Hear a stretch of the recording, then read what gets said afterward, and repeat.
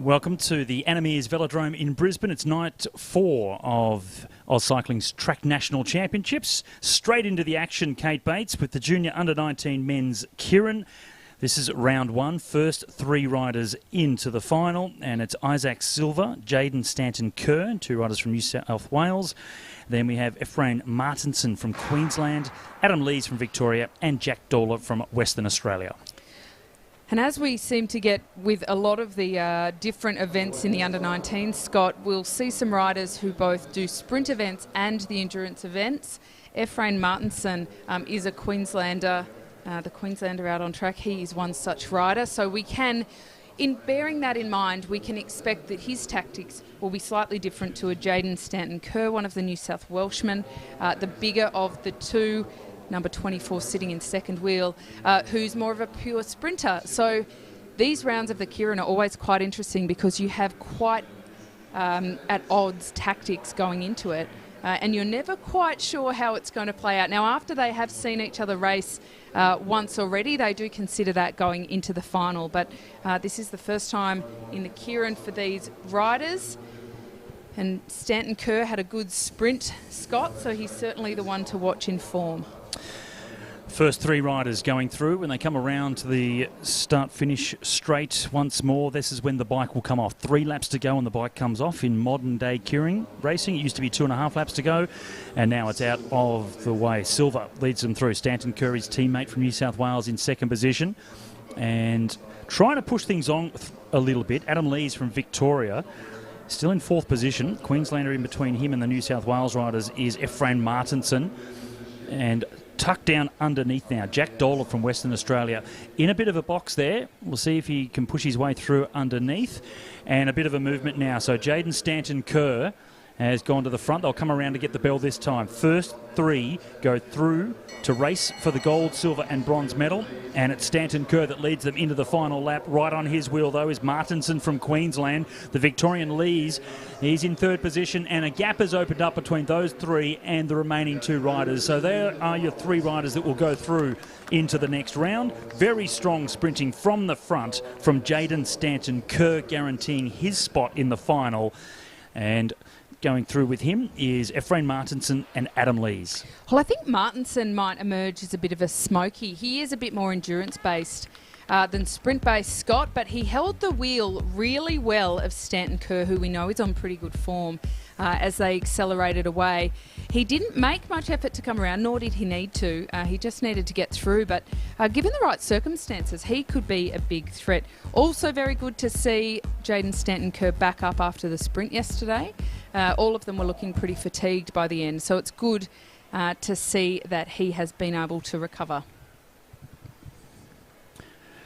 Stanton-Kerr, Martinson and Lees, the 3 riders progressing into the race for the gold medal. That'll be on the program later on this evening.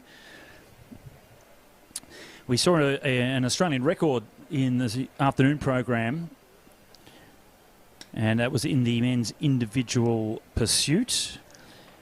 So the final for that will be later on this evening as well.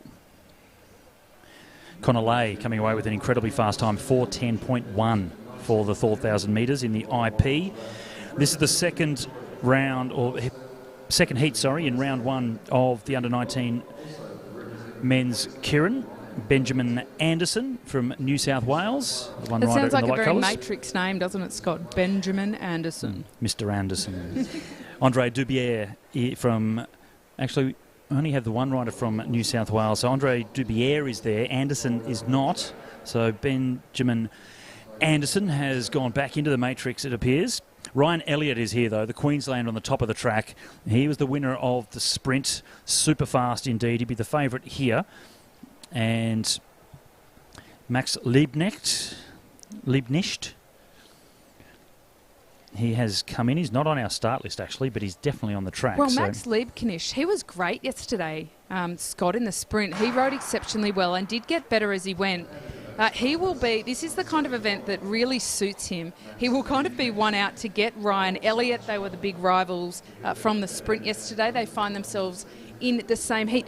My question, Scott, is do we think that they will just ride to go through, or do you think there might be a little bit of mind games to play out between Liebknecht and Ryan Elliott to say, hey, yesterday was yesterday, but I've come here today with good legs? Slightly different style of racing, isn't it? The Keirin typically a little bit longer, different style, and more riders on the track, obviously, so tactically you need to make sure you're in the right position.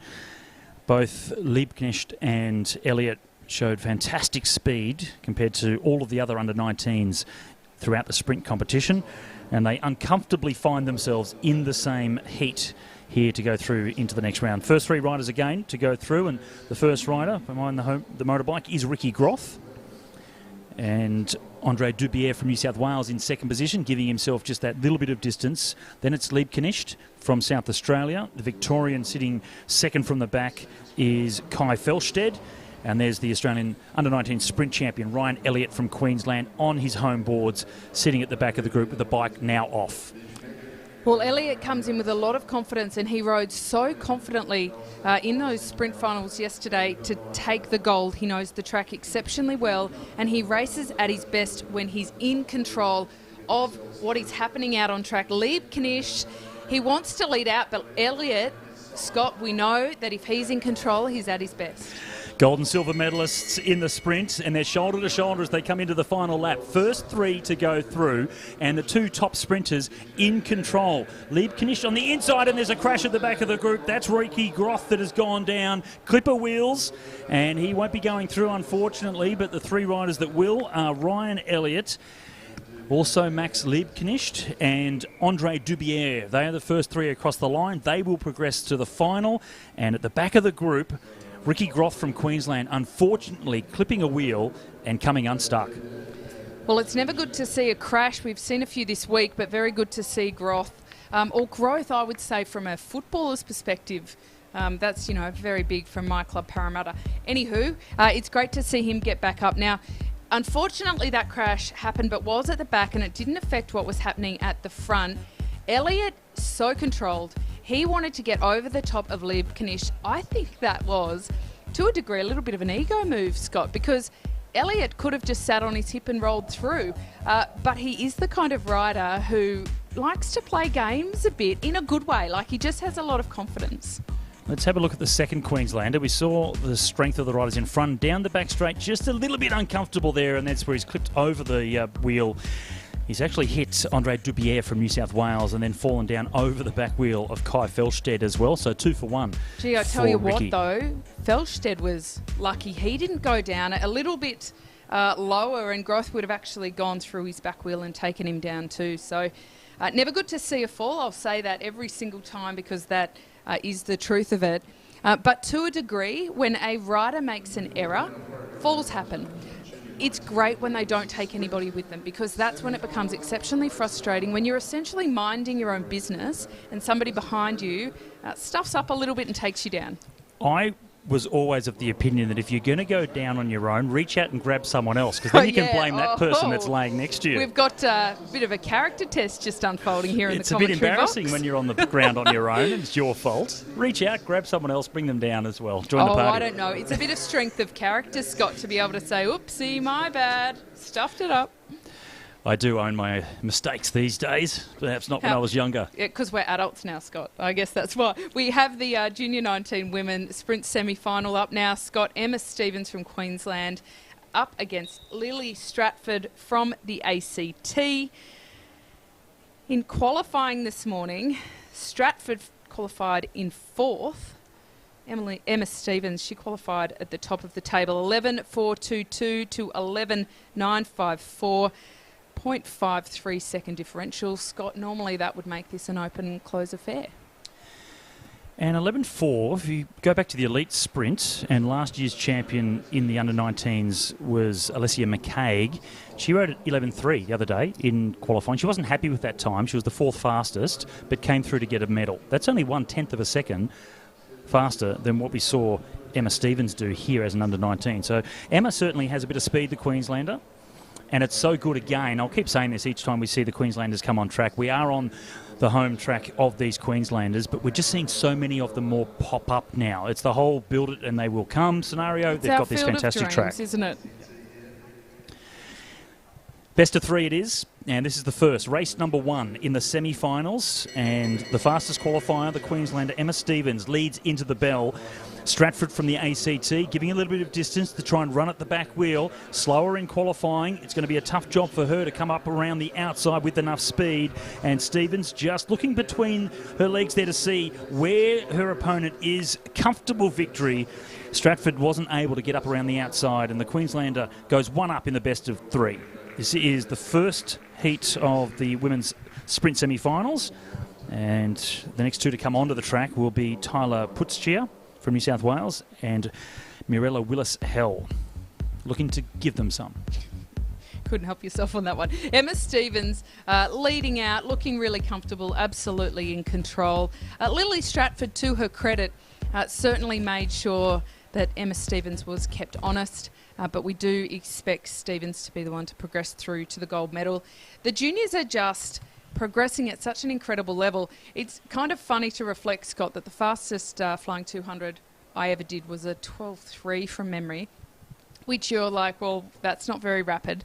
But bearing in mind that at that time I was world points race champion and considered really quick for an endurance rider, it just kind of goes to show when people are trying to figure out, you know, how fast or slow 11.6 that these riders were riding this morning. It is very, very rapid for young ladies.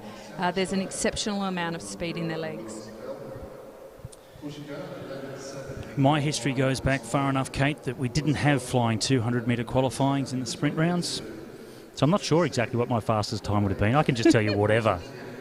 9.8. Yeah, come on, throw it out there. I think you may be fibbing when you say that. I think you may have meant 11.8 or 10.8 or something like that. Just now, the halfway split for 9.8. Tyler Putzcheer from New South Wales at the back, stalking Mirella Willis-Hell from South Australia. These pair pretty evenly matched in the qualifying this morning.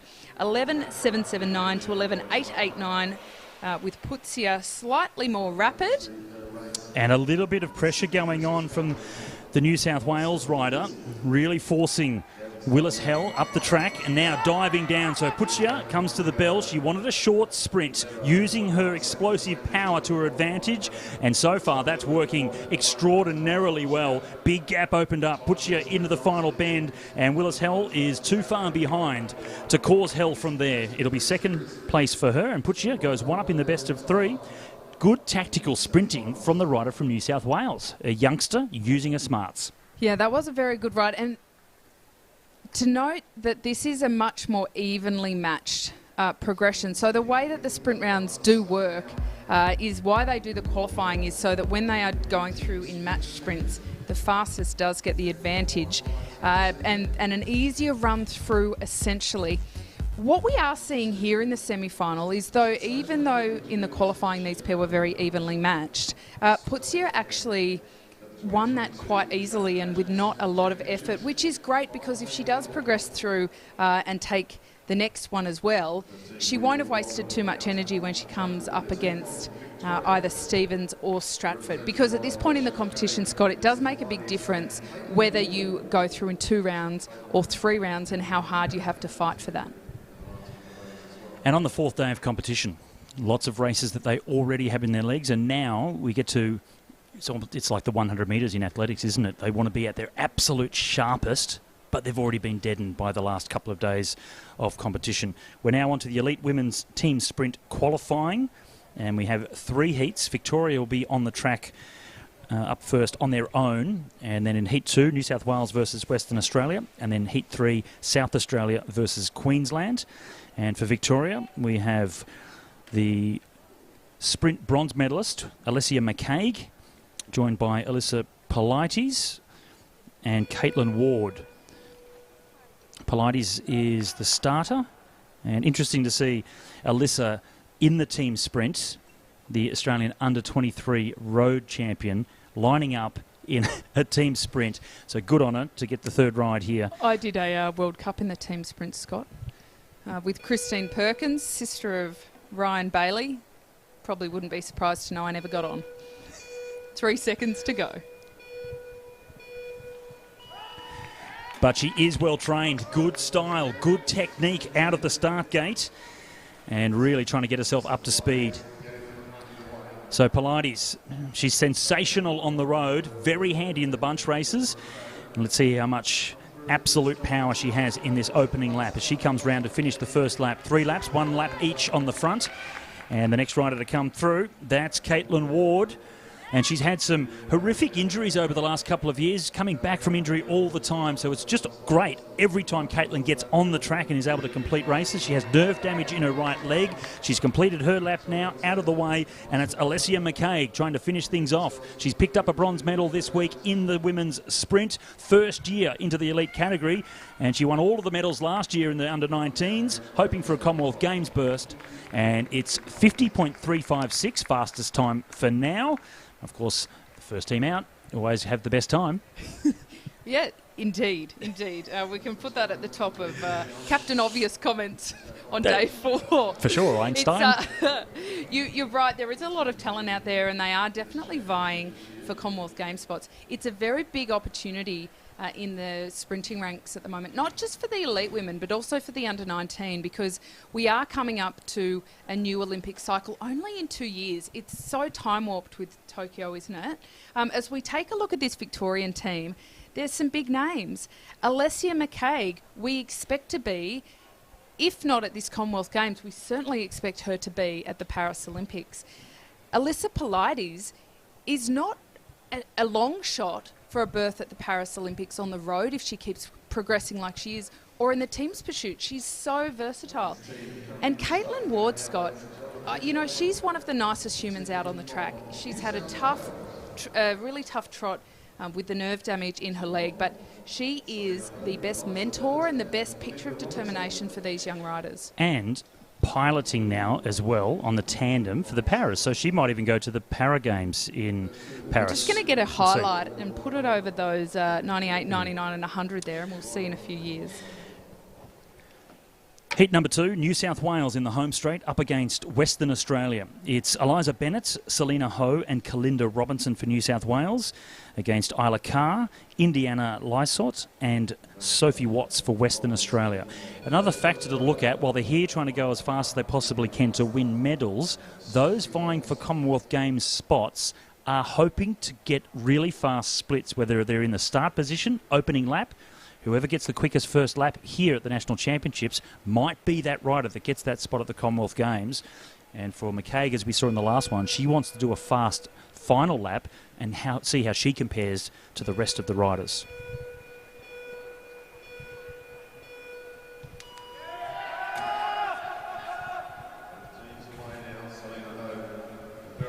Underway, this is heat number 2, New South Wales versus Western Australia. And the Western Australians, big gap between the first and second riders. We do see the gap open up so that the second rider can close things down, but that's a bigger gap than you'd expect to see. Selena Ho with a super fast first lap.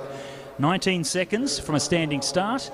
Just made the rider in second position's job just that little bit harder because she was out of the draft. The gap was too big. You're right, Scott, and it's not just for her, as you touched upon, about this medal. It's also about trying to qualify for Commonwealth Games.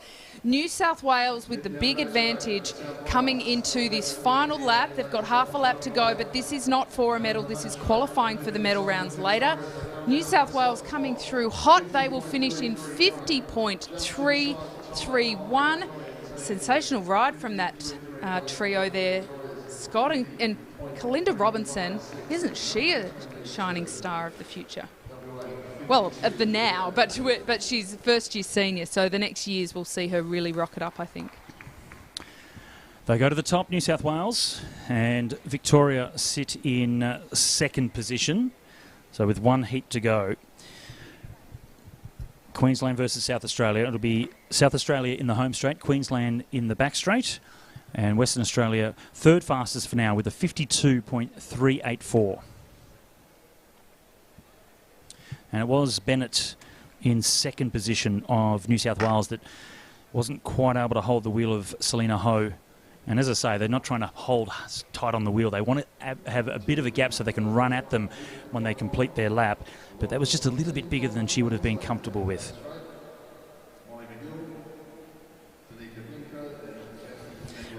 Riding for South Australia, we have Ella Sibley, Mirella Willis-Hell and Brianna Hargrave.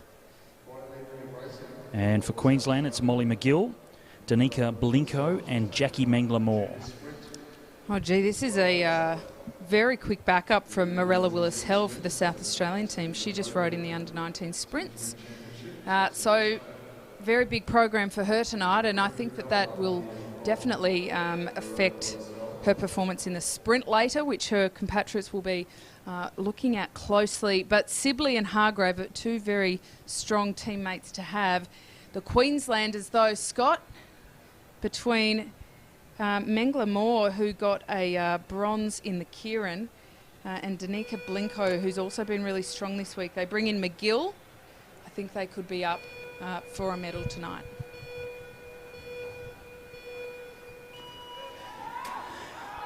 Willis-Hell gets the South Australians underway. Tired legs from just doing that sprint, but she's going to have to lift now, just doing the first lap. And it's the Queenslanders that are well out in front after that first lap. So very, very fast start from Molly McGill for Queensland.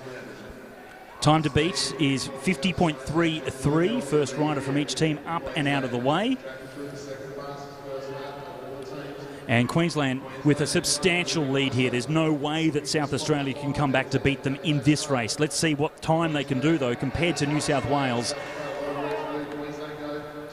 And it's Ella Sibley for South Australia that's trying to bring things home and close herself down, maybe trying to get herself up into that medal ride. And Mangler-Moore for Queensland will come through to be the fastest of these two, and it is the outright fastest time. So Queensland go to the top. Fastest qualifiers with a 49.711. Fantastic performance from Queensland. This is the depth we keep talking about. They really have the riders now coming through, and it was one of the few states that remained relatively open during the COVID period, so they kept racing and kept developing. The Queensland as well. Mangler-Moore, third in the Keirin. She's on form. She's an absolute powerhouse. We need to also look at the fact that there's no Christina Clonan, so this is in effect not the strongest team that Queensland could enter, but an incredibly cohesive team. I thought New South Wales, Scott, were going to be incredibly difficult to beat.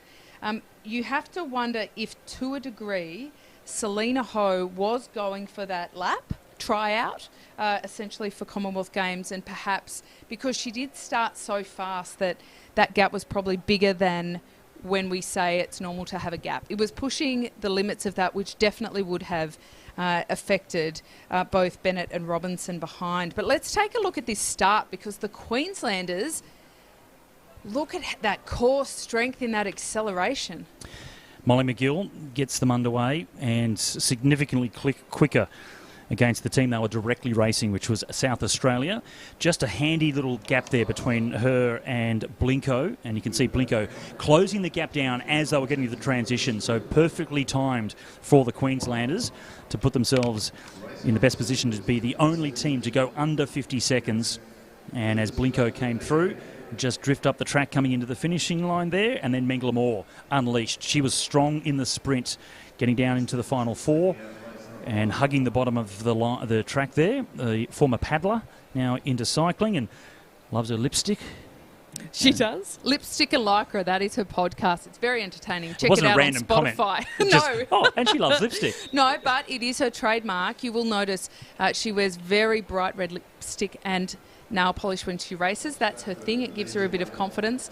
And her daughter Ava has been here every night cheering her on. When she did win a medal the other night, Scott, it was so cool. It was just the most wonderful role modelling for a young woman. Speaking of young women, Scott, the under-19 women are back on track. It's race 2 in the semi-finals for the under-19 women. Emma Stevens from Queensland against Lily Stratford from the ACT, and this time Stratford obligated to go from the first position, and Stevens pretty comfortable in the first race. Let's see what Stratford, who was the slower of these two in qualifying, what she can do tactically to try and get the better of the Queenslander. They'll come around to get the bell this time. Stratford from the ACT still leads the way, and a bit of a move now from Stevens. Slow reaction from Stratford. So Stevens very quickly down underneath, and that reaction time from Stratford means that the gap really has opened up, and it's going to be very challenging for her now to try and close this one down. So Stevens seeing the opportunity to go early from high on the track, dive down underneath, and that's 2 straight for her, and she'll go through into the race for gold. Lily Stratford, she'll go into the race for the bronze medal.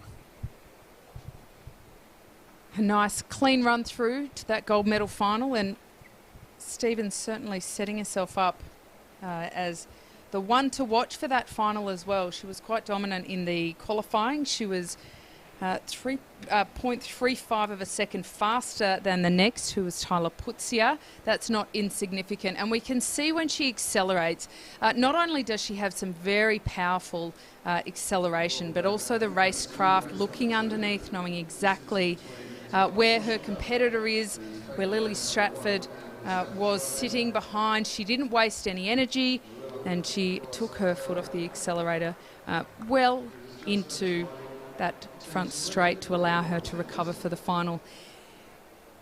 It's quite remarkable how much racecraft we're seeing now in the junior riders, and Scott, part of that is definitely because they're allowed to, they can watch videos, they can watch YouTube, they can really learn the craft from the past. We're on to the second heat now. I'm gaining all my skills by watching Netflix. Nothing to do with cycling. I do not even want to know what you're watching. Drive to Survive, Formula One series, fantastic. Oh, okay. Behind the scenes, really getting inside the heads of the teams and officials. I'm comforted by that answer. And there is to be a similar series coming out on cycling.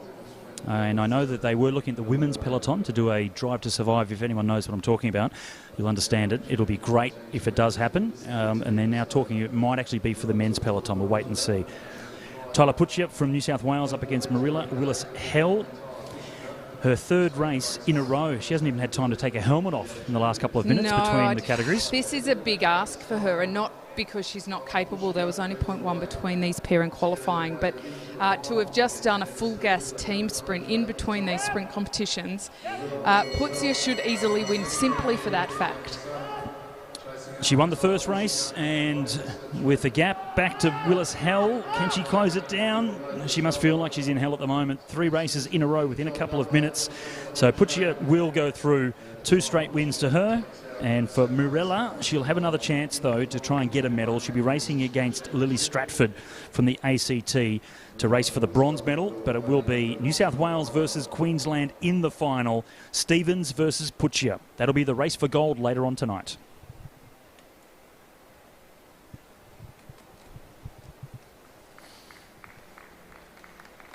Character building is what I'd say in those situations. Getting back on the track, doing a big effort. She must be in a world of pain, but good on her for having a go and supporting the team sprint. They need 3 riders now. It's really challenging for the states to get 3 female sprinters. It's something they haven't had to contest with previously, with only 2 sprinters for each of the women's team sprint teams.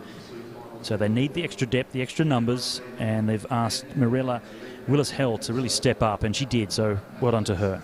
Well, she will have a bit of recovery time now before she is riding off for that bronze medal against Lily Stratford. Based on her qualifying, she goes in a little bit faster, but as we've discussed, it's all about fatigue management now. Very much looking forward to seeing Stevens and Putzia race. They both come in with a lot of confidence and very dominant wins in their heats. Time for Tyler to go back into the pits, jump up onto the home trainer or the rollers and just spin those legs out a little bit. Big race still to come. Racing for the gold medal against Emma Stevens in the under-19 women's sprint competition. It was won by Alessia McCaig last year, and she's already stepped up into the national program. Who will be the next to go up and join them? They are trying to really bolster the numbers within the women's sprint and the team sprint in particular at the national team. So there's opportunities coming for these young riders. Well, next up we do have the junior under-19 men's individual pursuit finals. We've got the bronze medal and the gold medal ride-off for that. So they are coming out on track now. 45 seconds until we get underway. This is the race for the bronze. In the home straight is Dylan Proctor-Parker. In the back straight from Queensland is Noah Blannon. Proctor Parker in qualifying with a 3:21.489. Noah Blannon, 3:22.1. So there is less than a second between these two in qualifying, and they have to back up again. And it's not so much who's the outright fastest, it's who can actually repeat the effort. Who can repeat the effort, and repeat the effort when you're actually competing against somebody, not just the clock, which they do in qualifying. So a little bit of the time, Scott, they find a little bit more when there's a medal on the line. And they get underway, and you'll see the man just standing on the inside there, looking after Dylan Proctor Parker.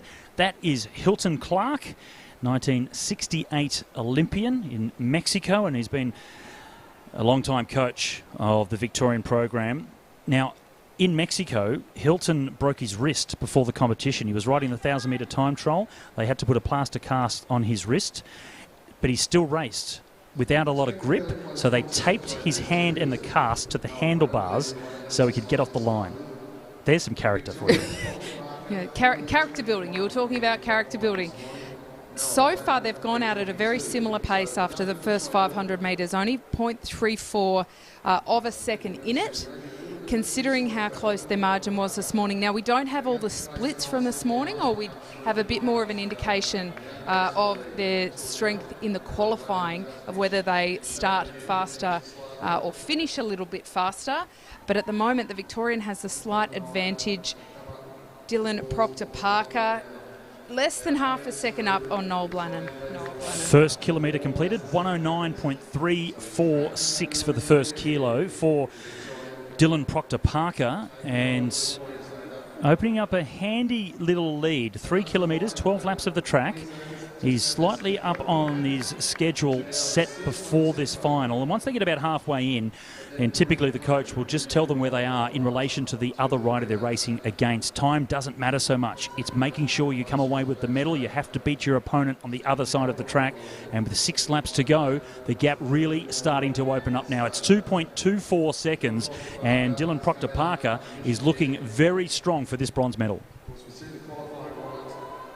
There wasn't a big gap this morning, but it certainly looks as though Proctor Parker is going better and faster than he did in qualifying. Noah Blannon, we can see from the body language that he is starting to hurt Scott. He's moving around a bit on the seat. His head's dropping a little bit. He doesn't look like he's particularly enjoying this experience. I don't blame him, but Proctor Parker looking very smooth. Into the final kilometre now, 4 laps to go, and Dylan can see his opponent right out in front of him there. So Noah Blannon is within sight of Dylan Proctor Parker. Dylan now knows he will get the bronze medal, unbeatable from this position. He's now just trying to catch the Queenslander and go for a really fast time. To win the race, you only have to catch the rider in front if you're capable of doing so, but he'll want to see how he's backed up in terms of time compared to the qualifying this morning, and how that will compare against the riders in the next race. Zimmerman and Eves racing for the gold and silver medal. Proctor Parker, you might want to see just what might have been had he made that final. He's about to make the catch now. Proctor Parker certainly using Blannon as a chase. He has overlapped him and they have called the race, but he is continuing for a time. Not unusual, Scott. They are qualifying for events like the Junior World Championships. Now, unfortunately, they just now stopped the clock, so I was going to keep an eye on it to see exactly what time he does. And I know that Hilton Clark is certainly taking the time right to the line. I'll have to send him a message and find out exactly what the time was. But they stopped it at 3:09 because the race was over. He caught his opponent. And that's all he needed to do to get the bronze medal, but he wants to know what he would have done over 3Ks, and Hilton will be able to tell him that and compare that to what happens in this next race, the race for the gold medal. Leo Zimmerman will be in the front straight for South Australia, and Will Eves from Tassie will be in the back straight. Good, solid ride from Dylan Proctor Parker, backing up after qualifying earlier this afternoon. Nice and smooth too. Good position on the bike. Lean and smooth. Beautiful position. He looked like Christian Vandervelde used to look on the bike when he was individual shooting way before he went on to be a very accomplished World Tour road cyclist, and well, he's been retired television for commentator. and now television commentator. He's been retired for over a decade, so a bit of an old reference. But he and Bradley McGee were the two smoothest individual pursuiters I've ever seen. You could literally put a teacup on their back and it would not spill. They just look so efficient and so beautiful. It's great to see one of the youngsters just looking in such control on the track. Says a lot about their core strength as well. So once both of the bikes are locked in, the countdown goes from 50 seconds down. The flags get dropped. And the riders, I think this is the worst 50 seconds of the whole race. I think it's the last 50 seconds. I was about to say, I reckon Blannon might disagree with me after that suffer of an effort. But this is where, like, all the nerves, anxiety, it's a bit of a mental game. I remember I used to sit here and sit up and really talk to myself and remind myself of the hard work that I'd done and just go through the really process things, get out of the gate, stick to the black line, don't wobble, deep breathe, it's all that sort of stuff. You don't want to be thinking about how my legs feel. Go at it, world record pace, come home faster than it. All those things that are crucial. Underway now. This is the race for the gold medal. Junior under-19 men individual pursuit final between Leo Zimmerman of South Australia and William Eaves of Tasmania. There was 2.25 seconds between them in qualifying, with Zimmerman riding a 3:18 and Will Eaves with a 3:20. But we saw what happened in the race for the bronze medal. Okay, the faster of the two in qualifying, Proctor Parker, did get the bronze, but he backed up much better than what we saw from Noah Blannon from Queensland. Zimmerman was quicker in qualifying. Can he repeat the effort here when they're racing for gold? 10 laps to go, and it's Eaves with a slight lead.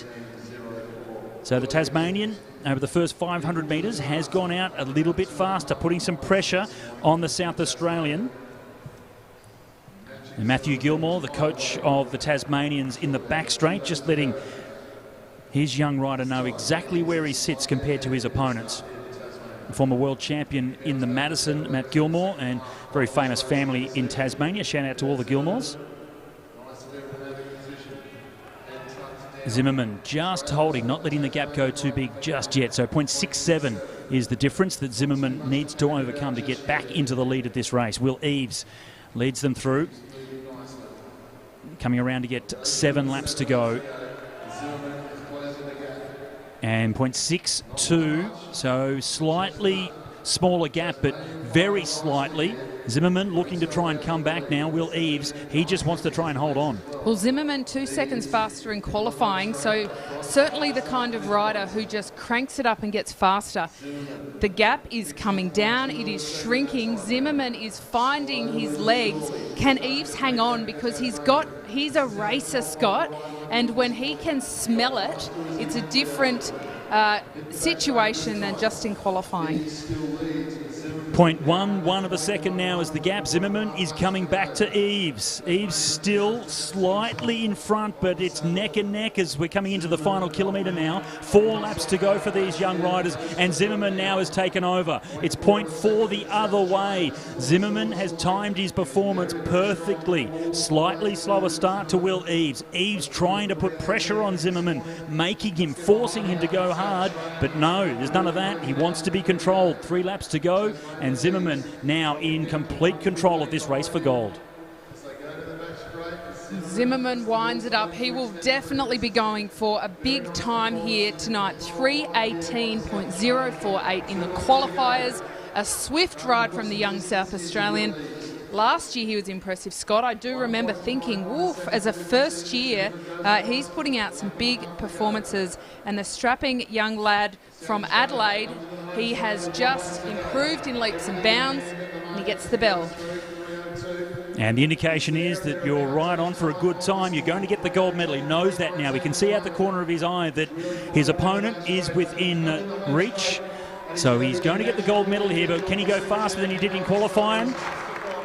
Just outside that, it doesn't matter. It's a gold medal to South Australia. Zimmerman comes away with gold for the under-19s in the individual pursuit. Fantastic performance from him. Will Eaves, he got to the line 2.37 seconds later and comes away with the silver for Tasmania. And a double hand salute. He's really pleased with that effort. And, well, he's in good form to be able to do a double hand salute on a pursuit bike after that effort, might I say. To date, this week, Scott, we haven't seen faster rides on the whole in the evening than we have in qualifying. It used to be that trend, but now that the time between the qualifying and the final is shorter, and also now the placement in the program, how heavy it is, and also thanks to some pretty danky weather up here in Brisbane at the moment, we're really not seeing the evening be any faster. It affects the riders because quite often they will choose a heavier gear for a final. They will qualify and then think, tonight perhaps I can go a little bit quicker. But they would have watched what's been happening in the women, the under-19 women and the elite women, and probably choose to ride the same gear and keep the status quo, and knowing that for the most part the track has not actually been quicker in the evening but quicker in the afternoon. Scott, we are now on to the para individual pursuit, men A1 bronze final. We've got Harry Meares from Victoria and Andre Askew, also from Victoria, so number 147, 143.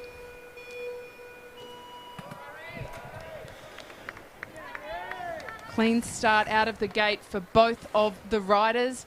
It's Metzger in the front straight, Askew in the back straight. They're both underway.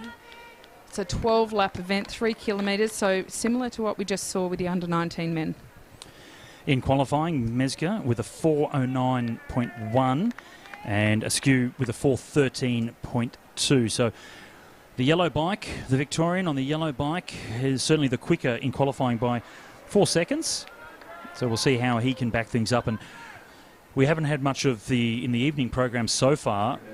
We haven't had any of, I don't think, of the para athletes. They've been racing in the afternoon, so good to have them now in the live stream as well. And an initiative that AusCycling has introduced on the road a couple of years ago now, having the para athletes come into the National Road Championships, and doing that likewise now with the track championships as well as the under-15s and under-17s, the juniors. So really inclusive championships now, which is fantastic. It's inspirational for everybody. And at the moment, the gap's not really blowing out. 4 seconds in qualifying, but Andre Askew just holding things, keeping Harry Meares contained for now as he comes through with 8 laps to go. First kilometre, 1:24.2, and the gap is only 1.4 seconds. So really holding him well. This is a good little ride between these two, and Andre Askew certainly lifting from what he did in qualifying. Again, there was 4 seconds difference between them this morning, and while the track may not be quicker this evening, sometimes the riders will recover better than others. It also depends what their program has been like to date. So you're right, Scott, it's fantastic to see the para-athletes integrated with the elite championships. It was so wonderful when they did that on the road, and goodness me, they produced some incredible events out at Mount Buninyong. I do recall watching the trike of Carol Cook go up Mount Buninyong and thinking this is one of the most incredible things I've ever seen. Watching Carol Cook on the trike go down Mount Buninyong at speed, because they're so sketchy to go around corners with the trike. Yeah, and around the corner. She's pretty incredible. Yeah. Brave, that's for sure. 5 laps to go, and this is a real race. Forget about the 4 seconds difference in qualifying. This is on, and we're into the final kilometre now. Well, they're about to be into the final kilometre, and Andre Askew is really putting Harry Metzger to the task. Might have been too deep this morning for Harry. 4 seconds the difference. You would normally have predicted that he would ride away with this one, but that's not going to be the case. Andre starting to really come back now inside the final kilometre, and this is a close race. Coming around to their start positions now was Askew starting in the back straight, and he might just be in front. He's not quite. So 0.04 of a second. Andre Askew, he wants this. He wants this bronze medal, and he's really going to fight for it. Now he's out in front. It doesn't come up in the time split, but he did cross the line slightly in front of Harry Metzger. 4:06 and 4:09 in qualifying this morning. Sorry, 4:09 and 4:13. Metzger had the 4 second advantage. He doesn't have that same advantage now. they're looking to go a little bit faster than this morning. Well, you can see Harry down the back straight really kicking and bucking, trying to get that bike going again, because he's now fallen behind, and Andre Askew is starting to open up the lead. It's 0.76 of a second, and it looks like the bronze medal is going to go away from the form guide this morning. This is a fantastic ride from Andre Askew. Harry Metzger, he went out early, he got the lead, he was faster in qualifying, but it doesn't matter when it gets to race day. Fantastic ride, and Askew comes away with the win. So bronze medal going to Andre Askew. He might have been just playing around this afternoon. No, foxing. Scott, well, what I noticed is Askew actually thought he'd finished with half a lap to go and started moving up the track until he saw his coach waving him back down, and he then moved back down. So we didn't catch that on camera, but I caught it looking out onto the track from our commentary box. That's why it ended up so close in the end, because he had a bit more of an advantage. But I'm kind of relieved for him that he didn't lose it in that way, but he still won that bronze medal. He understands the theatre of sport. Maybe that was it. It was on purpose. That's what it is? Swing up a little bit, close the gap down again, and give Harry a bit of a chance. Make him think he can still win this. I certainly had a little... There's a Netflix series in that. I had a little arrhythmia when that happened. I'm not sure whether commentary is good for our heart health or not, Scott. Sometimes it's certainly jumping out of our chest. Don't talk about hearts in these last couple of months. I tell you what, so many challenging situations with famous people. On to the race for the gold medal. Para individual pursuits, AW2 gold and silver medal final. This is Nathan Bruin from Victoria in the home straight, the fastest qualifier, and Nathan Glavey from Queensland in the back straight. Now, if we're going to go by the form guide, it was a 15-second difference between these two. And it was 4 seconds between the last two riders, and it went the other way around. I'm not sure if 15 seconds is an amount that can be overcome. Let's see what Glavey can do from Queensland. 10 seconds, they receive a beep. The last 5 seconds is a beep a second for the countdown. And I do like the final 5 seconds of a pursuit or a time trial on the road as well. Builds the tension, getting ready, the nerves, hearing those final couple of beeps, especially in the team sprints now when they're so powerful, bursting out of the start box. So Bruin from Victoria, the fastest in qualifying. He rode 3:51.3, super quick time, and he's down for now. So a faster start from Glavey. 15 seconds, as I said, the difference between them in qualifying. But Glavey has gone out much quicker. Now it's Bruin starting to get into that rhythm that took him to the fastest spot this morning. Well, I think Bruin, there are tactics in an individual pursuit. Scott, Bruin will go out, in my estimation, most likely to try and catch Glavey. He might continue for a time, but it's not unusual when they do have a heavy racing schedule. And they do also have such a good time on the board as Bruin did this morning. He's kind of proved his worth in terms of selection for events. But what we're looking at now is how quickly can he take this gold medal. It is looking increasingly likely that he will do that. 8 laps left to go. He's more than a quarter of a track advantage. And he's got him within sight. That's a game changer in an IP, Scott, when you get them in sight and you can see them. It's like chasing a carrot. Immediately makes me think of the men's team pursuit at the Tokyo Olympics last year. When you had a team in sight, that was the danger sign, because the crashes and the incidents that were happening during what was perhaps the greatest team pursuit competition that I have ever witnessed. And for Nathan Bruin, well, it's his greatest individual pursuit ride here, because he's caught his opponent, and it's going to be a gold medal going to the Victorian up around the outside. And because of the qualifications that are required for the World Championships, etc., they're not just pulling them out, pulling the gun, they're allowing them to go for times. So Nathan Bruin will get to continue all the way around to finish and see just how fast he can go. Likewise for Nathan Glavey, our second fastest qualifier, he gets to go for a time.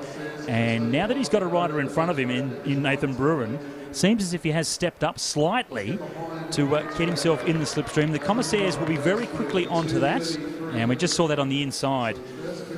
Wayne Pomaro just letting him know that he's not allowed to ride so close to an opponent when you come past. Now, if you get caught and then ride back up to the back wheel of your opponent that has passed you, you are definitely disqualified immediately. Which is a new rule, though. You used to be able to. You used to see it, not often, Scott, but they would actually then re-overtake. It became a little bit ridiculous. And the same could happen in a road time trial. So I'm glad that they have clear rules around that. 2 laps to go now for Nathan Brewer, and let's see what time he can do. 3:51.353 in qualifying, and Nathan Glary has now come off the track after being told by the commissaire to pop off out of the way. You do get your silver medal, don't worry about that, but he wasn't allowed to continue on for a time. Nathan Brewer, though, he'll come around to get the bell. 3:30 as he comes through, 3:51.353. I think he's on to go faster than he did in qualifying. That'd be a great performance if he can step it up from what he did in the afternoon's program. It's going to be close. He's coming around the final bend now. It's a gold medal to Victoria. And is it better than he rode this morning? Absolutely it is. 3:48.974. So one of the few riders that has stepped it up and gone faster in the final than they did in the big effort they put in this afternoon in qualifying. Good ride by Nathan Brewer. That was a sensational ride, and it's hard when you're out on the track by yourself. You've already caught them and you are just going for a time. It's not a huge crowd, but the ones who are here, Scott, are pretty vocal, and he received a lot of support in the last couple of laps. They were going quite crazy in cheering him on, which is just fantastic to see. And we know as past riders, Scott, that it helps. It feels really good when you do come into a straight and hear the crowd, because the way that the seating is always designed at the velodromes, the majority of the people are in the straight. So it always does go a little bit quiet in the bends, and you can come into the front or the back straight, and it's more of a roar, and it's certainly really encouraging for the riders. So sensational ride from Nathan Brewer. I imagine he'll want to get on the trainer and roll those legs down after that massive effort, but a great improvement from this morning. Threw some international names at us then as well, didn't they, in the para individual pursuit? Metzger, Ascuri, Brewer, Glavi. Just making sure we're all over our pronunciations, Scott. I'm not sure I was, but we gave it a crack. The individual pursuit for the women AW2 now. This is a straight-out race for the gold medal final. The only rider in this category, and Georgia Pounding from Victoria, is going to give it her absolute utmost, do the fastest she can possibly go. So give her some encouragement and see how fast she can get around this track. 3,000 metres, 12 laps, as we just saw from the para men. Completing the first lap. And 27.14 seconds for her first lap. Up and underway now. And for a lot of the athletes, just getting out of the start blocks effectively is really challenging. And if you don't get to practice it a lot, it's quite intimidating as well. Once it releases, you're going. You have to be pushing forward. Otherwise, you could crash. And you certainly, 3,000 metres, it's 12 laps. You break that down into different segments. As they say, you try not to boil an ocean. You tend not to go out just thinking about the 12 laps and counting it down. The first 2 laps is often something. You get into your rhythm, you get out there and get on top of it. The first kilometre might be another marker for you. Often the second kilometre is another marker where you know you just have 1 kilometre left to go. And certainly when I was individual pursuing at my best, because I think there's a very big difference in an IP when you're out there and feeling great versus out there and wishing you were anywhere else in the world. But when you are out there and you come around with 2 laps to go, you kind of know that you can throw everything out there. You don't even have to think about conserving and breathing and control, because you do have to think about that for the first 10 laps. But those final 2 laps, it's almost like anything left, now is the time to use it. You will notice the last lap in a lot of people's individual pursuits, slower and faster, can be a little bit messy and have a little bit of animated body language, if we want to call it that, because it is quite a challenging event. So Georgia Pounding is doing a great job. Scott, I'm really noticing her technique on the track is fantastic. She's been holding her line quite well. She hasn't gone outside of that sprinter's lane at all, which is easy to do sometimes in an IP when your head's down and really going for some speed. Nice and smooth around the bottom of the track. Georgia Pounding riding the Devere frame, which that name belongs to the bike shop just down from the Northcote Velodrome, and they supplied a lot of the smaller sized carbon frames that a lot of the juniors coming through in Victoria started out on the Devers. They made these really smaller compact frames that were well suited for the juniors, under 15s, under 17 categories. Scott, because it is an issue for a lot of female riders to actually get equipment that fits them. I'm 176 centimetres and I was the tallest at both of the Olympics I went to in cycling, road and track for the females. I might be slightly taller than average, but not a giant. And a lot of my colleagues and teammates had a lot of trouble finding bikes that fit them because the frames didn't come small enough. So it is great that an Australian manufacturer is on that, and it is also great for Georgia Pounding that she's been able to get such a good setup. And she looks good on the bike, Scott. She looks really comfortable, and it's a great fit, so they've done well. 3 laps to go for Georgia Pounding. The one thing I would do was just pop the seat up ever so slightly. I think sitting just a little bit too low in the saddle, but certainly very smooth as she's inside the final kilometre now. She'll come around to get 2 laps to go. And the Victorian looking to go for a personal best time. Here it is, 2 laps to go now. The final 500 metres for Georgia Pounding. It'll be a gold medal for her. Only the one rider in this category. But she's turned up, she's racing, she's going to go as fast as she possibly can. And this is now a yardstick for her going forward. Come back to this track next year, see how she has progressed in the 12 months in between. Coming down to get the bell. 250 metres left to race. And out of the saddle, she wants to finish this one off in fine form. So she's been rock solid on the bike all the way around, looking very smooth. And then she hears the sound of the bell, and that's given her that little bit of extra encouragement to try and bring it home. Out of the seat once more down the back straight. Here's the final bend, coming around to finish her 3,000 metres, 12 laps of the track. And Georgia Pounding, she gets the gold medal with a 4:36.935. And a great way to finish things off, jumping out of the saddle, had enough energy left in those legs. I haven't seen another individual pursuit rider with enough energy left to get out of the saddle and sprint it home. Georgia, she did it well at the end. No, well done from Georgia. She did a great job out on track. And I just want to reiterate again how sensational it is that we have an integrated program here. It's like it should be. And it's great to get their finals in the evening session. Up next, this is a little bit exciting, Scott. I haven't seen this in quite a while. We actually have the Para IP final. Women's tandem is what we're going to see. We only, again, have one team in this category, but they have a lot to prepare for, and they're able to get the race experience. So Candice Kennedy will be out on track as that rider. She's got Kelly Fetz as her pilot. They are on the start line now. Something quite special about a tandem, Scott, and watching them race. They used to have able-bodied tandems at the World Championships that I remember growing up watching, thinking that was the craziest thing I'd ever seen. And the Olympics. Oh, there you go. But to think that we've got the tandems with one vision-impaired rider is even more incredible, in my opinion, because the amount of trust these riders have in each other and in the process is just really quite remarkable.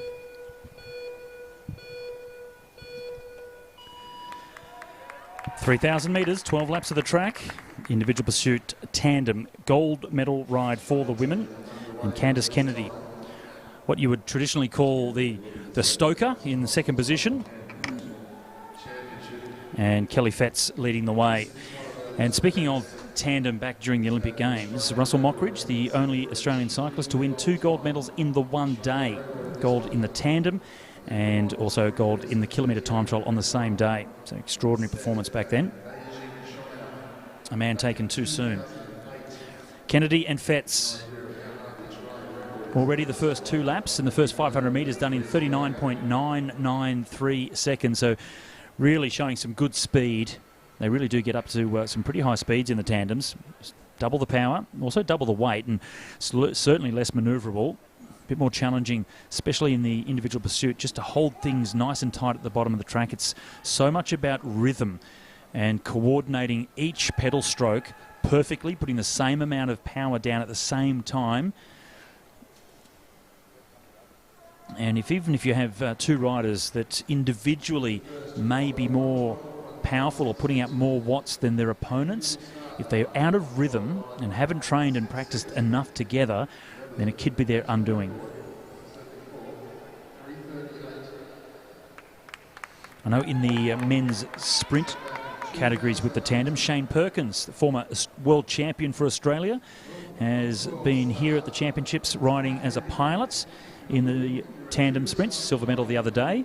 So great to see one of our former elite champions and world champions, Commonwealth Games gold medalist, making the transition and helping out the next generation of para-athletes. He has sights set on Paris in 2024. We'll see if Shane can help out the para program to that level. Coming around to get 5 laps to go now. Solid ride so far by these 2 South Australians, Kennedy and Fetz. Right down on the black line, just drifting up slightly to the red line down through the straights. And you'll notice for the old school watchers and listeners that we don't have the foam pads on the inside of the track anymore in the individual pursuits or the timed events. It's only in the team sprints that they do put some of them out only in the home straight to stop the riders off the start going down too far, and in the changeover dropping down the track to try and get a downhill advantage. But they have determined, the UCI, that considering all of the championship events are on the 250-metre indoor velodromes and the speeds that they're hitting these days, it's probably more dangerous if they do come down underneath the black line through the bend, so there's no need to put the foam pads out. And there was an unfortunate incident a couple of years ago where one of the officials went to replace one of the pads and was hit and unfortunately passed away, hit by a rider that was coming past. So decided in the interest of safety, it's not necessary anymore. And 1 lap to go now. It's going to be a quick time, 3:14.062 with 250 metres left to race. Candice Kennedy from South Australia, piloted by Kelly Fetz, really trying to bring this one home, and it's going to be a super quick time by these 2. The South Australians hit the line with a 3:31.54.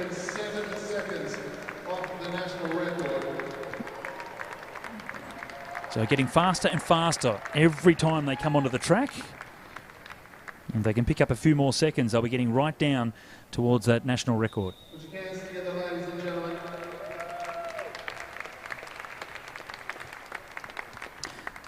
Pat on the back there from Candice to Kelly. Well piloted, and for Candice, well stoked in the second position. She'd be stoked with that ride, the Stoker.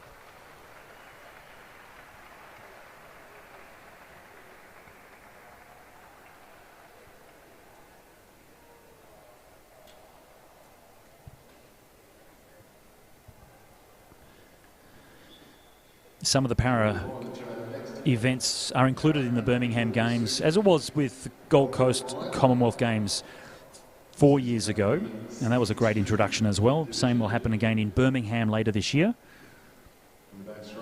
So good for the para athletes to not just have World Championships and Olympic Games to look for, but in between every Olympics, the opportunity to represent their country once more in an extra competition of high status, which is the Commonwealth Games. A lot more challenging, Kate, for the riders coming off the tandem at the end as well. It's a little bit harder to grab them. Mikey, South Australian mechanic, just doing what he can to help. And you can see just the effort. These pursuits, it's tough going. The best way to describe what your legs feel like at the end of an individual pursuit, it's not even that they're cramping. It's just that it feels like your legs have been replaced with a pot of jelly, and they're so shaky that you almost just can't coordinate the movements of your limbs very well. It's quite a challenge, and you often see the staff having to really physically aid the riders off their bikes. it's not an uncommon sight. So we're moving on now. We have the para individual pursuit C2 gold medal final. Amanda Reid from New South Wales in the front straight, and we have Annalise Hodge from Victoria in the back straight. But there has been a false start. They have shot the gun twice. I'm not sure shot the gun is the right. Fired the gun, that's what I was looking for, twice, because it looks like something happened in the start with Annalise Hodge. Looked to me like maybe she pulled her foot, Scott. She certainly has it out now, but it may have been that she actually had a cramp off the start line. So we'll take a look at what's going to happen there for now. Shot the gun kind of reminds me of some of the old westerns when they did the shootout, and you shoot the gun out of your opponent's hand if you're so accurate. It's a terrible turn of phrase. In fact, I'm so anti-gun that I don't even like using the word gun. It's an electronic gun here. Pistol? Starter's pistol? Starter's pistol. I think that's what we can call it, so we don't have to call it the G word. So the starter's pistol does get fired twice when there is an incident out on track to indicate that they do need to have a restart. Well, just while we are getting ourselves settled in for the restart, let's have a look at what's happening in Brisbane over the next couple of weeks. Tour de Brisbane's not too far away. The 2022 Brisbane Cycling Festival, presented by King Street, kicks off March 24 to April 14. Experience Australia's only fully closed road inner city bike ride, the Australian Unity Tour de Brisbane. Supported by free family entertainment at the Brisbane Showgrounds, including the Active Lifestyle Expo. Across the festival, enjoy world-class racing at AusCycling's Track Nationals and the Oceania Championships. The festival with something for every age and ability. Experience Brisbane on a bike. BrisbaneCyclingFestival.com.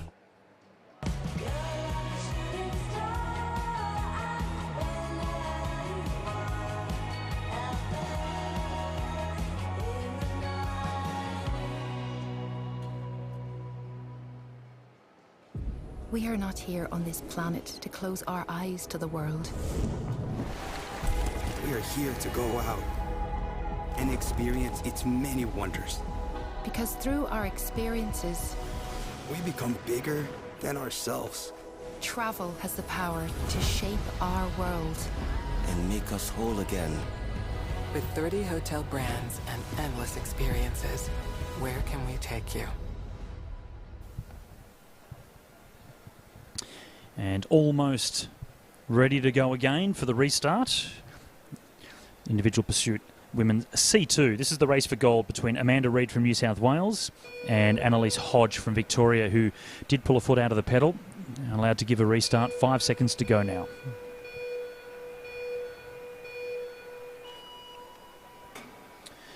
And both so far underway in the backstraight. I was just checking, a little bit awkward out of the blocks once again for Hodge, but both feet remain in the pedals, so she'll get up to speed, and Reid really up to speed. And here comes Hodge down the front straight, just trying to get herself into the rhythm that she needs to go as fast as she can. It's, again, 3,000 metres, 12 laps of the track, and first lap completed, and it's Amanda Reid from New South Wales with a comfortable lead. Well, Amanda Reid has a very big CV behind her. She has been world champion, and she is an Olympic medalist on the track in the women's 500-metre time trial. In 2016, that was her last Olympic performance. She also went to the London Paralympics as well. At the World Championships in 2020, she actually won 2 gold medals, Scott, in the time trial and in the women's omnium. So she's a very well-established para rider, and she's won over a dozen swimming gold medals at the National Championships too in para swimming. That was before she jumped on a bike. Maybe she got sick of the black line, and look at her now. She's back staring at a black line. Couldn't help myself. At least she can, when she's a cyclist, look around the track a little bit as well and see a little bit more than just the black line at the bottom of the pool. But she has a comfortable lead. 7 laps to go now for Amanda Reid. And once Annalise got herself up to speed, the Victorian was able to hold a pretty handy speed on top, but just starting to get closed down now. And Hodge looking as if she might get caught in the next couple of laps by Amanda Reid.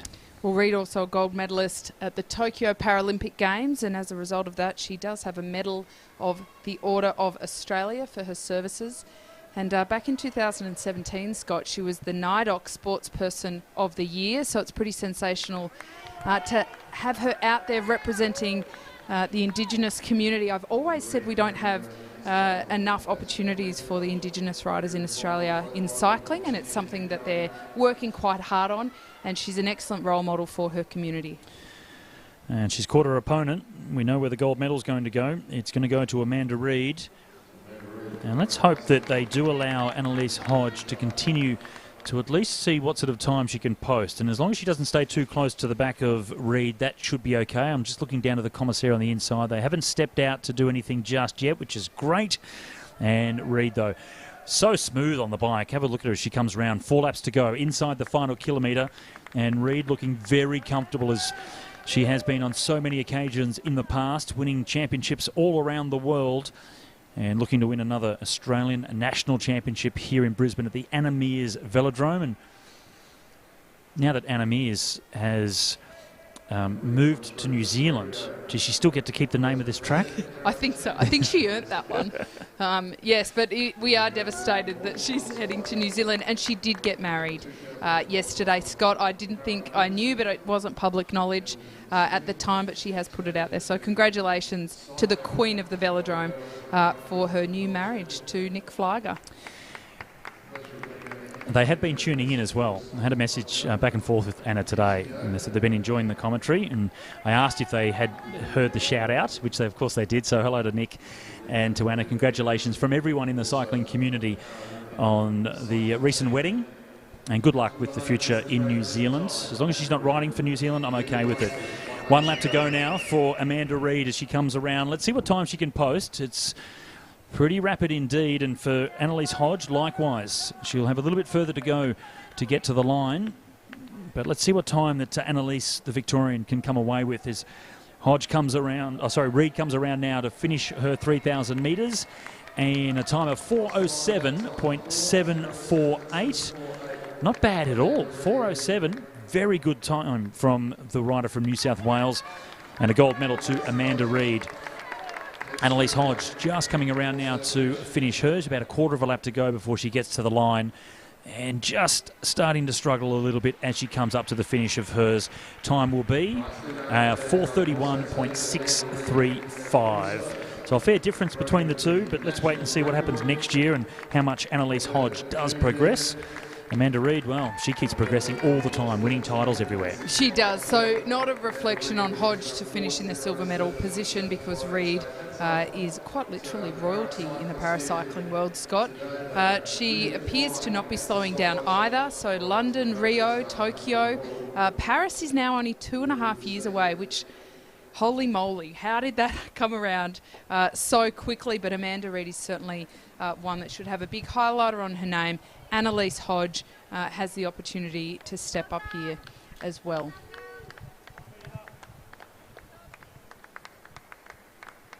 And I'm really glad they did let them finish, Scott, and finish with those times, because it is important that they get the opportunity to race. It would not be very fair, especially for Annalise Hodge, if her national championship for this event ended prematurely because there wasn't the depth that they required qualifying. Now we've got the para individual pursuit, the C3, C5 gold medal final. Scott, Paige Greco from Queensland in the front straight, a common and well-known name in this community. She's had some incredible results also on the road. Erin Rowell Normoyle from Victoria is in the back straight.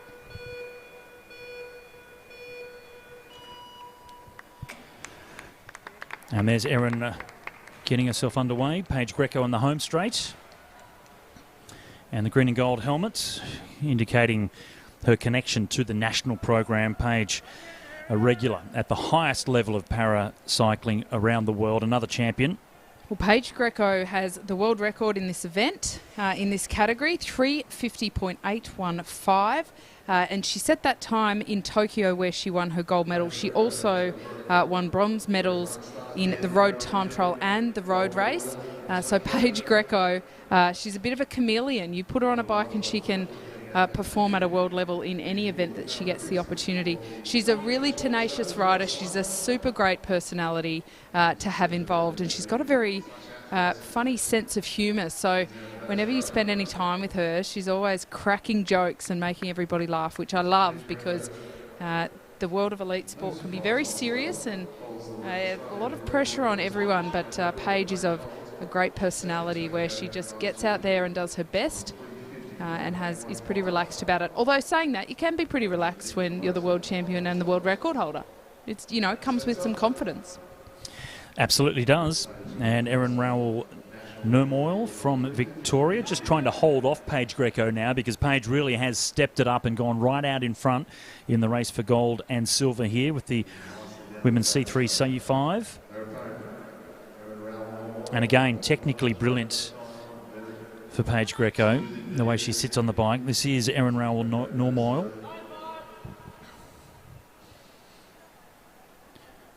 Just trying to keep it down onto the black line around the bends in particular. Down the straights, it's not so necessary, but you really want to keep it down on that black line. That is where it's measured, the track, 250 metres around. Anything above that, and you're going to be doing extra metres for nothing. Paige going even inside. She has to be careful if she comes too far down off the track in the straights. The commissaires are certainly looking at that a little bit. And now coming up to the back wheel of the Victorian, Paige Greco is going to make the catch. And they're just coming now to 5 laps to go. So Paige Greco, 5 laps to go into the slipstream of Rowell Nurmoil. And she stepped out pretty quickly, which will affect her time ever so slightly, but quickly around the outside, and a little bit of a downhill run here if she, there we go. So that'll pick up the pace a little bit just as she dropped back down onto the racing line. So for Paige Greco, nice and fast around the outside, not impeded in any way, really. They both have quite different positions insofar as Greco is much lower and more aerodynamic. But both Greco and Rowell Nurmoil are really smooth on their bikes. They've both been holding really good lines around the track, as you were pointing out, and saying it's a very important part of maintaining a good time. Now, we know that Paige Greco's PB is a 3:50.815 seconds. So far this week, nothing has suggested that the Brisbane track in the humid and muggy, rainy weather that unfortunately we have this week, very uncharacteristic of the sunny state, is as fast as it was in Tokyo. So anywhere near the record would be a sensational ride. Let's see what she can do. She's coming around to get 1 lap to go. Paige Greco. She's become a household name in paracycling in Australia.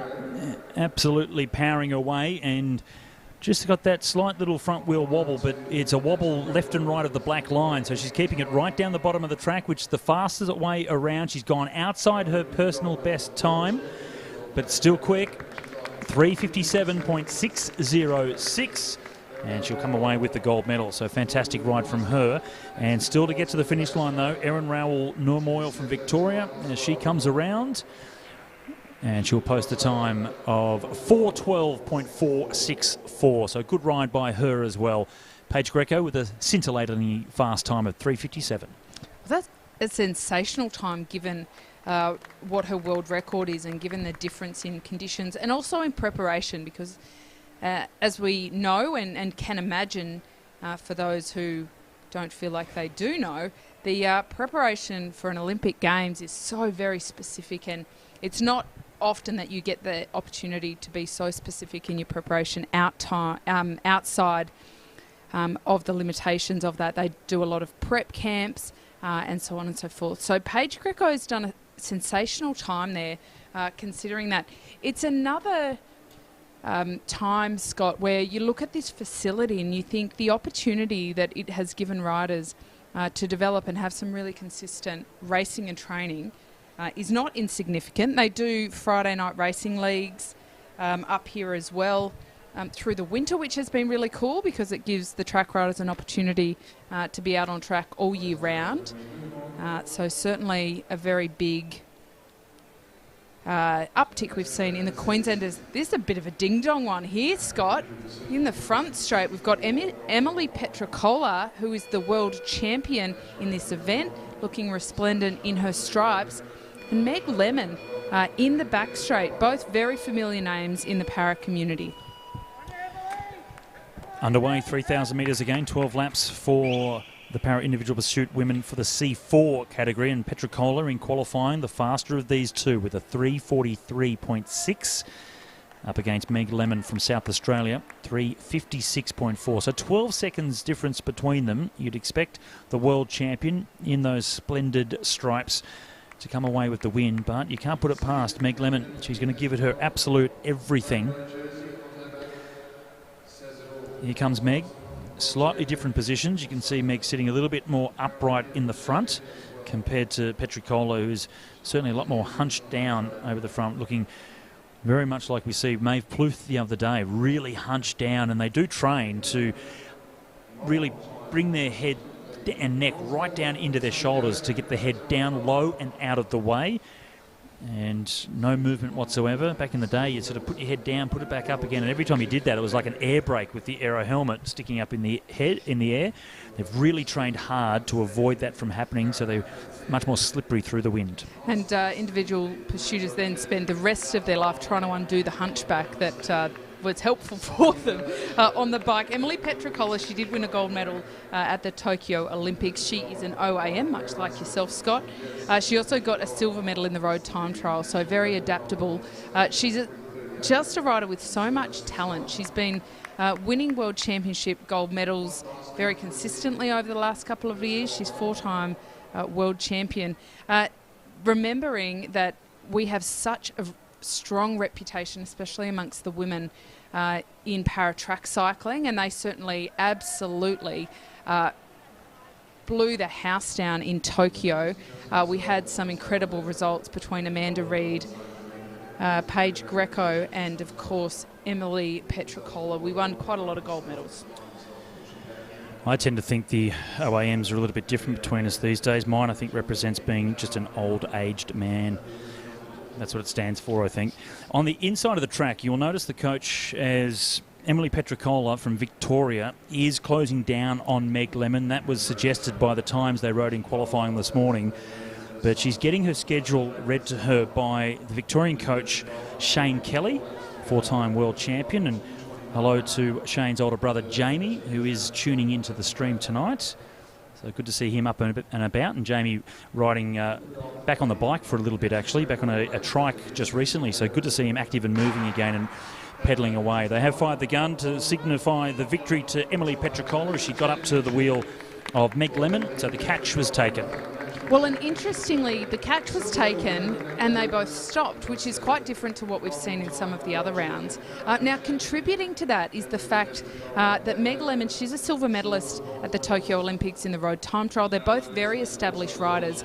And to a degree, there's far less for them to have to prove to selectors for World Championships or Commonwealth Games or anything like that, Scott. So it is enough for them to just race for that medal. Meg Lemon is no pushover. The fact that Emily Petricola remains so dominant in this event, absolute kudos to her. They're both over in Adelaide. Meg Lemon rides for the Port Adelaide Cycling Club, but Emily Petricola actually moved over to Adelaide in 2019 in order to keep training and train with the Australian squad. So she's been working pretty hard on pushing her career forward, and you know, fair to say the rewards have come, Scott, with an Olympic gold medal and a world champion skin suit. She looks fantastic in it, and it's great to see these ladies just really forge ahead on an international scale. Out on track now, we have the para individual pursuit men C2 gold medal final. Darren Hicks is our rider in the front straight from South Australia. Gordon Allen in the back straight from New South Wales.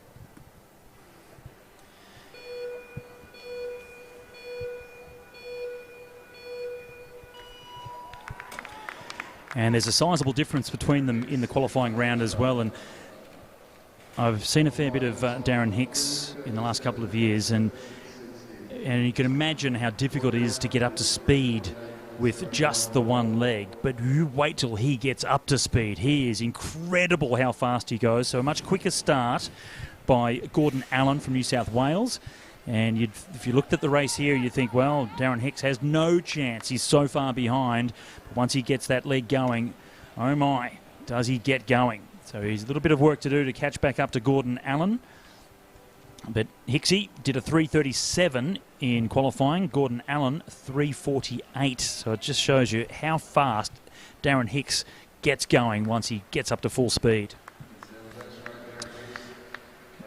And in the background, you'll hear well, it comes up through our cameras around the track. You'll hear the event commentator. That's Matt Poyner from Western Australia. He's happy to be over here because they've been locked down for so long, so he was happy to put his hand up to say, yes, I'll commentate anywhere. You can take me, please. Just get me out of Perth for a little while. So he's happy to be over here. But we can have a shout out to his father, who turned 80 last week. Happy birthday to Michael Poyner.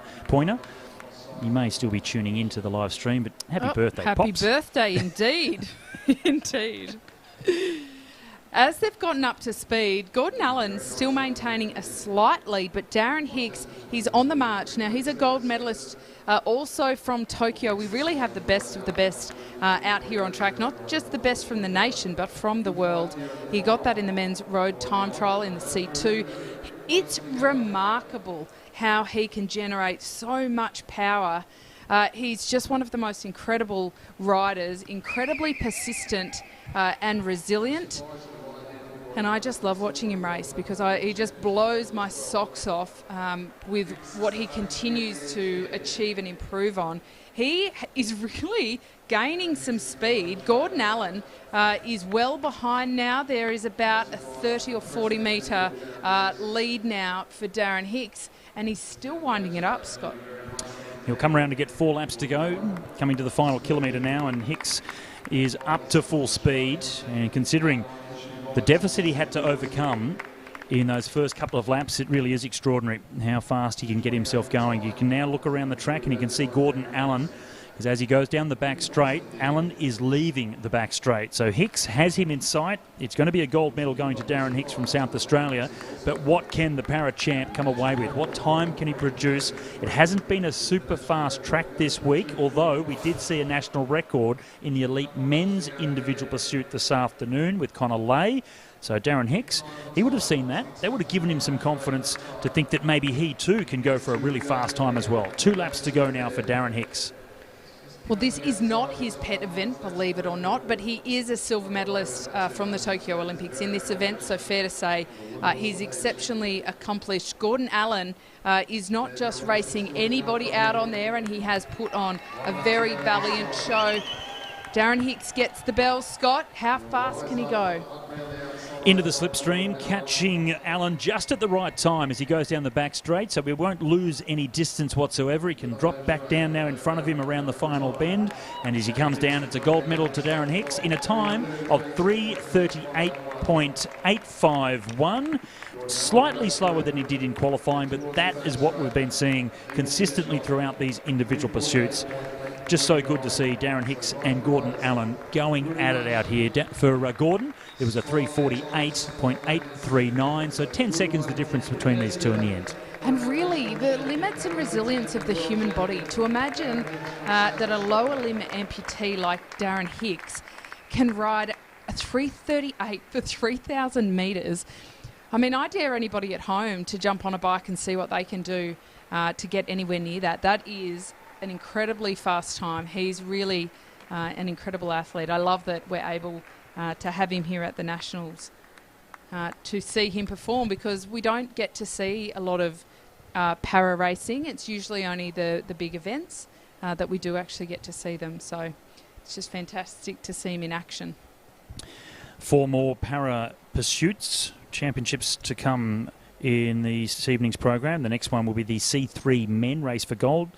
Kyle Willis up against Gregory Walters. Queensland versus Victoria. Top and tail of Australia. Queensland versus Victoria, and the Queenslander in the home straight. The home crowd behind him. Gregory Walters from Victoria in the back straight.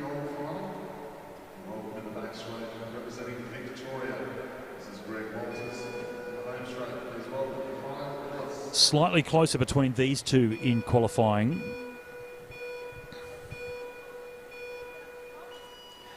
Willis with a 3:44 and Walters with a 3:53. So 9 seconds the difference between them.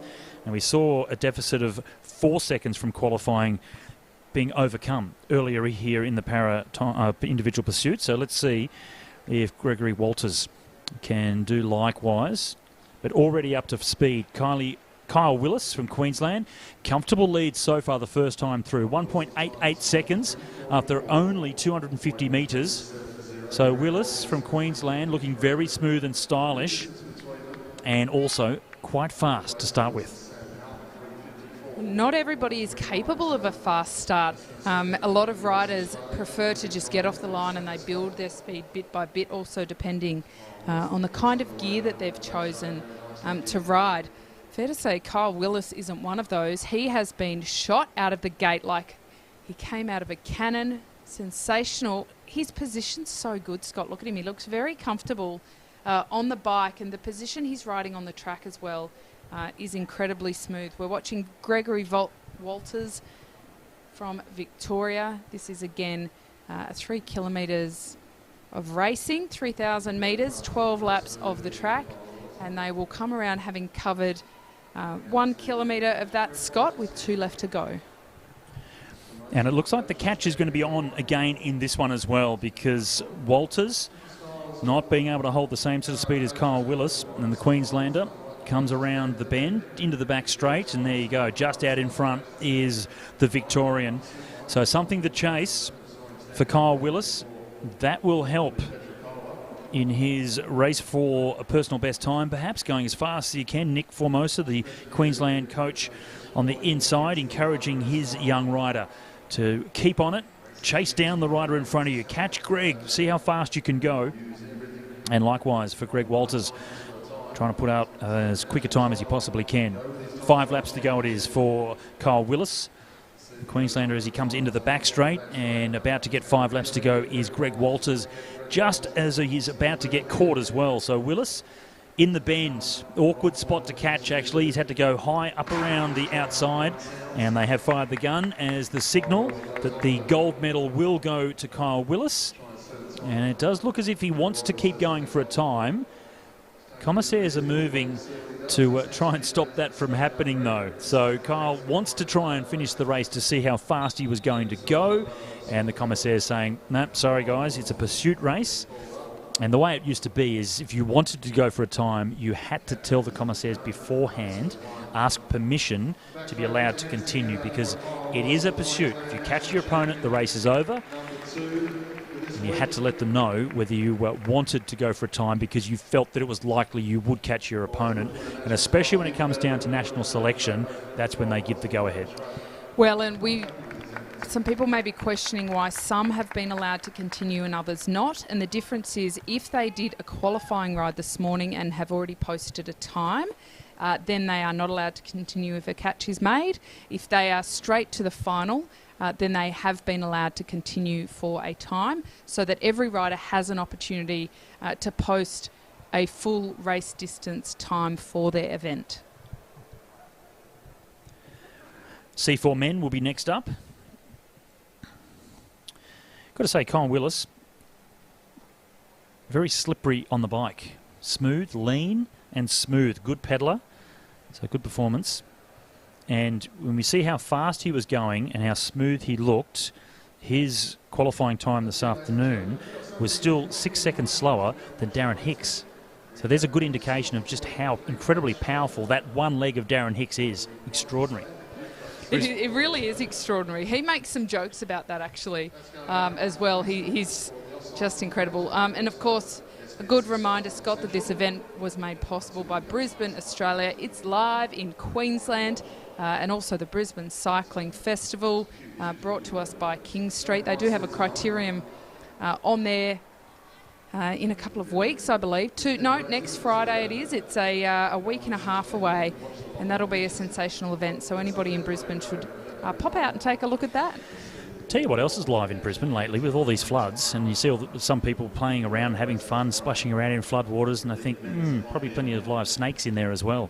Don't go near the floodwaters, people. I do not like snakes, not at all. I don't like spiders either, incidentally. So I'm okay with spiders. I'm okay with it. As long as you can see them, I'm okay with them. It's a bit of a joke. Snakes will chase you down. Spiders won't. It's a joke in our household that if there is a spider, I need the man of the house to come and deal with that. So the day I had the big huntsman on my arm crawling up and down my arm, that wouldn't have been okay for you? No, and look, I'm an independent woman and I do like to think I can do anything, but I draw the line at spiders.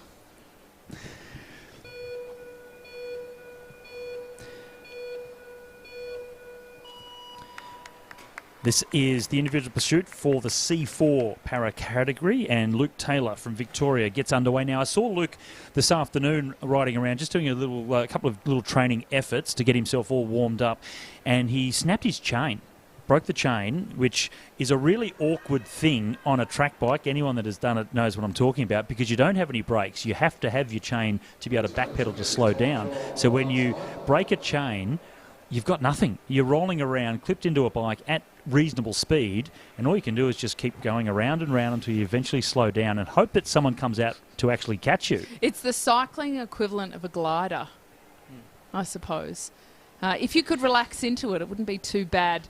Now, this is 4,000 metres, Scott, so we've got an extra kilometre from the races we've been watching for the para individual pursuit riders up until this moment. So 4,000 metres, 16 laps of the Velodrome.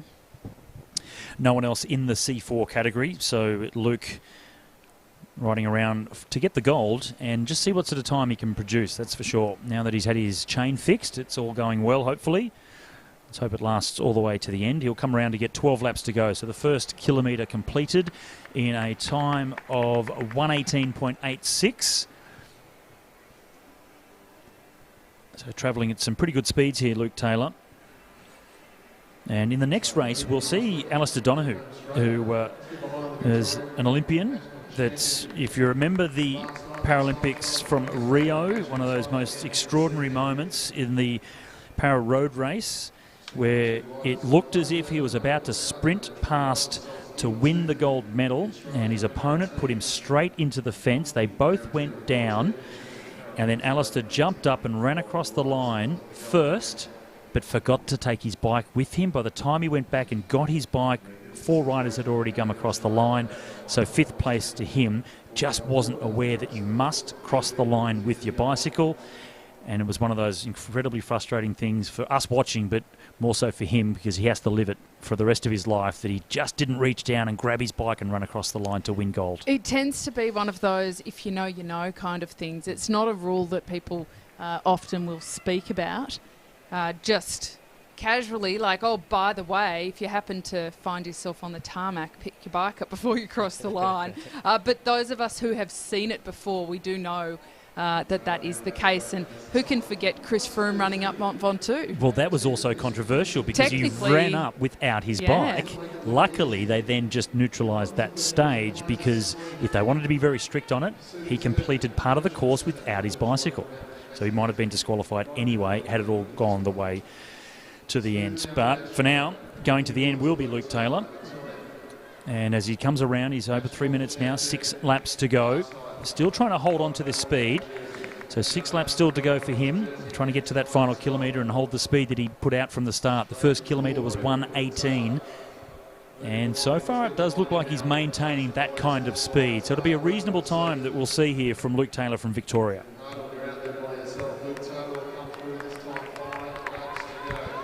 Speaking of individual pursuits, now I've just flicked on, this is the first time, I'll admit to everyone at home, I haven't been doing this, but I've flicked onto the live stream just to see who's getting on board. And Steele Bishop, the former world professional individual pursuit champion, has popped on to watch the individual pursuit. So hello to Steele Bishop, one of the legends of Australian cycling. Yes, shout out. I grew up watching the likes of him race. 1983 world champion in Zurich. It was on the outdoor track, which is next to the indoor track where I did all the 6-day races. I Zurich had 6. some of his individual pursuit racing on VCRs, Scott. Should I admit that? But yes, I did. I followed it very closely. And what I used to do as a kid, and just a bit of context, I'm an accountant, so I like my numbers and my data, is I used to watch them on the VHS and pause them each lap and write down the lap splits and see where they were doing. Of course, we didn't have access to that kind of information there. 1 lap to go for Luke Taylor. 2 laps to go for Luke Taylor in this 4,000 metres. And he is maintaining pretty comfortable style, fairly consistent lap timing, so he's doing well. Final lap now, 250 metres to go for Luke Taylor, and I don't think Steele Bishop would be offended by you watching his race on VHS. Oh, VHS, did I call it VCR? Is that how old it is? I didn't even call it the right thing. But had you said you watched it on slides, you put the slides in the projector, maybe you would have been a bit more offended. But no, good to know that Steele is watching over there in Western Australia. And there's the race completed for Luke Taylor, and a time of 4:58.8. And it's the first of our riders in the para individual pursuit doing 4,000 metres. The next 2 races will likewise be doing that as well, the C5 and in the men tandem. And the C5 coming up, as I mentioned before, Alistair Donoghue from Victoria. He'll be racing against Max Sudholz from the ACT. Home straight for Donoghue, and back straight for the rider from the ACT, Sudholz. Well, the other rider I grew up watching ride individual pursuits on the VHS was Colin Sturgis. Yeah. And then he moved to, he's not Australian, but he moved to Sydney for a while, and I was like stars in my eyes when I first saw him racing at Randwick. Junior World Championship, same year. It's a good fella. Oh, Colin indeed. Sturgis and I, yes. One of your vintage. Yep, my vintage. Yep, he's old too. So Donoghue just getting himself sorted. And there's Nick Owen, the former sports scientist from the Victorian Institute of Sport and coach of several of the riders, made the transition out of the VIS to go to the paracycling program. And you may, if you can look closely enough, we saw Nick with the amount of hair that I'm sporting at the moment, which is none. But if you compare that to Alistair, who has one of the most extraordinary mullets going around at the moment, he's got the bowl cut at the front and then the curly mullet out the back. It makes me shiver. Hey, look, it's all the rage, Scott. I mean, I think we can both admit we're not really that cool in the context of... Speak for yourself, Bates. No, I'm going to speak for both of us, actually. Or maybe it's because you're not able to grow the mullet. I don't know, Scott. I won't put that on you. But yes, I do believe that the mullet is all the rage. So Alistair is kind of rocking fashion there. 5 seconds to go. C5, para individual pursuit. This is the race for gold. In the back straight, Max Sudholz from the ACT. And underneath that green and gold aero helmet flapping out the side is the mullet of Alistair Donoghue from Victoria.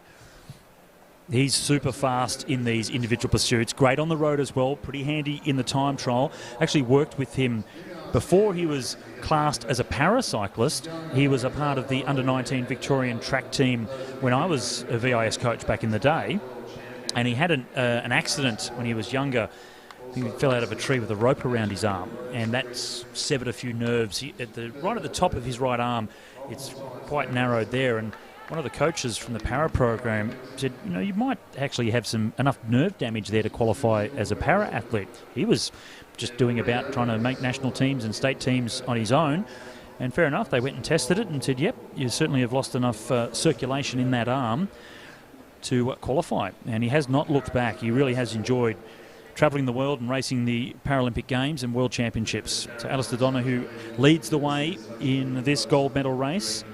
He'll come around now to get 12 laps to go. The first 4 laps completed in a time of 1:11.785. So really fast first kilometre from Alistair Donoghue. And he's already coming up to the back wheel now of Max Sudholz. He has such an incredible record on the bike, and some of his interviews have been the best I've ever seen. Some of his Olympic interviews, Scott, he really wears his heart on his sleeve, and he's an incredible athlete and an incredible teammate. Going for a time here, he continues on The commissaires are allowing him to do so at this point. Because it is only the 2 starters in this category. They didn't do the qualifying, as you mentioned earlier on. So Alistair does need to go for a time for the national selection process. And as he comes through with 9 laps to go, Nick Owen giving him instructions on just where he sits on his pre-arranged schedule. And they would have looked at the times at some of the other riders in the other competitions just to see where they feel the atmosphere is here. What's the barometric pressure? Is that going to give us a fast or a slow time? What sort of schedule should we really go for without going out too fast? And at the moment, it looks as if he's absolutely spot on that predetermined schedule as he comes around now to get 7 laps to go.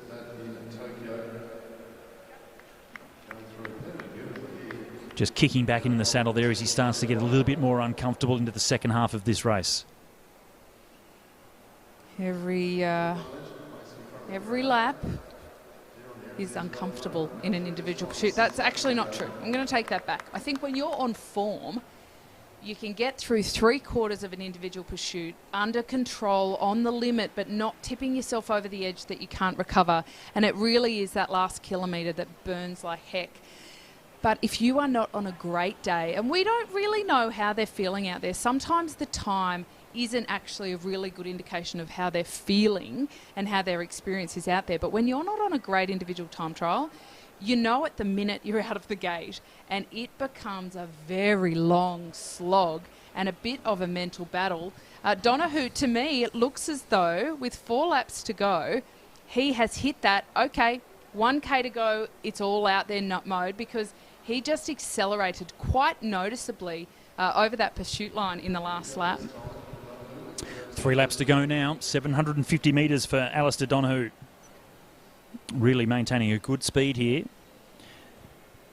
Don't actually have the lap splits to know if he's accelerating, decelerating or holding the pace, but just looking at the coach and where he's standing on the inside, not all the coaches these days are doing what the old school system of giving an indication of where the schedule is, stepping left or right of the start-finish line. So it's not quite as easy as it used to be to find out whether they were on schedule or not. But with 1 lap to go, he's being told to give it his absolute everything. This is all about national selection. He wants to keep progressing. He wants to win medals and gold medals at Commonwealth Games, World Championships and Paralympic Games level as he comes around to complete the distance now. 4 kilometres in a time of 4:30.5. So quicker than we saw from some of the elite men in qualifying earlier today. So a good time there for Alistair Donahue, 4:30.575. Well, he'll be happy with that ride. I think he's certainly put a lot out there, and it is tough when you make that catch early and you spend the rest of the ride essentially riding for time. It is a very different dynamic, isn't it, Scott, from when you are going out there and actually actively racing somebody. So a good mental battle for Donahue. So smooth on the bike as well. And it's only when he puts his head up like that that I can actually start to see a little bit of the mullet flapping around. So it was fairly well contained underneath the helmet, which keeps him aero, because that's always the thing. They go and put so much, we can see a little bit of hair sticking out the back. Might be a few experts out there to tell me, someone like a Nick Squalari would be able to tell me how many watts extra he's got to use to get around there. Actually, shout out to Nick if he is watching. He's my kind of go-to expert on this sort of thing. He's been doing some Zwift racing this year, Scott, and I always have a little bit of a giggle because I think there's a lot of riders out there who just have no idea how good he is at a time trial, and I'm just waiting for the day that they underestimate him and give him 50 metres and he ends up winning solo. He does pop up in the top 10 at the Elite National Time Trial Championships in Buninyong most years. And on to the next event, though. This is the para-individual pursuit men's tandem. 2 teams on the track. In the home straight, it's Kevin O'Malley, and he's being piloted by Richard Volgerbrecht. In the back straight, it's Yakit Pungtong, and he's being piloted by Maneth Fanavai. I think that's a challenging name. Actually sounds like a perhaps Tongan name or something like that. Fantastic to see the riders out there. The tandems, I love the tandems. I've already said that, and how wonderful it is to see them riding. We've got them, they are racing against each other in this occasion, and apologies, they are from Thailand. I didn't see that before. So we have a team from Thailand, and the other team... Aussies. I'm not sure what that skin suit represents. At least they're matching, though. Yes, not a state team. Not a state, but let's see how they're going time-wise. So 16 laps of the track, and it is the team from Thailand that are in front. So Yakit Pungthong from Thailand, just getting the job done so far. Only a couple of laps in, 3 laps done. They'll come around to finish the first kilometre. We'll see how fast they are in the first kilometre. They finished third in the time trial, just yesterday, actually, Pyeongtaeng. I did mention earlier Shane Perkins has now made the transition across to being a pilot for the para-tandem, and they picked up a silver medal in the sprint in the time trial yesterday. And great to see a former world champion in the Keirin in Shane Perkins now coming across to the paracycling program. Sights set on the Paralympics in Paris 2024, and they really have bolstered the Australians' chances by having someone like a former champion in Shane Perkins come across. Indeed, we have a lot of depth and a lot of experience in the para program, which is sensational. Close between these two teams now. Pyeongtaeng had somewhat of a lead, but that might have changed. It has, so it's 0.19 of a second now, going the way of O'Malley. Can they maintain that? We'll get another time split as they come around to their start positions. For Pyeongtaeng, it was the back straight. O'Malley was in the front straight, and it's gone back the other way now. Identical times as they went across the line. 2:10, 2 minutes and 10 seconds. And they'll come around to get to the halfway point. 8 laps to go.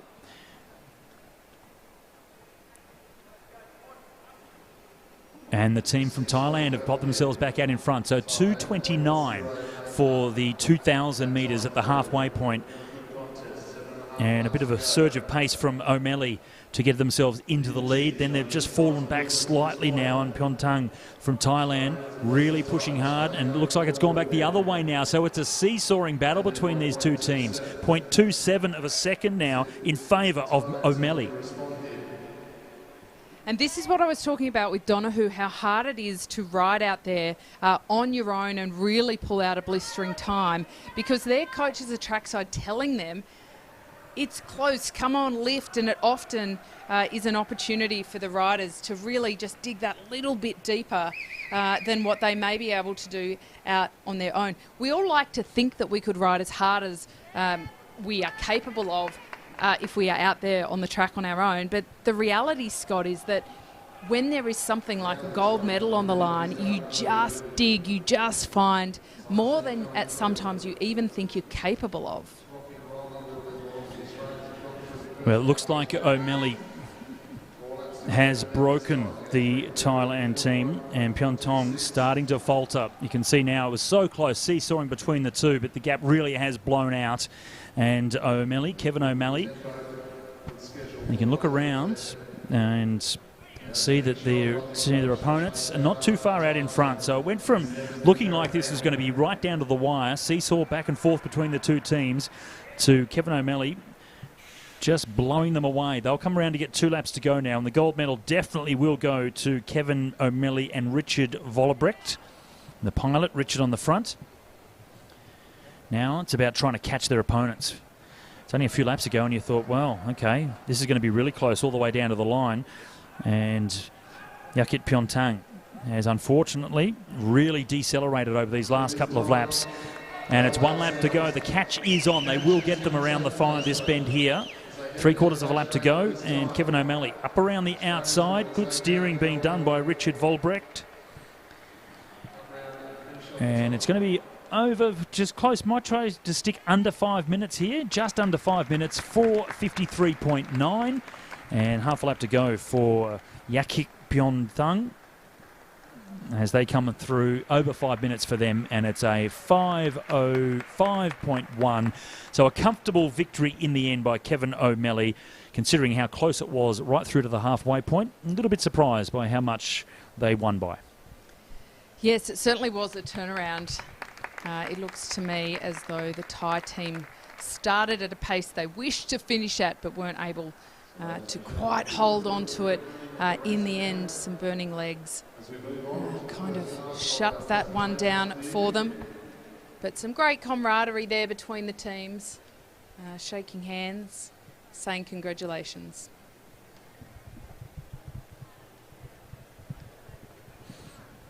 It's all about rhythm and coordination, and perhaps that was it.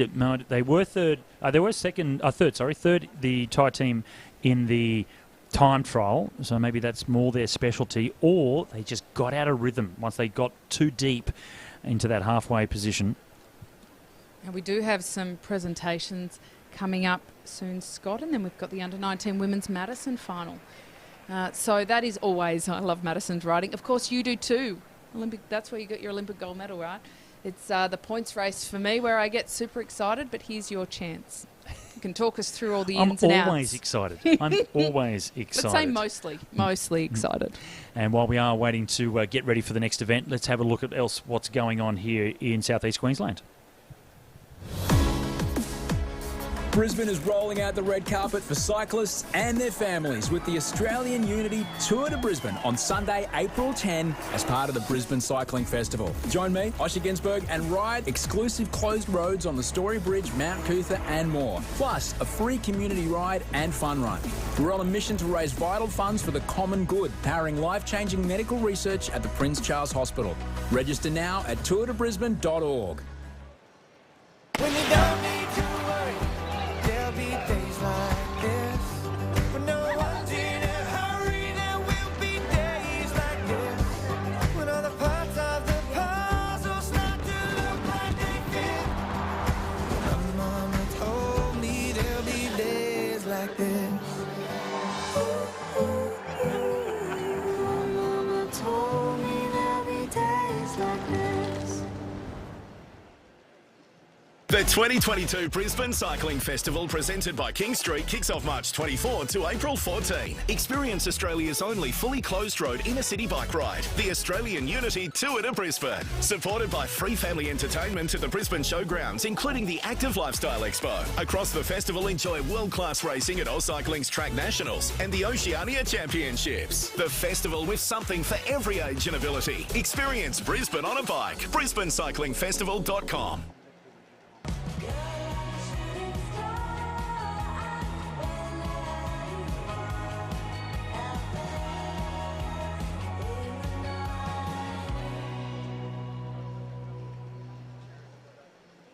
We are not here on this planet to close our eyes to the world. We are here to go out and experience its many wonders. Because through our experiences, We become bigger than ourselves. travel has the power to shape our world. And make us whole again. With 30 hotel brands and endless experiences, where can we take you?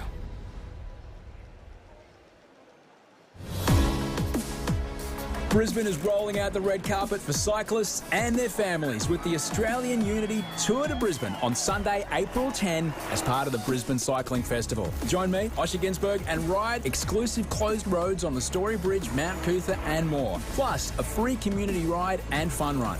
We're on a mission to raise vital funds for the common good, powering life-changing medical research at the Prince Charles Hospital. Register now at tourdebrisbane.org. So much coming up in southeast Queensland. Has been a great initiative that actually started before the announcement of the 2032 Olympic Games. So quite conveniently timed, because that has rolled into that announcement and really increased the hype around southeast Queensland and what is to come. So great to get things up and early, well before the usual lead-in to an Olympic Games in 2032. There's so many opportunities coming up within this region and within all the different disciplines of cycling events. Talking to one of the AusCycling members, staff members today, actually. Agostino Giramondo, he was down on the Gold Coast at Metricon Stadium, where they have the freestyle BMX training facility, and that's something that's really stepped up since we had that incredible performance from Logan Martin at the Tokyo Olympic Games last year. A lot of money being invested in freestyle BMX, also rock climbing as well. Looks as if that facility down there at Metricon Stadium on the Gold Coast will also get some of the skateboarding and the rock climbing facilities that they need alongside the freestyle BMX. So the extreme sports looking to be well looked after heading towards the Olympics for Paris, and let's hope that that continues on, of course, through to 2032. Louise Jones just stealing the shot there. One of the integral parts of the officials program up here, former Commonwealth Games champion herself and one of the commissaires on the program.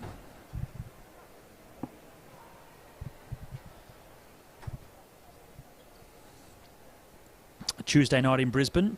Crowds not quite as big as they were, of course, on the weekend. People back at school and also at work. And the first part of the weekend, we did have the under-15s and under-17s racing in the afternoon program. So great for them to be here for the first time and be inspired by the elite athletes and the under-19s as well, to see how fast they are. I missed the under-17s.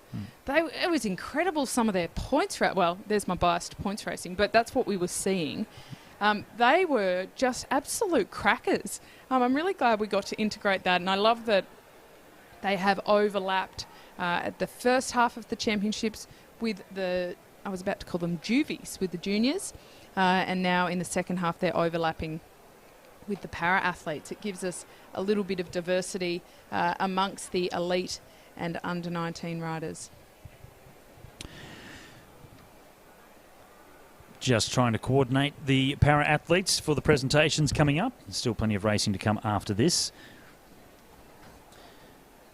The night will be wrapped up with the elite men's individual pursuit race for the gold medal. The national record broken today by Connor Lay in training and in qualification. But I know in training he's actually gone through even 3 seconds faster than that. He rode 4:10.1 in qualification today, faster than Jack Bobridge did. I can't remember how many years ago that was now, but extraordinary fast from Connor Lay. And, as I say, 3 seconds quicker in training last week. The conditions perhaps not as ideal as they were in training, but we know what he's capable of. Can he break his national record tonight after doing it this afternoon? That'll be extraordinary if he can. That's the final event on the program. We have the elite women's sprint gold medal match still to come as well. The under-19 women's Madison is not too far away. And we have the under-19 men's Keirin racing. So looking forward to that. So the young men, shoulder to shoulder, bunched up, 6 riders on the track, absolutely going hammer and tong. So that'll be fun to watch.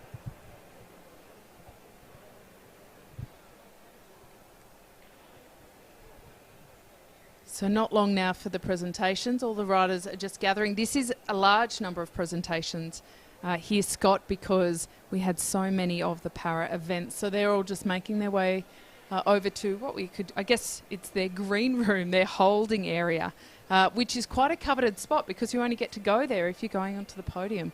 I'll also note that the podium is in fact the podium from the Commonwealth Games. So a little bit of a honour to be able to stand on that.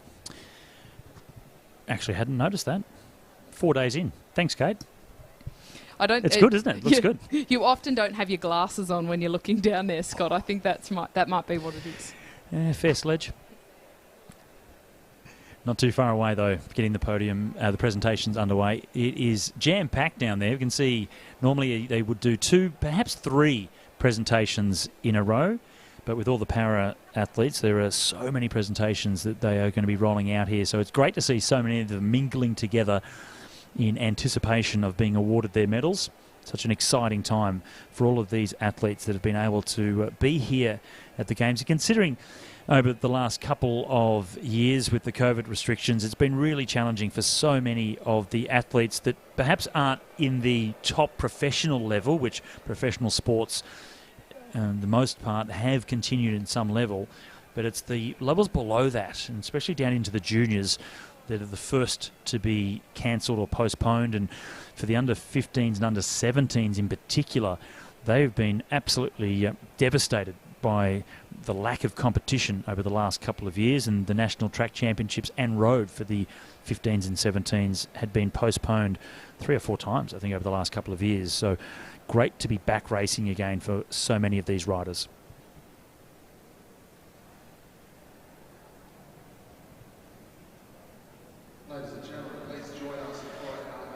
Walking through the bottom of the shot there, that's our venue announcer, Matt Poyner.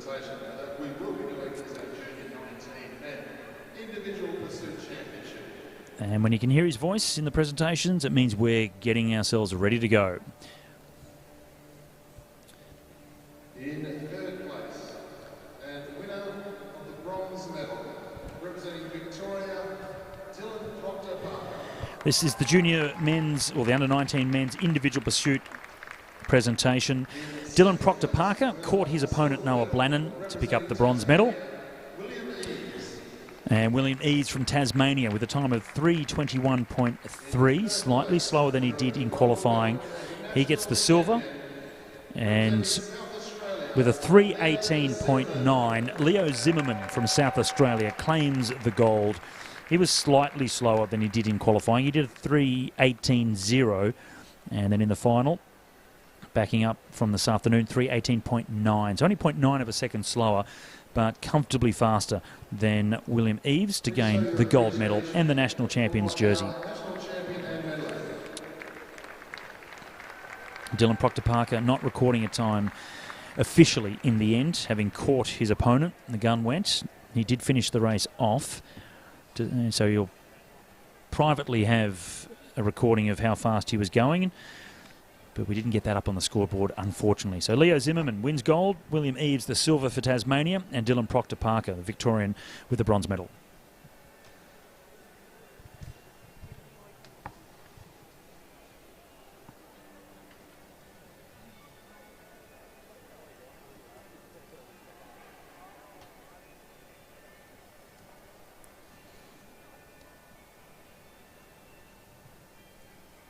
Ladies and gentlemen, we move on to our men's C2 presentation.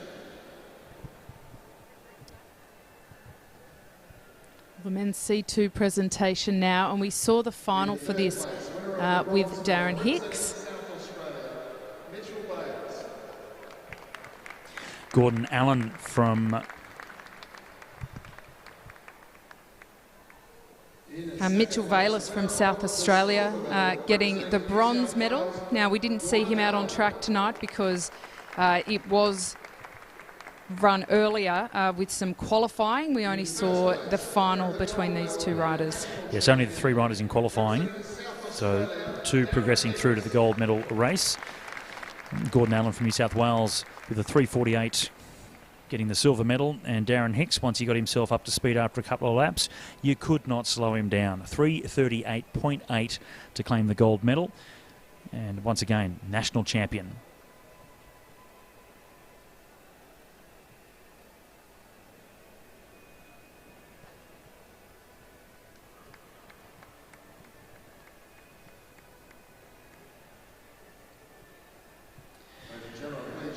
In Adelaide earlier this year at the Santos Festival of Cycling, they had a criterium race with all of the para-athletes, and Darren hooked onto the back of one of the tandems and was flying around the course. The only rider capable of going as fast as a tandem, but coming into the corners, he went underneath the tandem every time because he was so much faster through the corners than the tandem itself. He's a skillful rider, not just a strong bike rider, that's for sure. So a gold medal to Darren Hicks from South Australia. 3:38.85 was his time in the final. And winner of the bronze medal, representing Western Australia, Sam Hallam.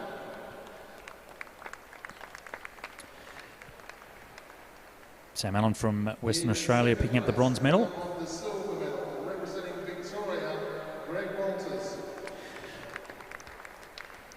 Greg Walters from Victoria with the silver medal. National champion, representing Queensland, Kyle Willis. And there's the Queenslander with the gold medal, Kyle Willis. Wasn't he smooth out around the track? Really looking good, Kyle Willis. This is the men's C3 category. And Kyle caught Greg in the final.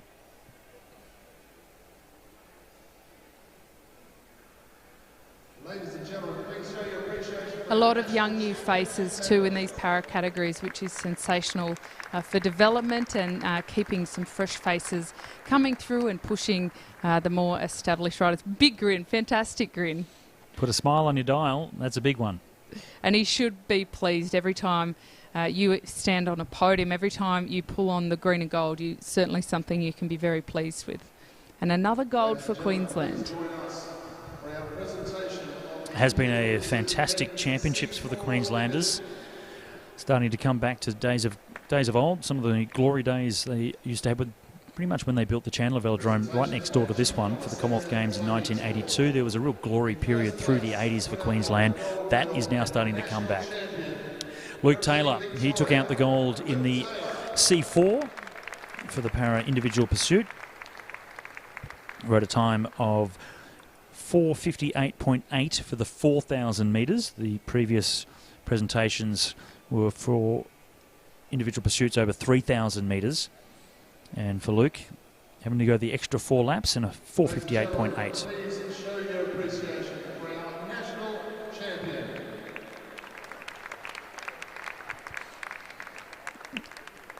Quick to get off the podium there. He's happy to be up there, but just stick around for the photos. Yeah, I have a feeling he's possibly got some wobbly leg happening, so he's like, I'll smile, but I'll have to hobble back to the chair and sit back down.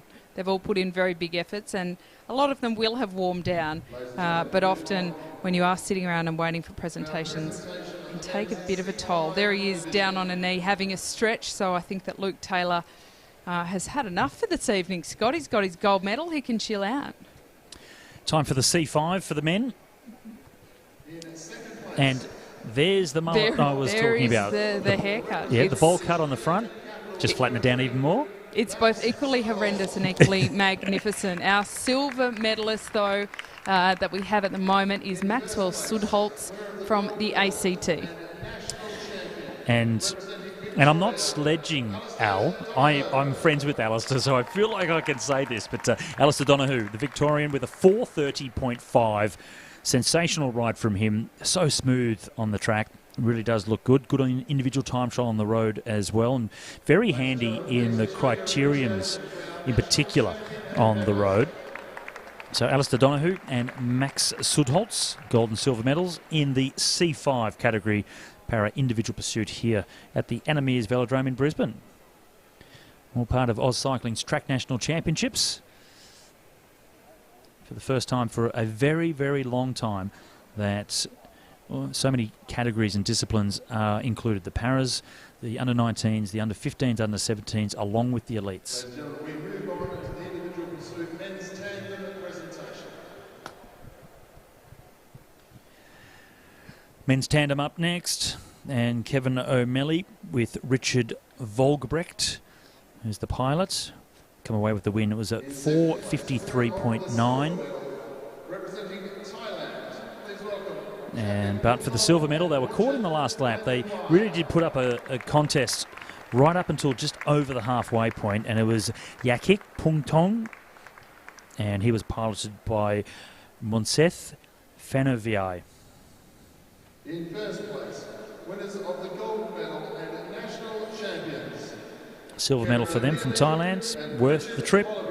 And the gold goes to Kevin O'Malley. He was piloted by Richard Volgbrecht.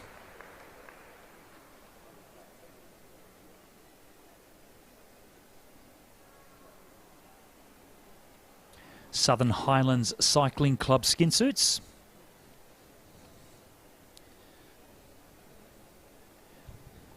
We didn't know what they were. We wondered who they were representing, but it's great to see the Southern Highlands Cycling Club. Nice little mountain and some trees. Well, you are from New South Wales, Kate. I am, indeed. And before they do cover them up, is that what the Southern Highlands looks like? Indeed. Looks like. That is why they're called like Colorado. The Southern Highlands.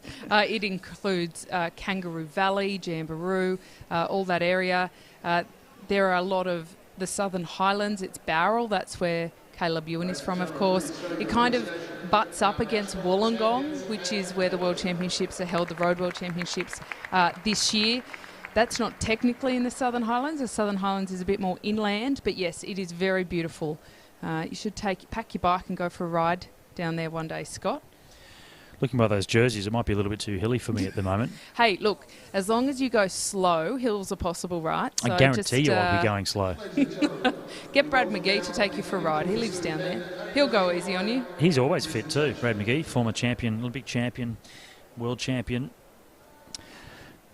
Yellow jersey in the Tour de France. Winner of the bronze medal, representing Victoria, Andre Asquay. And wasn't this a great race for the bronze medal? Andre Asquay coming away with the bronze. A come from behind win for the bronze medal. Great ride by Andre.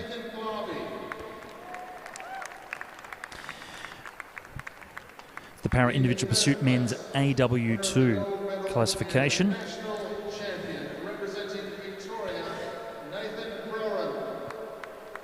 Nathan Glavey from Queensland was the silver medalist, but in a time of 3:48.9, Nathan Bruin from Victoria come away with the gold medal. So gold and bronze for Victoria, Queensland picking up the silver. Harry Mesker from Victoria was the rider that Andre Askew was able to get the better of in the race for the bronze medal.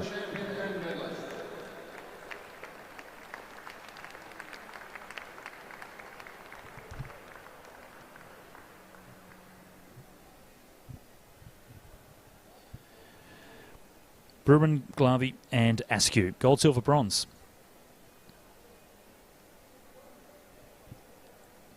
And the always awkward arms up photo.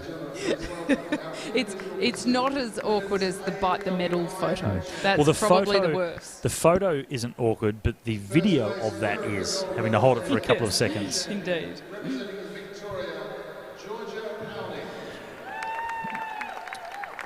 The para women's AW2 gold medal went to Georgia Pounding from Victoria. She rode a time over the 3,000 metres of 4:36.935.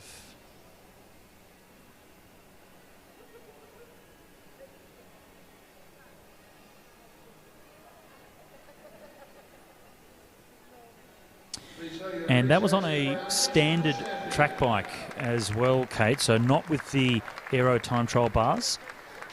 So if she can master that, oh, here we go, a bit of a dance routine on the top. I like that. Is that flossing? You've got young girls. Mine are too young to know if that's flossing or not, but I think Bluey would probably help us out with that. I keep telling them to floss, but they misunderstand now because of that dance craze. They don't know what to do with their teeth. I'm glad to see a little bit of pizzazz coming out from the riders, a bit of personality. Well, there's a meme that someone can do at home. Put a bit of music to that one. Candice Kennedy and Kelly Fetz. This is the para individual pursuit women's tandem gold medal presentation. Chief Commissaire Tony Torr doing the presentations, as he has been for most of the night, taking a pause from the proceedings to put the medals and the jerseys on our winners.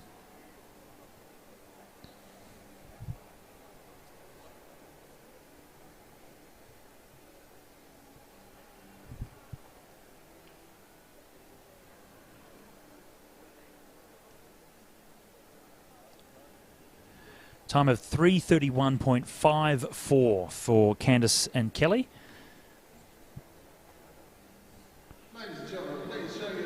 Handy time over the 3,000 metres, 12 laps of the track. Just a couple more presentations to come. There were so many of these individual pursuits throughout the evening program, so lots of presentations to follow. Not too many more to come, then we'll get back into the action on the Velodrome. Ladies and gentlemen, please welcome our individual pursuit medalists in the women's C2 division. If you can hear in the background, Matt Pointer announcing the C2 women's individual pursuit presentation. Two riders coming up, and the silver medal that went to Victoria. Annalise Hodge, she rode a time of 4:31.635. She was caught and passed by the winner, Amanda Reid. And Amanda's time of 4:07.748. Fantastic time, really fast indeed. So Amanda Reid from New South Wales winning yet again another national championship to add to all of the titles that she's been collecting around the world as well. Such a sensational paracyclist. and a cracker of a human to go on top of that. Which comes first, which is the more important part? The human. The human, yes. The quality of the human. Because at some point, you'll get a bit older and a little bit slower, and if you're not a cracking human, well, you've missed out. Yep, eventually your OAM for a Medal of the Order of Australia just represents being an old-aged man. Great ride, though, by Amanda Reid. So smooth on the bike. I was so impressed with just her posture. It's obviously why she's winning so many titles. She has the power in the legs, but she really does look sensational when she's doing it. And for the C3, C5, the gold medal for C3, Paige Greco from Queensland, 357.6. They combine these two in the same race, the C3 and C5. So we'll do the separate presentation now for Paige, 357.6. What a great ride.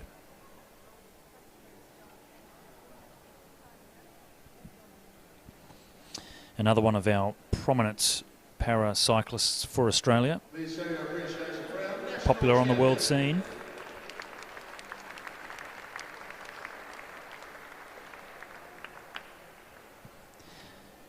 And another one that is a good interview, really inspirational. When you do get to know these para-athletes, they really do inspire across so many fields. Great characters, that's indeed. Well, kind of, in the nicest way. I think that there's something about the para-athletes that,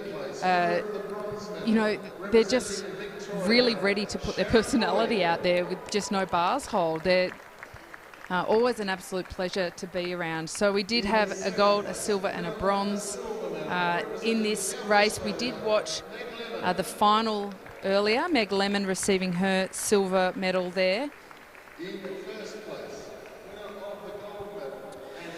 Yeah, Sharon Boyd from Victoria picked up the bronze medal. Meg Lemon, it was that claimed the silver, and that was the race that we saw. Meg was caught by Emma Petricola, and the world champion. Just for a moment, we'll cover up those World Championship stripes, the rainbow bands by the national champion's jersey. But when it comes down to competition, it's the rainbow bands that do take the priority. The national champion's jersey, that gets put on the chair, while the stripes come back out again. Emma Petricola from Victoria, the world champion, Paralympic champion, and again a national champion here in the C4 para individual women's pursuit. Silver medal to South Australia with Meg Lemon, and the bronze going to Victoria with Shannon Boyd.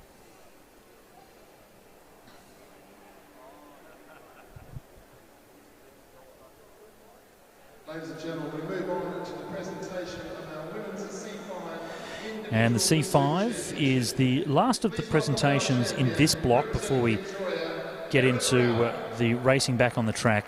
Erin Rowell Normoyle from Victoria with a time of 4:12. She was on the track racing against Paige Greco. Greco in the C3 category and Rowell Normoyle in the C5. Gold medal to her with a 4:12.4.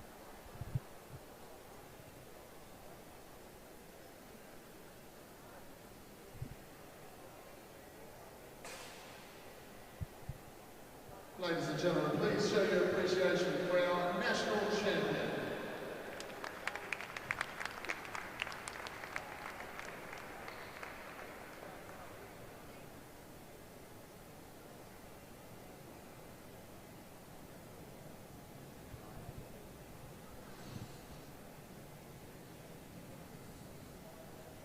Erin Rowell Normoyle is the last of the presentation, so it won't be long until we get back into the racing, and often they will have all the champions from the paras come back up onto the podium to get a group photo. We'll see if they're going to do that again. They seem to be loitering around down there, so they might be able to get them up on. I'm not sure if they will or not, but the next race, not too far away.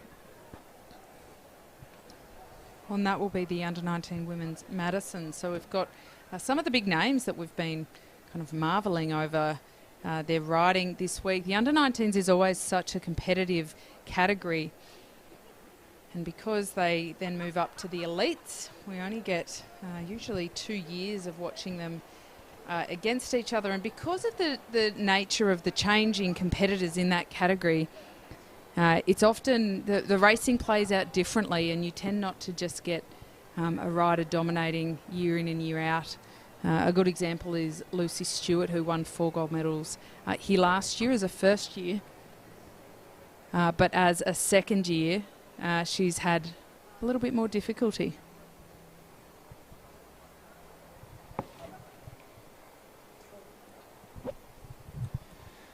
We do have one of our champions from the para discipline. Is it under 19s? Let's go down to Leo Zimmerman in the centre of the track. Leo, you've gone bronze, silver and now gold, and it's your first individual national championship. How does that feel? Oh, look, I definitely feel it's been a long time coming. It's, like you said, bronze, silver and now gold. There's been golds in the team pursuit and the Madison, but to finally get an individual one is just, I can't believe it. And what was the plan for tonight? Were you on a schedule, a negative split? Yeah, look, it was hard because I was in the second last heat, so I couldn't just ride it and put it in the bank, I guess. But no, look, once I got into the final, it was just about sticking to my schedule and really bringing it to them in the final kilometre. So yeah, it all went to plan. Yeah, great. And this year you're with Inform TMX Make on the road. You had a decent road nats by your own standards. You got a medal in the crit. What's on the horizon for you for the rest of the year? Look, we're going to kick on to track Oshis and road Oshis, and then after that, I think the goal is to get selected for a world's team, whether it is track or road. But yeah, look, I'd like to get up there in a few of the NRS races with the boys and fight for some wins on the road. Awesome. Thanks, Leo. Congrats. Cheers, thank you. Leo Zimmerman, great ride to win the under-19 men's individual pursuit. We'll see how he progresses over the next couple of years.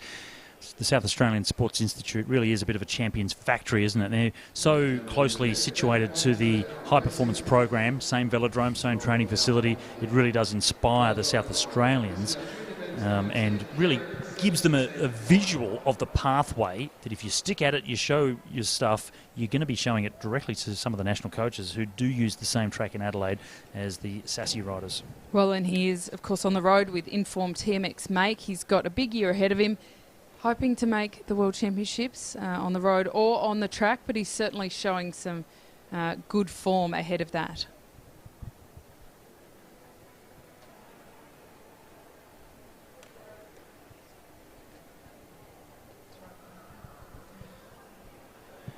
We've got Petricola, one of our next of our champions from the para, is ready to be interviewed down in the centre of the track. Let's have a listen.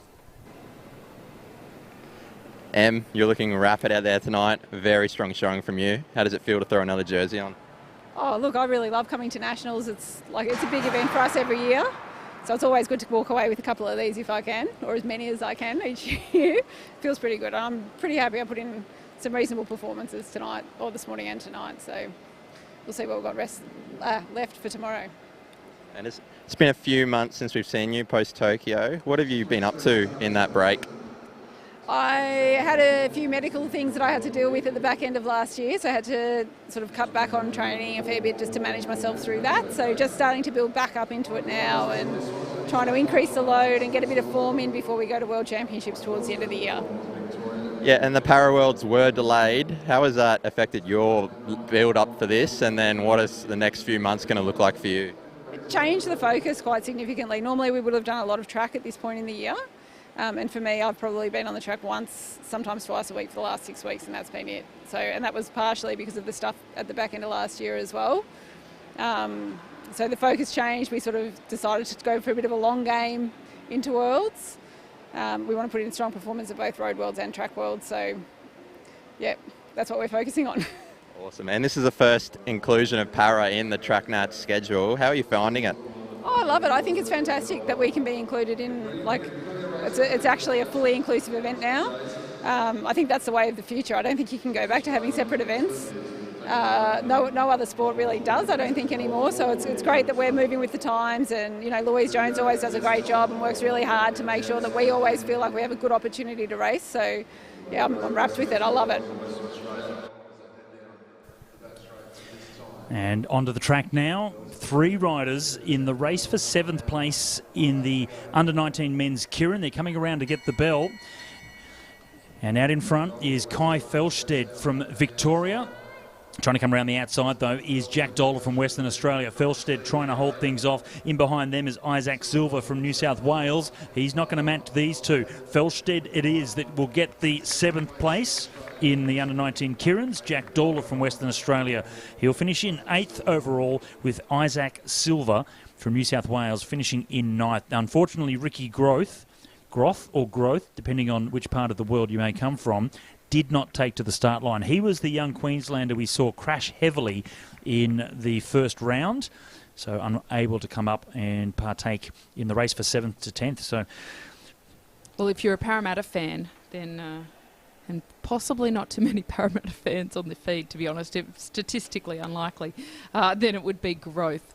But we will inquire as to the correct pronunciation on that. So only 3 in that final from 7th to 10th. But now up we see 1st to 6th, the race for the gold medal. And some of the big names are out there. Another gold medal on the line. Ryan Elliott, the rider we are looking at the moment. He did win the gold medal last night in the sprint. Apologies, that is Ephraim Martinson. Ryan Elliott, the other Queenslander, will come out soon. Now, Martinson has a little bit of endurance in him, Scott, so he will certainly prefer a race that is raced quite long. I think he and Elliott can work effectively together, and they could potentially go 1-2. I think realistically, Maxwell Liebknecht, the South Australian we're looking at now. Andre Dubier from New South Wales, the rider just before him, before we got to Max Liebknecht. There, 105, that's Adam Lees from Victoria. As we come further up the line, there's the Australian sprint champion for the under-19s, Ryan Elliott. So the Queenslander with the black helmet is perhaps the favourite for this one. We'll wait and see. Then Jaden Stanton-Kerr from New South Wales, the rider at the top of the track. So 2 riders from New South Wales, 2 from Queensland, a South Australian and a Victorian. Bike coming around, 6 laps of the track. Bike comes off with 3 laps to go. Riders have drawn for these positions. They must maintain that position behind the bike for the first lap. No one is allowed to, even if you want to go to the back from the front, you're not allowed to do it after in the first lap of the race. I feel like there was an interesting barbecue where they all sat around roasting marshmallows and discussing what random rules they could throw into a Keirin. They have changed a bit over the years. Sanitised it a bit. We discussed that last night. Scott, you're not really a big fan of the sanitation of the Keirin and the racing. And it's not about increased danger or any of that kind of stuff. It's just that it just limits the tactics that you can use. And it doesn't have to be aggressive tactics. It's just some tactics. And I don't agree with it. But anyway, it is what it is. And 4 laps to go now. Martinson it is that leads them. Dubier from New South Wales, giving himself a little bit of distance now, just knowing that in half a lap the bike will come off.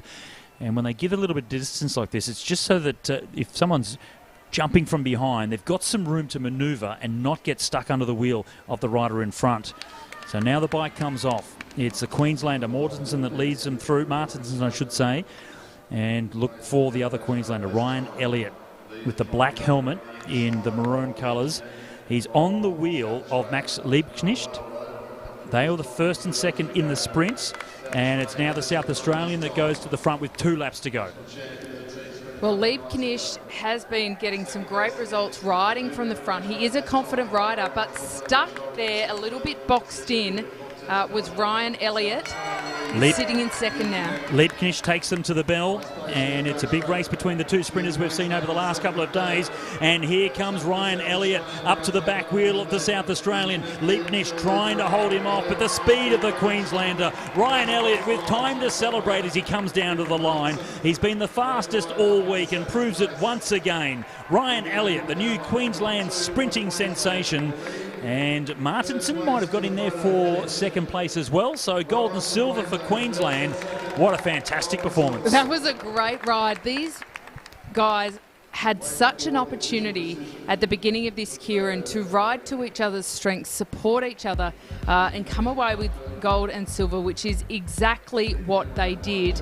Liebknecht, he threw everything he could. This is his way, this is his strength to ride early. But the speed of Elliott was just too fast. Martinson, we know, can hold a wheel. He doesn't have the same speed as Elliott, but Elliott dragged him around. The question is, did Liebknecht hang on for that bronze medal? We'll have to see some confirmation on that because it was close in the end. Really close with Andre Dubier, and it does look like it was Max Liebknecht. So Liebknecht holding on for the bronze medal. Very tight between he and Andre Dubier from New South Wales, but it was a clear winner. Ryan Elliott with his second gold medal of the competition, backing up from the sprint victory a couple of nights ago. Great performance from him, and a gold and silver to Queensland in sprinting events. Again, they are showing, they are coming. They really have some depth now, the Queensland sprinters.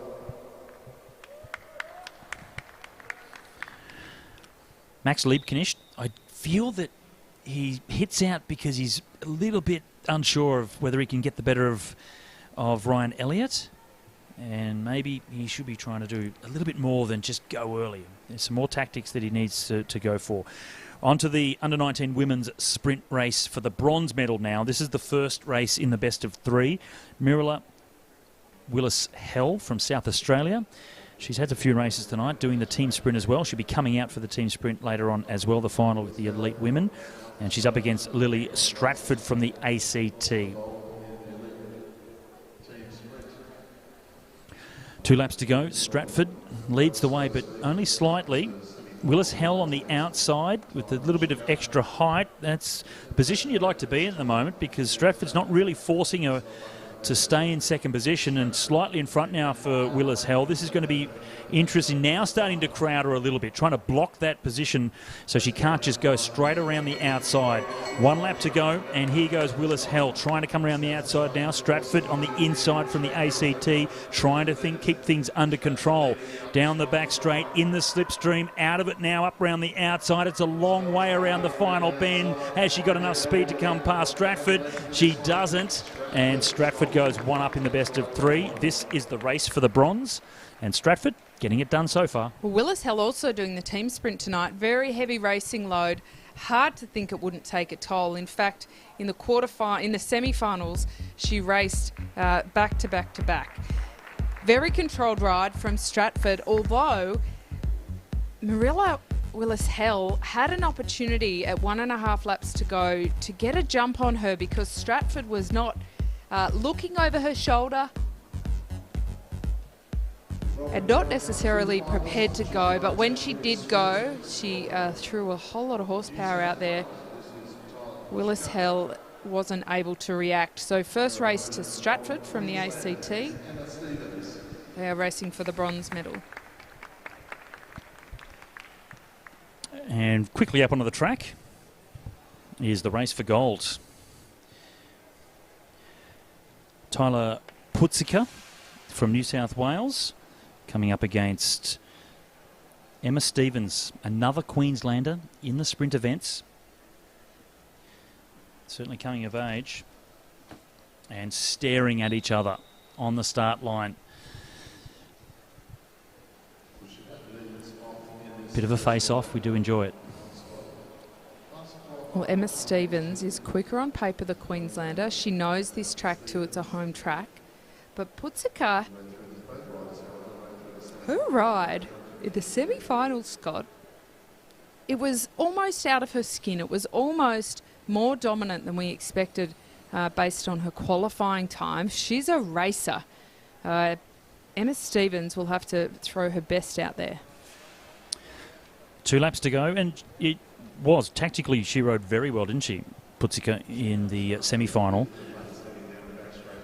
Emma Stevens is the faster of the two in qualifying. 1.5 laps to go now. Speed really starting to come up, and it's Tyler Putzika from New South Wales trying to control things from the front.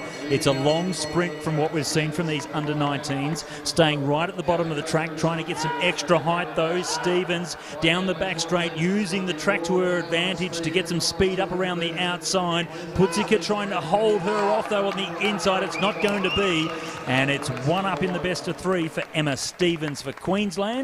It's going to form the faster of the riders in qualifying, and a tactically strong ride too. She did use the track so beautifully. It's the experience. She knows how to ride on this track.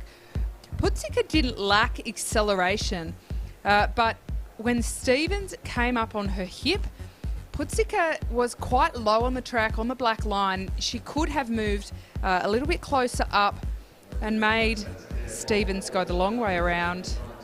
Just a small error. I'm not sure it was a material error, to be honest, Scott. But Stevens getting an easy win there. Got to love an easy win. You take it, don't you? You certainly take it. But Sean Eadie, the coach of New South Wales, will certainly have a chat to Tyler Putzika and try and come up some tactics to get the better of Emma Stevens. She has to do something in the second race if she's going to take it to a decider. So for now, Lily Stratford looks as if she is chasing the bronze medal, one up in her race against Mirella Willis-Hell. And so far, Emma Stevens looking comfortable against Tyler Putzika. They'll be coming out for the second race not too far away. Short break for them while we get into the Madison for the under-19 women's. Not too many teams in this one, which, in terms of safety, the Madison does become one of the more, I don't like to say dangerous races, but there's just so much more going on with the hand changes, etc. So, you know, there typically do tend to be a few more crashes in this one. But with less teams on the track, it certainly does increase the safety of it and the less of the risk of having a mishap. And we'll notice that there's some abnormal jerseys out there, and that's because of the 4 teams. 3 are actually from Victoria, so the Victorians have differentiated themselves with different colours. So the South Australians, we've got Meg Marker and Summer Nordmeyer. The Victoria A team, Alana Hribar and Sophie Sutton. Victoria B, we have Sophie Marr and Lucy Stewart.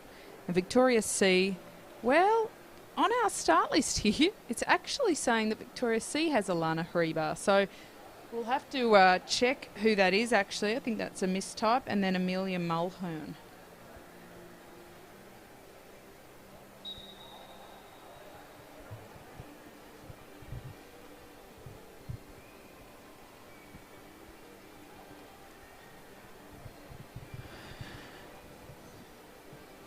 .20 kilometres, 80 laps of the track. Junior under-19 women's Madison final just rolling off now, and they under a neutral to make sure that the peloton is all together in the first lap, but only being 4 riders in a peloton, that won't be too difficult. They should get the starter's pistol this time as they come through.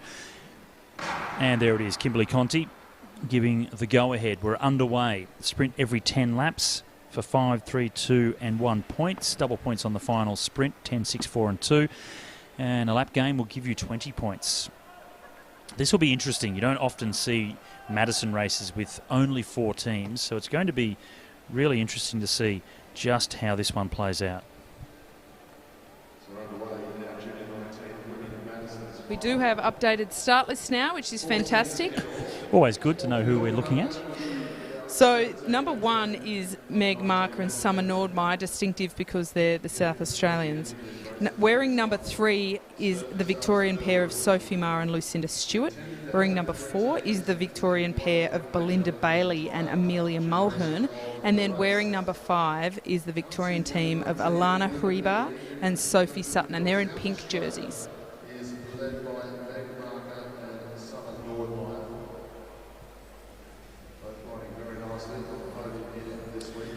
And the two blue teams of Victoria, you can see the difference between the old skin suit and the new one. So on the front of the peloton, the torso full block blue colours. That's the new jersey colours that AusCycling has requested all of the states go for, and you can see that with the South Australian colours swinging up as well. Same, just the different colours of their state. I really do like the South Australian colours. That is a bit of a pick for me. The Queenslanders, same. They've gone with the new outfit. Some of them think it looks a little bit too brown and not enough maroon in it. Right. So that's really delving into kind of fashion police territory, isn't it? Well, I was talking about picking riders on what socks they were wearing earlier in the week as well, so I'm part of the fashion police sometimes. Yes. Indeed. So Madison, of course, Scott, is not too dissimilar to a points race, except you do have a teammate and you hold hands throughout it. It's quite different to race than a points race for the riders, though, isn't it? Absolutely. I think the points race still outright is the most difficult, the toughest race on the track. Madison, not too far behind, but at least if you are the type of rider that is suited well to a Madison, just the effort recovery from being in the race and out of the race. Some people can tolerate that better than others. And once you go really deep into the red in the Madison, if you miss a change, something goes wrong and you've got to stay for longer in the race and you don't get to change out your partner, that's when you may explode. Real learning experience for these riders as well. Not a lot of Madison racing for the under-19s and down into the under-17s as well, where a lot of these riders have just come up from. So for some of them, this may be the first Madison they've ever raced, and they're coming to the first sprint. And it's going to be Victoria B that's coming through in the front with the full block colours. And Sophie Meares is really got them strung out. So Sophie Meares for the Victorians, well, just holds on as South Australia go over the top, but didn't quite get there. So Victoria B come away with the 5 points in the first sprint. And unfortunately for Victoria A, put them under a little bit of pressure. So the riders in the pink jerseys off the back and having to fight hard to come back in contention. It might be a small field, but it's certainly a very competitive field, and we can expect some hard-fought sprints amongst them. And they have not backed off the pace. They have absolutely kept this going. But we are just watching the replay of the sprint there. Some little gaps opening up already. They've backed off just a little bit, but they're not just rolling around, which we expect from this kind of elite race. But when you do have four teams, the tactics do change from when you have a bigger field. Lucy Stewart leads them through. She won the gold medal last night. And there's Belinda Bailey just being thrown in. So Belinda Bailey, you can tell, the rider that doesn't have the disc wheel or the carbon 5-spoke front wheel or deep rimmed carbon wheel. Sophie Meares on the front, having exchanged with her partner Lucy Stewart. The South Australians, that's Meg Marker and Summer Nordmeyer, second in that first sprint, second overall now after one sprint. 65 laps to go, 80 in total for the under-19 women's Madison.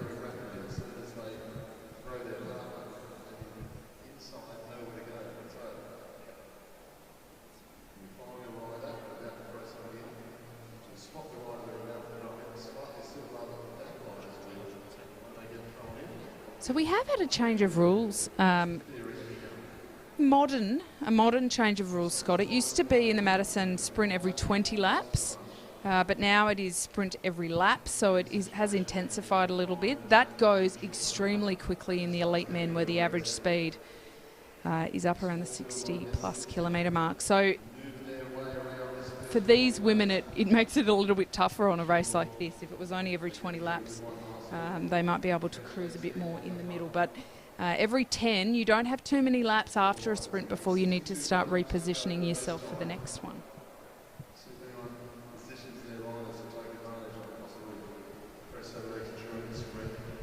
The other rule change is we don't have the lap anymore. You now get 20 points for gaining a lap. Similarly, you lose 20 points if you lose a lap. So, yeah, it's a distinctive change in those rules. Coming to the second sprint, and at South Australia, Meg Marker it is that's perfectly timed this one. Down the back straight, Lucy Stewart trying to come up around the outside. They won the first sprint. Look over the shoulder from Stewart, and she could judge how much effort it was going to take to try and come past Marker, and decided 3 points will do this time.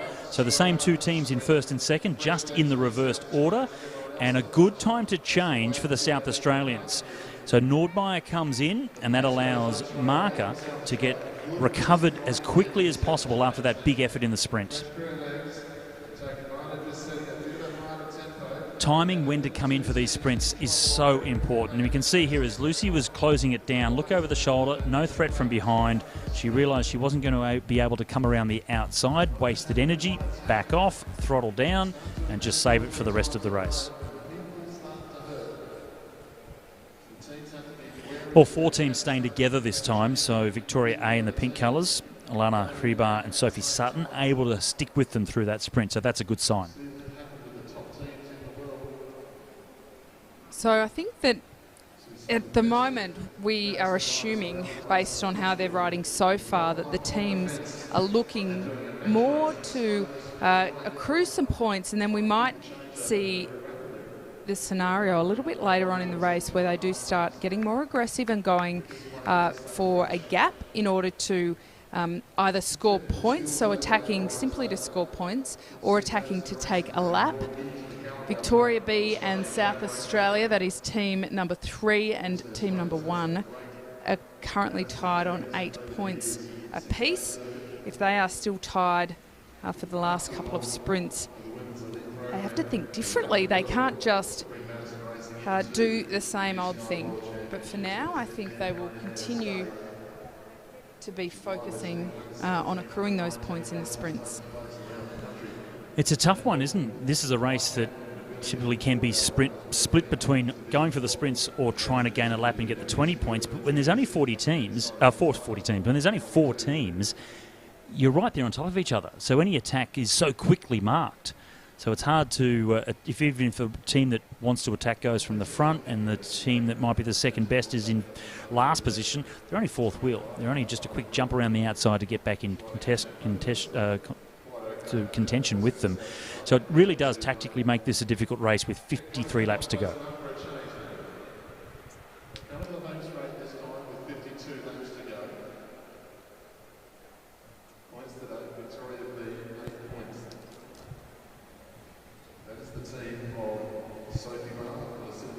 As they come through, 52 laps down, you can see Lucy Stewart just getting out of the saddle now, looking over the shoulder. She knows that there's a sprint coming up, but they're changing really early coming into this sprint. This is where we look to see where the rest of the teams are about to change. And Sophie Meares, with 51 laps to go, might have done this well. It's been a long sprint for her, but the South Australians are not going to make their change in an ideal position. You can see Nordmeyer now still looking for a partner. Meg Marker, she comes in, too late to make that change, and Victoria come away with the 5 points. That was well raced by the two Victorians. Sophie Meares getting the line first, Lucy Stewart setting her up well, and the South Australians will need to rethink where they're going to come in to do their changes, because that was less than ideal. And that can certainly turn the balance of the race when the teams are so close. They do need to nail that technique and make sure those changes are clean. It can also lead to a lot more, not just lost points, but a lot more fatigue if they're not changing efficiently and one of the riders or both of the riders are left unnecessarily doing the work. And even the hand change itself, the sling, you can gain so much through efficiency in change and then lose so much if you're not doing it very well. If you have to accelerate after you change because you weren't able to do the sling very well, that costs you over time. 47 laps to go, and the Victorians are leading the way. Victoria B in the solid block colours. Lucy Stewart and Sophie Meares, they sit on 13 points, only 2 points ahead of South Australia. Then it's Victoria A in the pink with 5 points, and Victoria C, team number 4, that's in the older version of the Victorian team skin suit with the white stripes. They sit in 4th place on 4 points.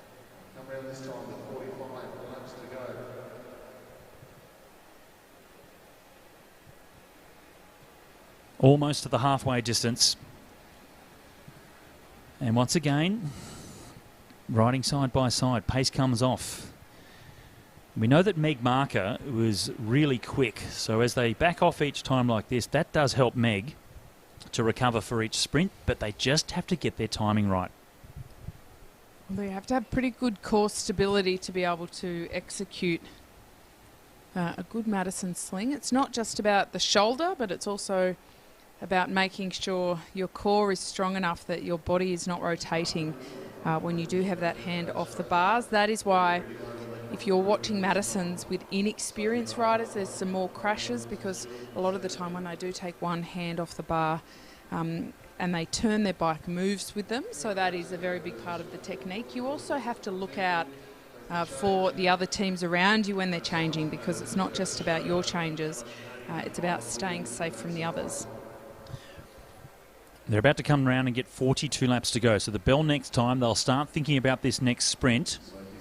And I'm looking out of the race. So Meg Marker has decided to go really early for this one. Smart thinking for her, because she is the only team that is going to change from here through to when they really need to go for the sprint. So Nordmeyer comes in. Lucy Stewart chasing her. She's not going to get to Sophie Maher, though, until they get into the back straight. The gap might already be too big to be closed down. There you can see Stewart now makes the change. Doesn't matter. They are not going to catch the South Australians. That was a smart comeback from the mistake in the previous sprint. That was an efficient way to win the sprint without having to spend the energy battling it out.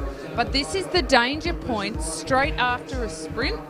They need to keep on it. The South Australians, they just changed, but this gap is opening up and they are absolutely under pressure.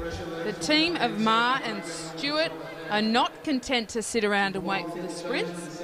They're both teams tied on 16 points, but not for much longer. Smart from the Victorians as well. Didn't quite get the timing right for that sprint, but saw the opportunity. It was going to be a long time for Nordmeyer to catch back up to Meg Marker to do the change. And Sophie Maher, the individual pursuit champion from this week, went straight over the top on the attack. And now this gap is consistent between Lucy Stewart and Meg Marker from South Australia. Look over the shoulder from Lucy.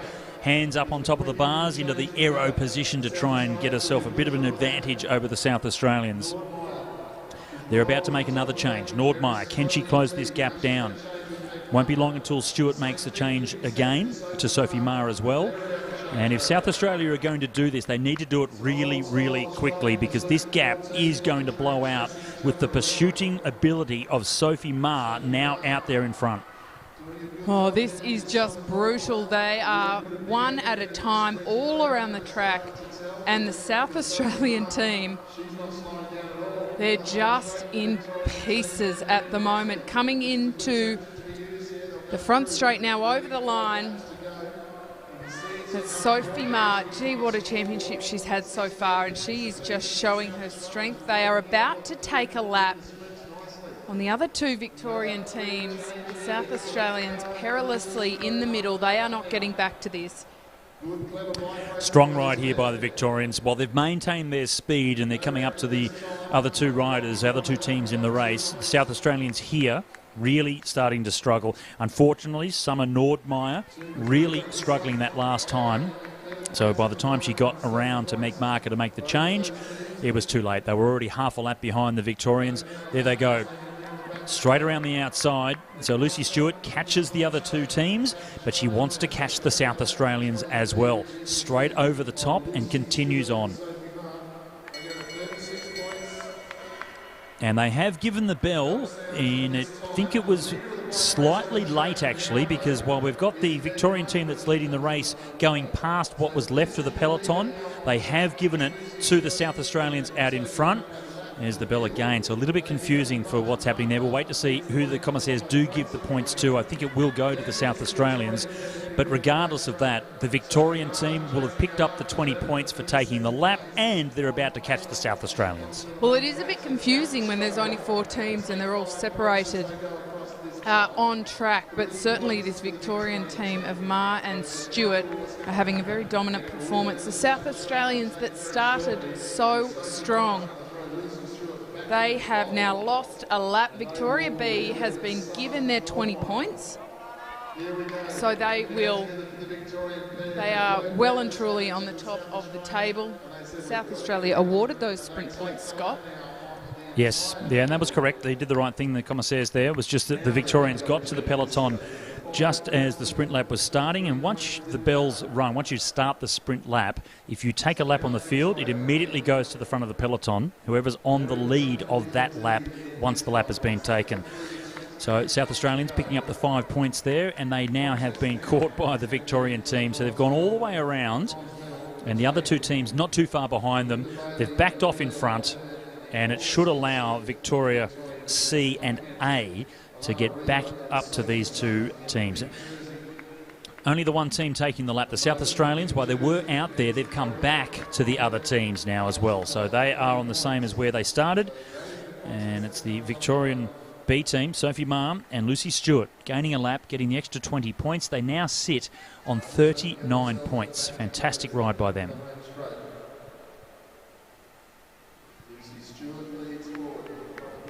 26 laps to go, and the race is just about to come all back together as Lucy Stewart changes to Sophie Ma out in front. Smart move by Sophie. They didn't quite get that sprint right, and knowing that Nordmeyer had a long way to get back around to make a change to Meg Marker, she thought this is the proper opportunity to go and really put her under pressure, and look at the result, absolutely decimating the field.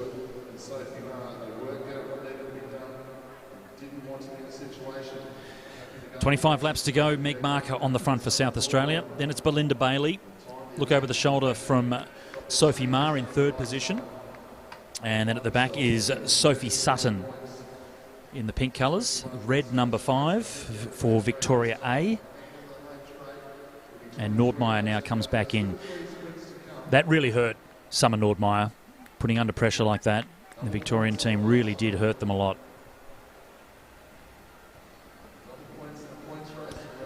Ma making the change now to Lucy Stewart, and they'll start thinking about the next sprint already. They'll be coming around to get 22 laps to go, and you do have to think a couple of laps ahead in Madison to make sure you are in the right position for these sprints, perhaps a little bit less so when it comes to only being 4 teams. Yeah, there's a lot of tactics that play out in sprints in this kind of racing. It's a lot about positioning. You want to go early and make sure you're in a good spot, but you don't want to go too early. The dynamics are significantly different when you do have only 4 teams out there, though. But a very dominant performance thus far from the Victorian B team of Ma and Stewart, and they're not content, Scott. They are keeping going, and that was a very powerful attack by Stewart there for this sprint, and they will take the 5 points. The 3 points will go to the Victoria A team of Alana Reba and Sophie Sutton. And you can see as they came down to the line there, Sophie Ma was about to come in for the change, but she kept on the pedals to make sure the change happened after the finished line.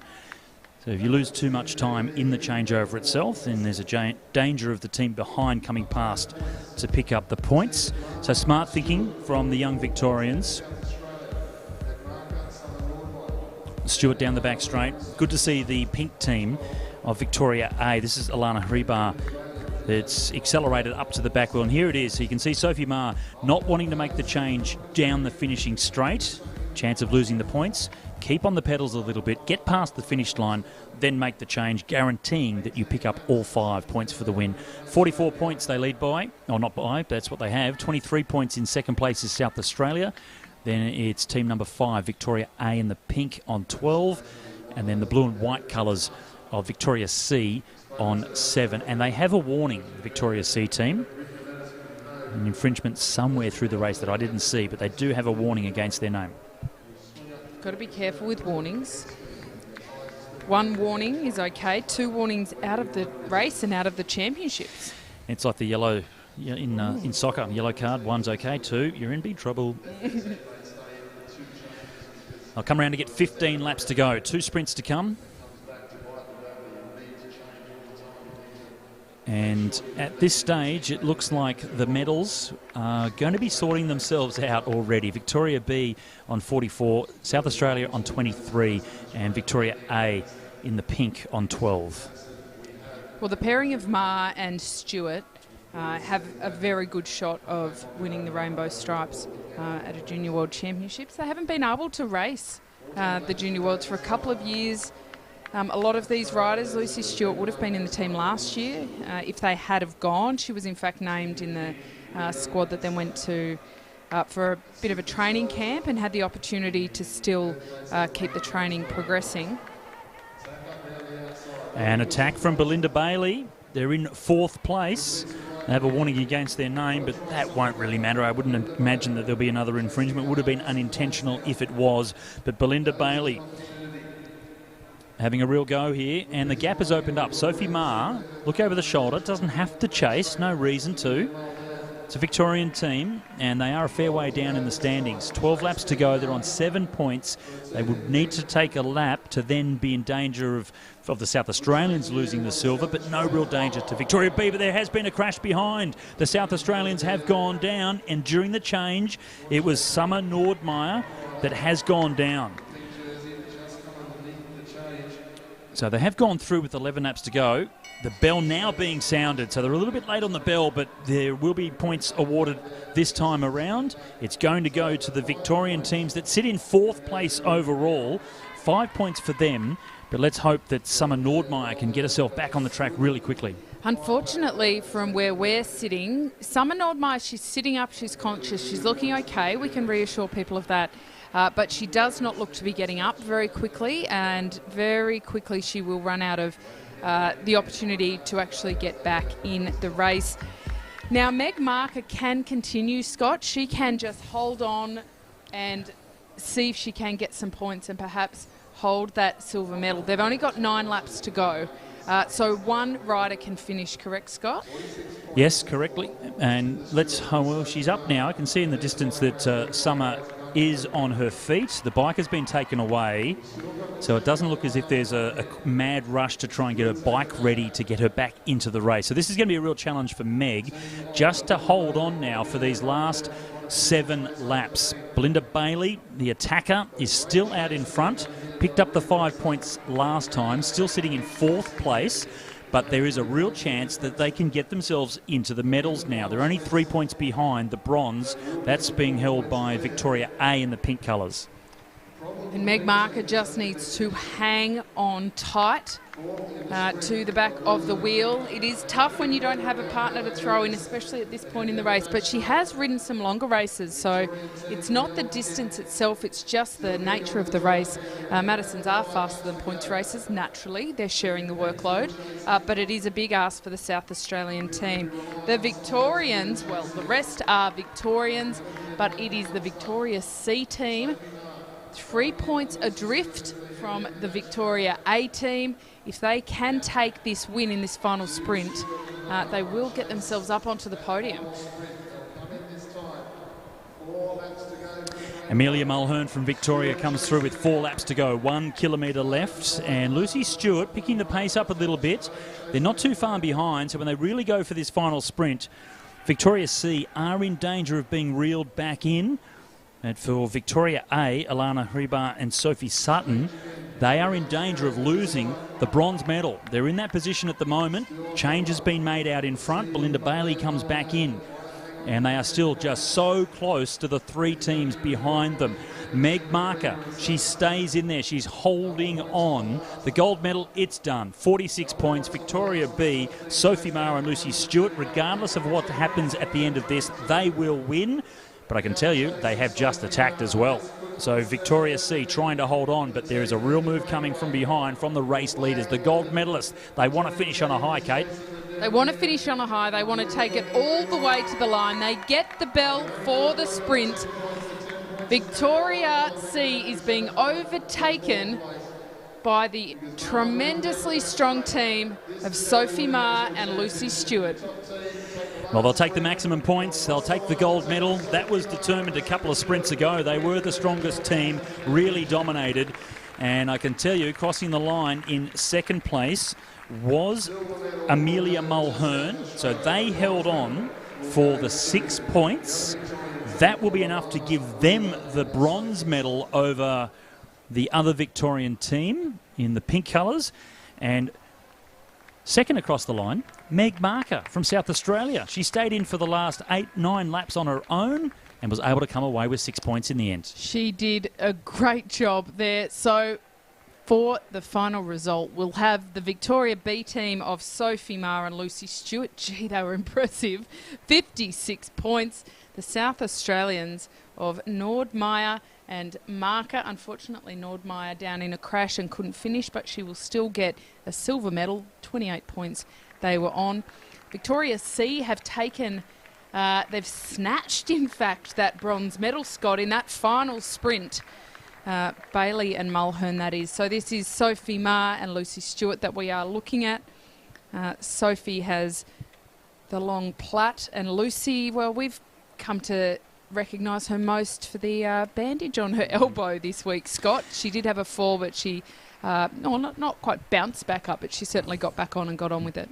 And hit ahead as well, so it's good that she's back in racing again because she's picked up a couple of gold medals. So great to the Victorian team, Ma and Stewart, another gold medal to them, and well done also to the young Victorian team swapping them. Now we get a look at the crash here, and you can see the South Australians coming to change, and it's a classic case of Summer Nordmeyer coming in too slow, and with the difference in the change, that's pulled the back wheel out and taken her over the handlebars. So just coming in a little bit too slow, Summer. That's what's caused that crash there. Junior under-19 women's sprint. This is the race for the bronze medal, and Lily Stratford is one up in the best of three. So looking to chase that bronze. Mirella Willis-Hell from South Australia. Her legs would be in hell tonight. She's had so many races and still another one to come in the women's team sprint final. She's going to do her best to try and get this win and keep it in a chance of going into a decider for the bronze. Stratford in second position. Willis-Hell from South Australia in the lead position. And Stratford now really coming up to crowd Willis-Hell. Bell this time. Now out of the saddle slightly, and the rider from the ACT hard on the back wheel as well. It's difficult to come around from that position, but she has the strength and the speed to get up beside Willis-Hell. Now it's a real fight on the inside. She needed to win this one, and she has. Mirella Willis-Hell gets the win, and that means they'll go to a decider. Lily Stratford comfortably took out the first race, and Willis-Hell showing some real character to muscle her way to a win in race 2. It's going to go to a decider for the bronze. Again, and Willis-Hell, she did ride in the semi-finals, the sprint, then the team sprint in the middle, then the sprint again. No recovery. Looks like she has recovered. She wasn't in this finer shape for the first round. She just looked a little bit off, but it looks like she's found her legs a little bit. And going down to 3, she's had more races tonight than most people will ever have in one evening, especially the sprint riders. So good on her for rallying and getting that one. I hope she's riding the Oceania Championships coming up next weekend, because this has been a great training week for her. She'll be in great form with all these events.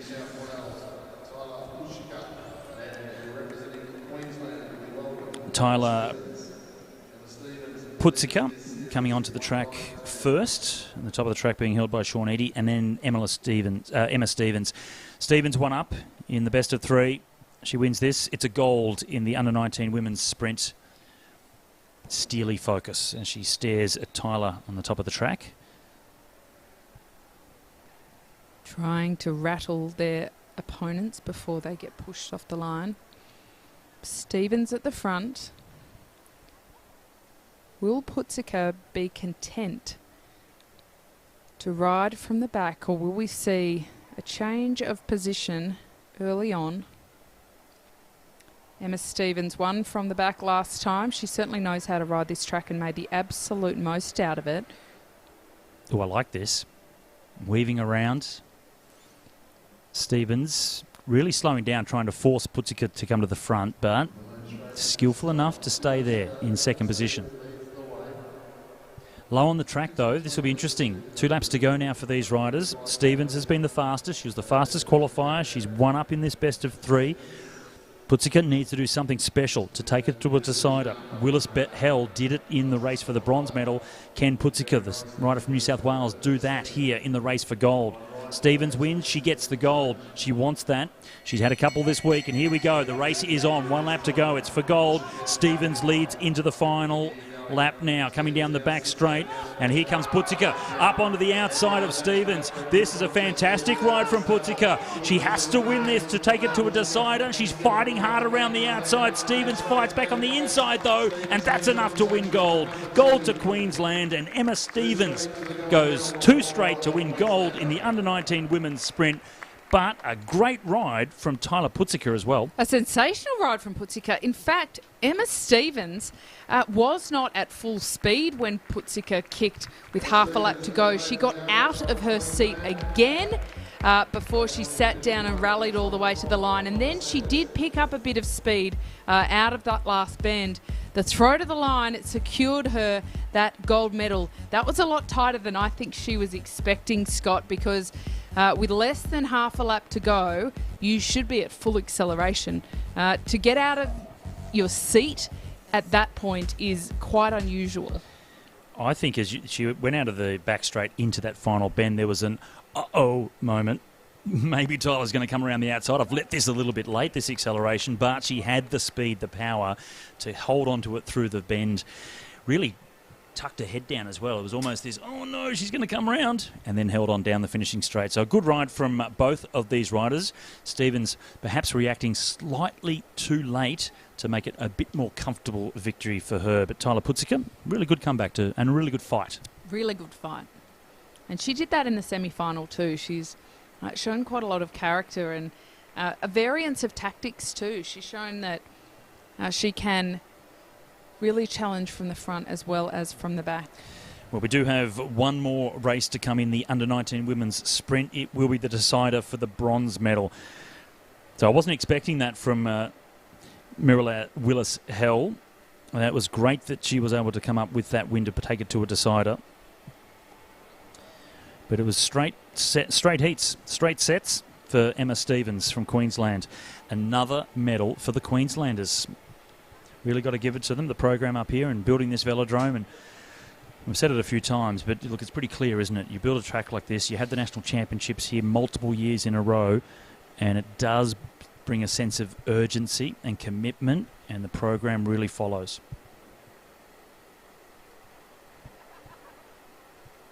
Presentations coming up. We can see the podium just being prepared for the next presentations about to come onto the track, and that will be for the under-19 men's Keirin. Speaking of the Queenslanders, gold and silver it was for the young men.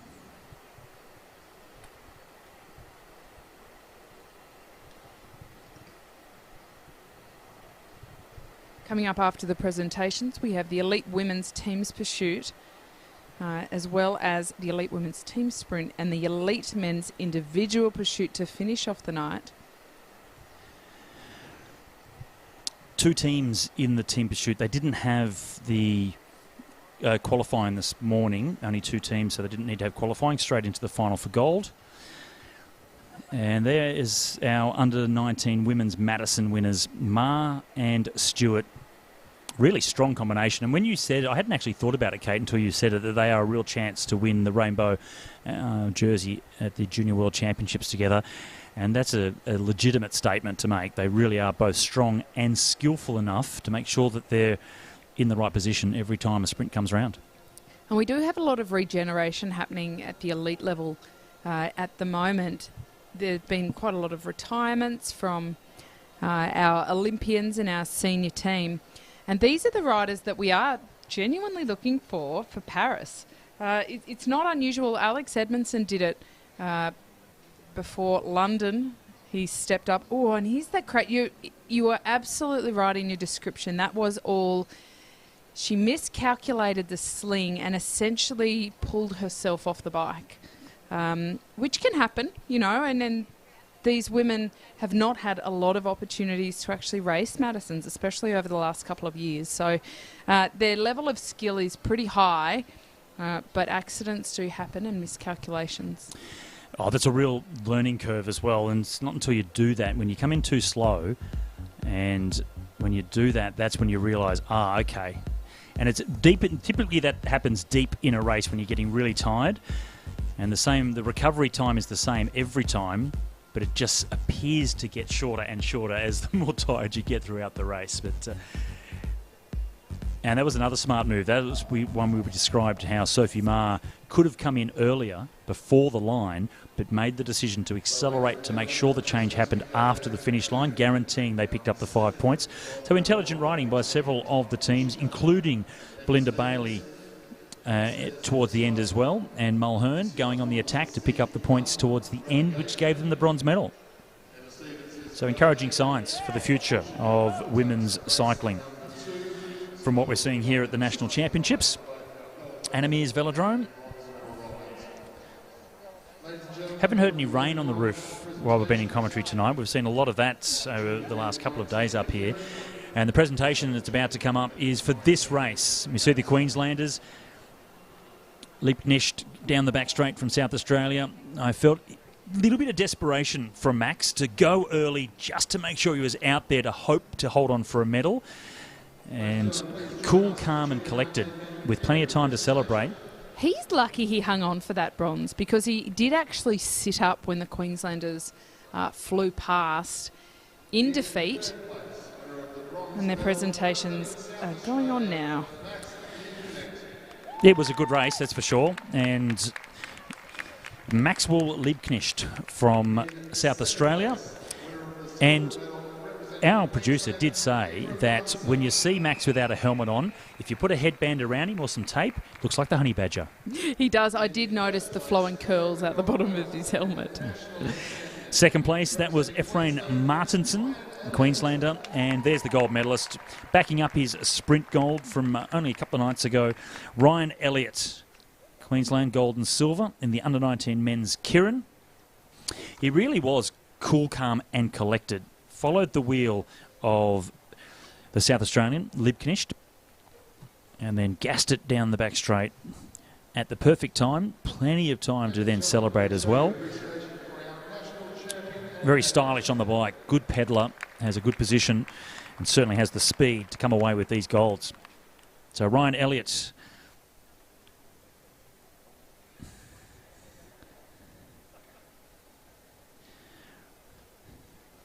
Ryan Elliott, Efrain Martinson and Max the Honey Badger Liebknecht with the bronze medal for South Australia. I'm not even sure if he's old enough to know who the Honey Badger is, to be honest. Being a South Australian, I guarantee he doesn't, because he's a former rugby player in the Honey Badger. It's a big AFL place down there in Adelaide in South Australia.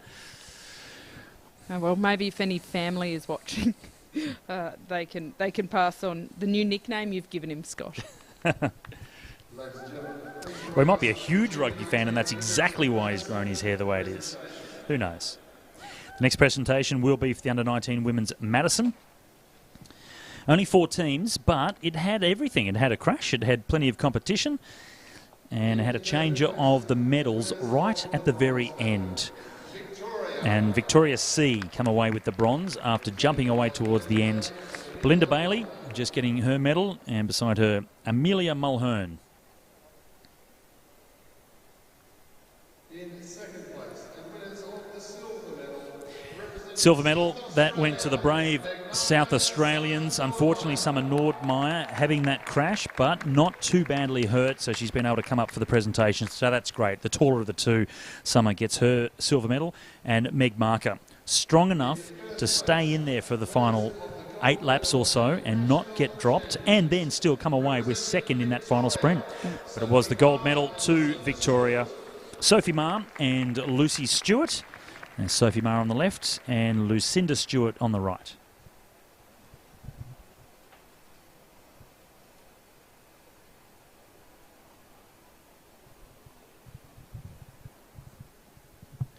Lucy herself sporting some visual signs of a crash not that long ago, but now all that pain's been wiped away with another gold medal.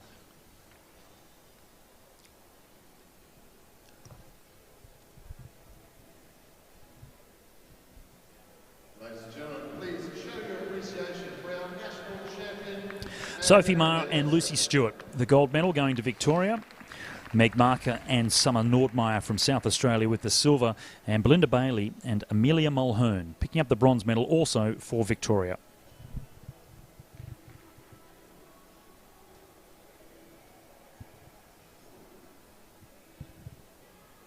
And a good bit of competition between those Victorian teams for the minor medals too, I might add, Scott.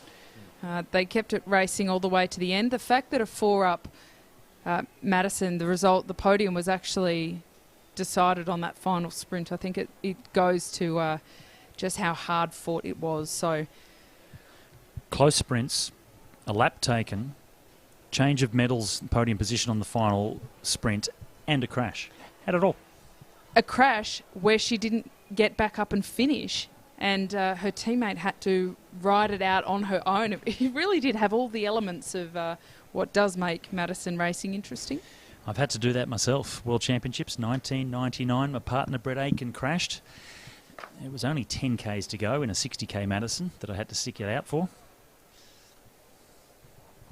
Things you do. That's 40 nasty laps. Oh, yeah. I still remember them. They say pain doesn't last forever, but I still remember that one. But the memories of it do, perhaps. Team pursuit final for the elite women.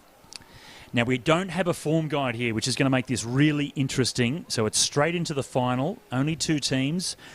Didn't have qualification. And it's going to be South Australia in the home straight versus Queensland on their home boards in the back straight. And we know the South Australians are very well trained and well prepared. I'm not so sure about the Queenslanders if they have the same kind of team pursuit training and depth as we often get from the South Australians. They also have Maeve Plouffe in their team. She's the Australian champion, the Australian record holder for the individual pursuit, and she is a part of the Olympic program. So Chloe Moran, Amber Pate, Ali Anderson and Maeve Plouffe, they'll line up for South Australia in the home straight.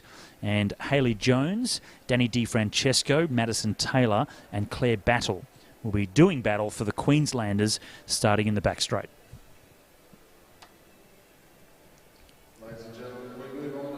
So once one team is locked in place and the flag goes up, the other team amass their bikes. Well, they better hurry up because the clock is ticking now. The countdown starts when the first team is locked and loaded. So the South Australians, by the time Maeve jumps on the bike there, it'll only be about 30 seconds to go. So they need to kind of choppy. A little bit anxiety inducing for both the riders and anybody watching. South Australia has a very strong team. We can expect a fast time from them. Well, we just have stopped the clock, actually. So South Australia did wave it down. It's now back on. So only a couple of seconds delayed into the final 10 seconds now. South Australia versus Queensland. This is the Elite Women's Team Pursuit Final.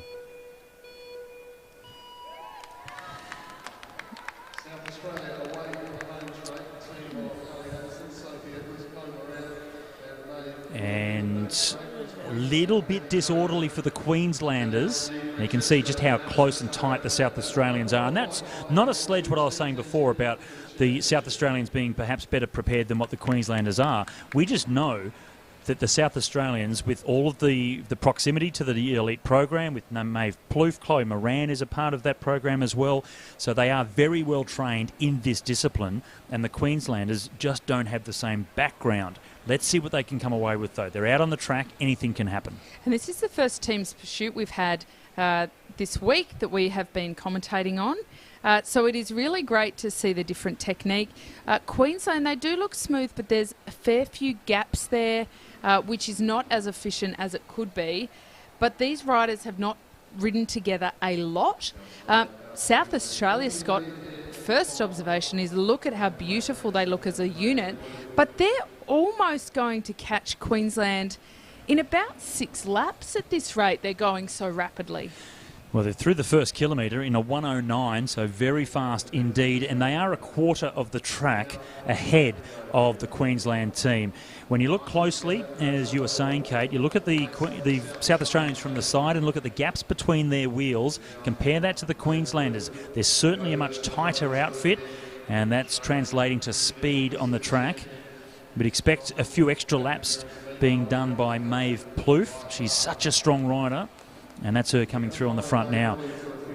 That's more than a lap turn that she's been able to do. Queensland, though, still all 4 riders together.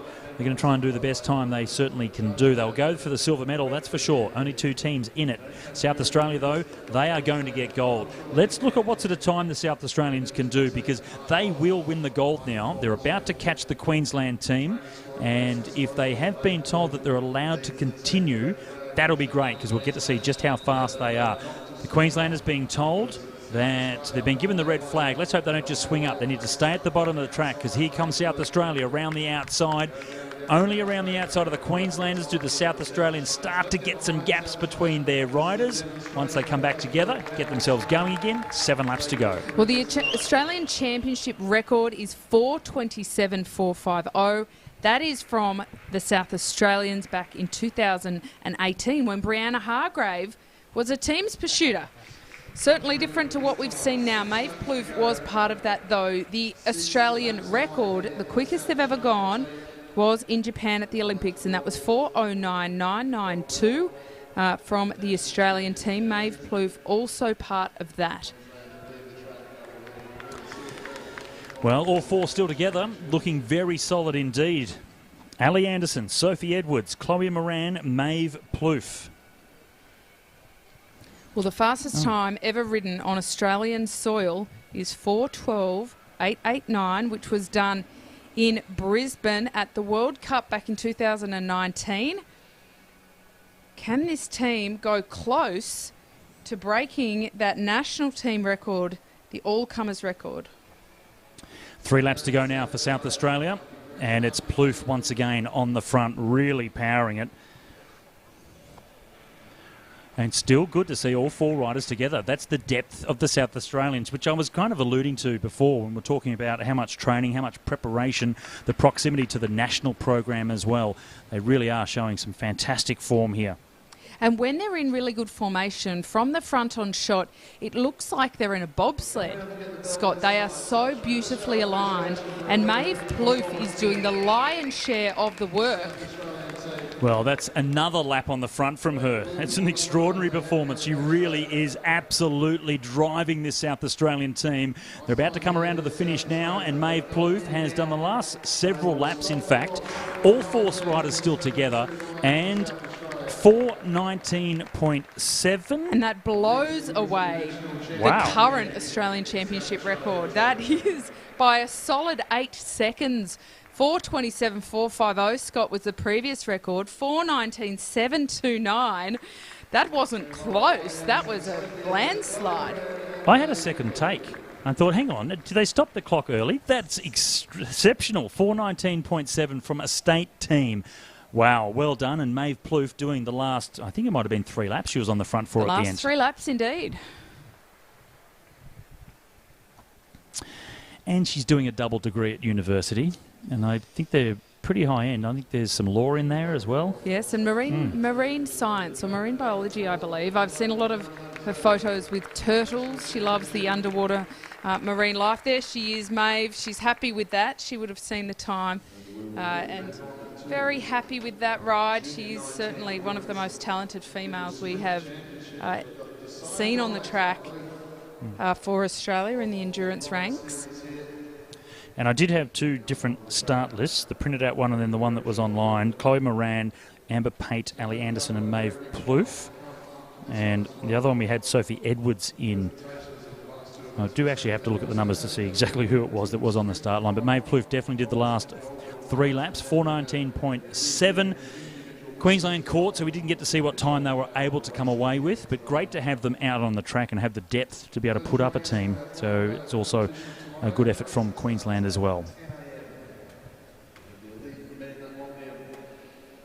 Yeah, so we do have Moran, Pate, Anderson and Plouffe. The quad that completed that, they all look pretty pleased with themselves, as well they should. Great to see records break. They were 7 seconds off the all-comers record that was broken here in 2019. But at that point, the Olympics were supposed to be 6 months away, and that was the full strength of the national team who did that, the Australian national team.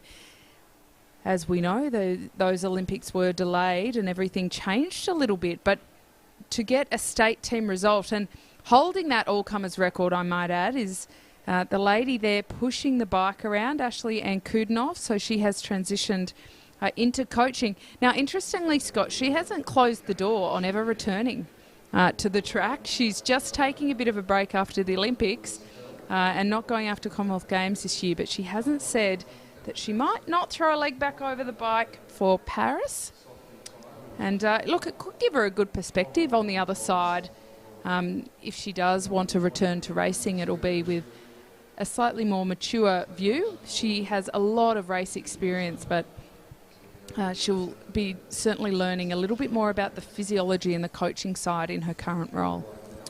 There are a few riders that have stepped out to the pro ranks to keep racing still, that we're hoping will come back for the Paris Olympic Games. Sam Welsford, certainly one of those riders that we'd like to see back on the boards. I'm not sure that's going to happen this year with his DSM team. There's some discussions going on as to whether they'll allow Sam to come back and keep in touch with the track, because if he only waits until the year of the Paris Games, it might be a bit late. He needs to get himself back on the boards in these next couple of years as well. So let's hope that they allow that. Kell O'Brien's another one. I mentioned Sam because I saw his name pop up with watching the coverage. G'day, Sam Welsford. Get back on the track, buddy. Don't leave it too late. Yeah, I know. We can see from Cameron Meares' career that it meant, like, he was sensational on the road. My goodness, he had World Tour contracts, but it wasn't quite enough for his heart. He wanted an Olympic gold medal on the track. Now, tragedy struck his family, and he didn't end up going to Tokyo seeking that gold medal in the Madison. But for Cam Meyer, his heart was really on the track. And I do think that some of our track riders, I hope that they are given the opportunity to return and not having to choose. On to the decider for the bronze medal in the under-19 women's sprint. One race apiece. Doesn't matter anymore. It comes down to who wins this one. And it's fast from the start. Shoulder to shoulder, both riders wanting to take a little bit of control here. Lily Stratford from the ACT on the inside, trying to muscle Mirala Willis-Hell from South Australia, but both of them shoulder to shoulder right from the start. So the pace is on. They've had lots of races, and they're putting a lot of effort in now as they come down the back straight. They'll come around to get the bell, and it's Stratford from the ACT, Willis-Hell from South Australia. Now Stratford gets to the front. Willis-Hell came from behind and put in a fantastic race to take it to a decider. Can she get over the top once more and claim the bronze medal? She's up the side once more, and here she comes around the outside. Big effort from Stratford to try and hold her off on the inside, but Willis-Hell is coming home over the top, and she gets the bronze. She's had more racing than anyone here tonight and still coming up with the goods. It's a bronze to South Australia. We thought she was down for the count in the semi-finals after backing up those rounds with the elite team sprint. We'll see that final soon. But what a sensational ride. She hasn't even been able to salute yet, Scott. I think the fatigue is in full swing. No mistakes were made here, no obvious big mistakes. It was purely a drag race, and when it came down to it, she just was able to muscle over the top and finish it off. A sensational ride by Willis-Hell. It was an arm wrestle for the bronze medal, and South Australia come away with it. Mirala Willis-Hell. Kudos. Showed some real character. So many races. She's forgetting about that, just getting back onto the track and doing what she can. So that was a really strong performance. Lily Stratford doing everything she could to try and hold her off. But Willis-Hell comes away with bronze. Fantastic. So Emma Stevens gets the gold for Queensland in the under-19 women's sprint. Tyler Putzka comes away with the silver for New South Wales. And South Australia with another medal in bronze. Mirala Willis-Hell.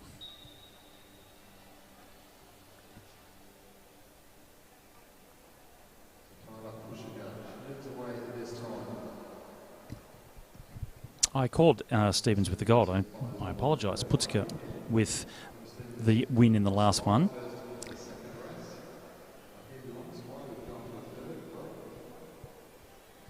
Well, there must have been a relegation there because... We didn't see that, that's for sure. Well, it is what it is, and it's a decider between these two. Oh, Emma Stevens, she's got some skills, girl. Oh, and Putzka, look at that. That's fantastic. Oh, that was a full-blown track stand. Well, technically, they're not allowed to do that for very long, but there was no commissaire over there kind of wandering around with them. So they're getting away with... Oh, that's a dangerous move. Oh, Stevens sensing it. She saw Putzka trying to slow down again and force it to the front. Well, she's gone to the front and she's absolutely gone. Emma Stevens from Queensland. She'll come around to get the bell, and surely it's a gold medal at the end of this lap for her. The gap is absolutely enormous. Emma Stevens down the back straight. You can tick it off now because Putzka has backed off. She realised she made an error. It was a critical one, and it's gold to Queensland. Emma Stevens comes away with victory here in Brisbane. Wasn't that an unusual one? The track standing, their skills are top-notch, sensational for these young riders. Very often in the cycling ranks, you see the riders come through just on this pure physical talent, and they succeed quite easily and rapidly when they're juniors, and then the skills and the racecraft come later. These pair have the skills and the racecraft already at this young age. Bit of concentration. That's all that is needed, though, from Tyler Putzka. A little bit of a mistake. This was great to see, just the way they were able to skillfully stop, move, keep their pedals in the right position if they were going to try and actually do a track stand, which would have got them in trouble, and technically Stevens did. But could this end badly for Stevens?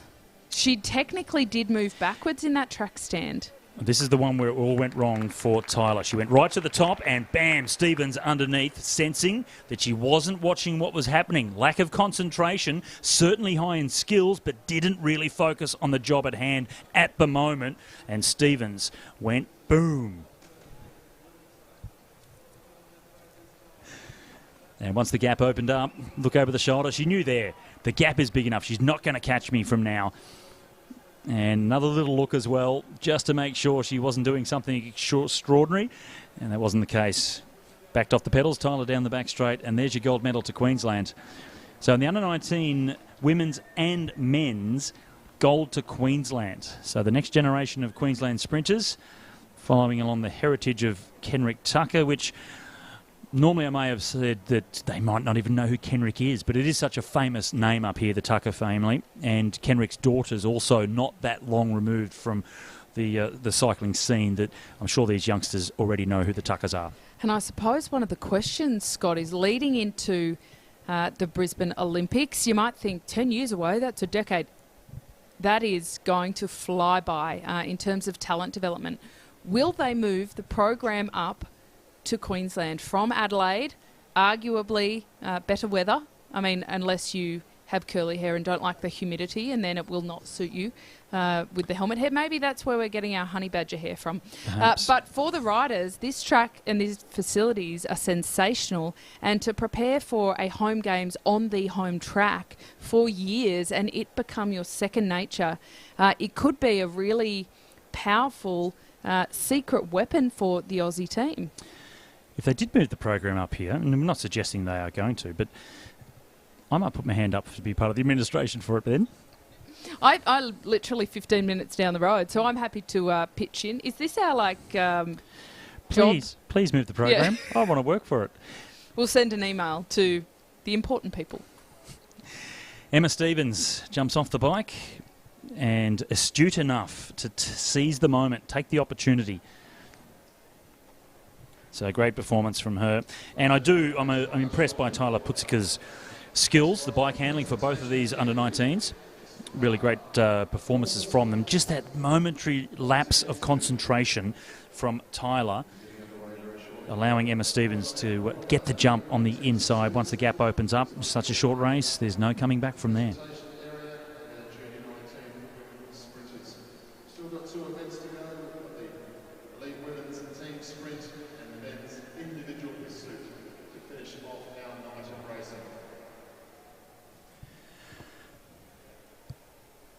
While the presentations are getting themselves, well, the riders are getting themselves ready for the presentations, let's have a quick reminder of what's coming up over the next few weeks.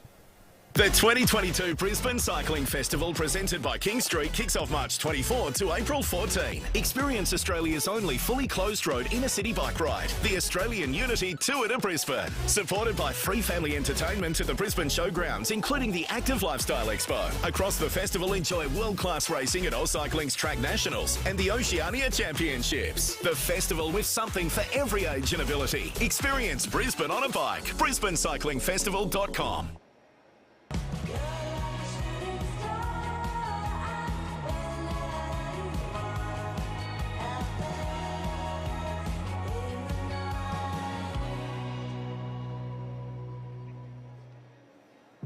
We are not here on this planet to close our eyes to the world.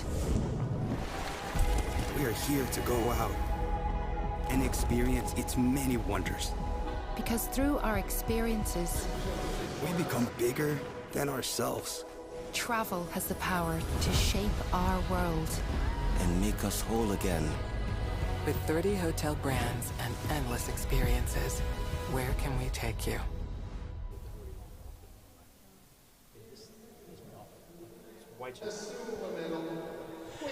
And the team pursuit presentation for the elite women. Silver goes to Queensland. Hayley Jones, Danny DiFrancesco, Madison Taylor and Claire Battle.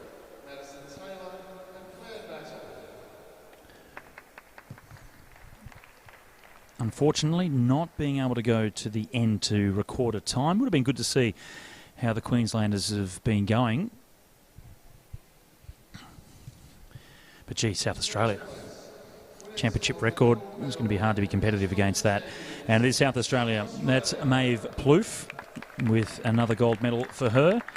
Really is a superstar talent.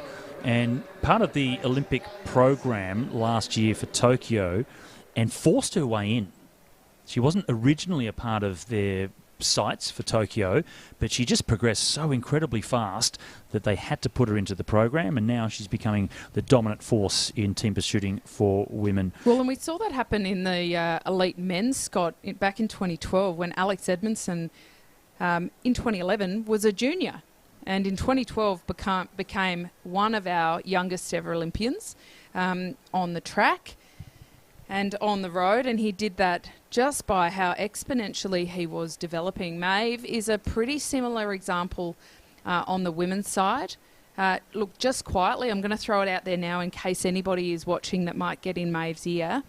I would like to poach her for the Zwift eSports Championships, the World Championships. I was involved this year and directed the women's team for that, and every time I watch it, I keep thinking Maeve would be sensational for that.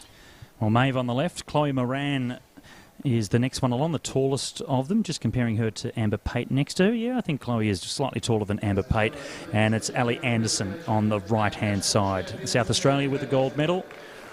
Really well drilled, and while Maeve dominated the final few laps, it was still all four riders together. So really some depth within the South Australian team. And they do have another one they could have called on, which is Sophie Edwards. So they really do have a strong team. Well, interestingly, Sophie Edwards' name has popped up. Chloe Moran is the one that is going to ride in the team sprint bronze final, at least on the start list. So we'll see if that comes, if that eventuates. Yes, I did hear that was going to be the case, that she is going to line up for the sprint final. We'll see. Or the team sprint final. Gold to South Australia in the women's team pursuit, and a new national championship record of 4:19. And a credit to Maeve for those 3 laps that she did on the front, that she didn't drop anyone. Bronze medal in the under-19 women's sprint. That went to Marilla Willis-Hell. What a fantastic comeback it was from her to get the bronze medal, really showing some character. And Tyler Putzika from New South Wales showing some mad skills out on the track. Silver medal going her way. And Queensland with another gold in the sprints competition. Great riding by Emma Stevens. I chatted to her the other night. She's super sassy. Like she she's tough as nails out on the track, but off the track she's quite a soft, kind personality that is quite different to what you imagine when you watch her race. You tend to look at the sprinters when they're out on the track, and Anna Meares was really similar. Like, she was terrifying on the track, but you get her off the track and, she's very chatty, and she's just so thrilled to have the form that she has this week. She's looking forward to Oceanias, and I think that in front of a home crowd and on her home track, it means a lot for her.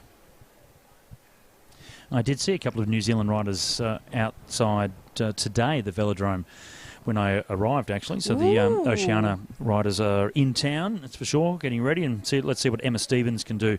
They have a great sprint heritage in New Zealand, so it'll be great to see in the under-19s just how Emma Stevens ends up going. And with Tyler Putzika's skills that she's displayed, she might be able to smart herself into a medal as well. We'll wait and see. So that's coming up next weekend. My first international trip outside of Australia was to New Zealand for Oceania Championships. I was just turned 16. Gosh, I haven't been overseas in a very long time. Even New Zealand seems like the other side of the world at the moment. I did a few Oceania Championships there too. My last one, in fact, of my career, about a week before I had a coffee with my coach, Gary Sutton, and said, see ya. Haven't touched a track bike since, I might add, and I do keep promising to get back on, threatening.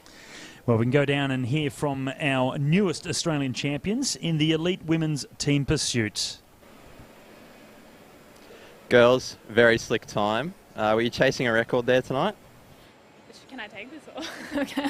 Absolutely. We wanted the Australian Championship record. But South Australia has a really rich history of doing really well in this event, in the team pursuit at Nationals. We've had teams in the past with Olympic and world champions, so to break the Australian Championship record out here tonight in Brisbane with this team is absolutely incredible, and I think the girls deserved it. Yeah.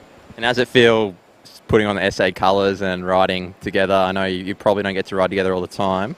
No, this was actually, believe it or not, the first time we've all ridden together as a team. So obviously we've got some girls like Amber and Chloe in the academy and podium squad in Adelaide. But then the young guns are also coming up, and this is a great opportunity for them to get exposure to a fast team pursuit team and hopefully work their way up to World Cups and World Championship events. So it's great practice, but we're also fortunate enough to have some of the best team pursuiters in Australia in Adelaide. So it's a very strong list SA has. Is that a credit to the program that Brett Aitken has down there, and a lot of sassy? Absolutely. I think all the girls on the team were brought up by Brett Aitken and brought through the program, so that's incredible. And I remember being here, I think maybe 3 or 4 years ago, breaking an Australian Championship record with a 28 with, I think it was Alex Manley and Nettie Edmondson and Brie Hargrave, and I think I got dropped from that team actually.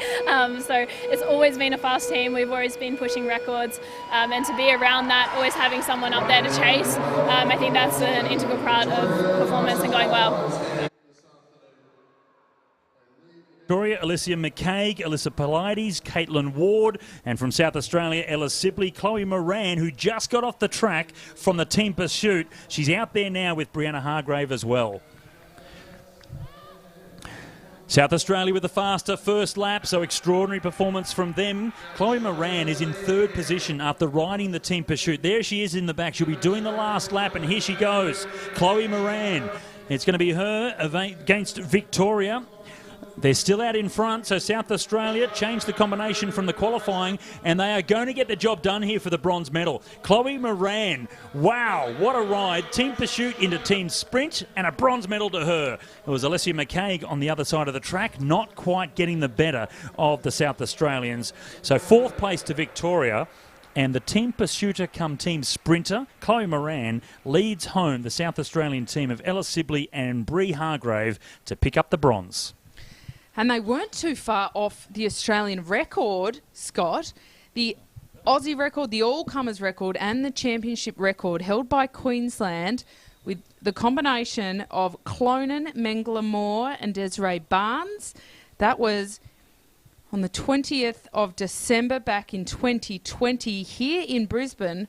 49.351 the South Australians just rode. that is the record.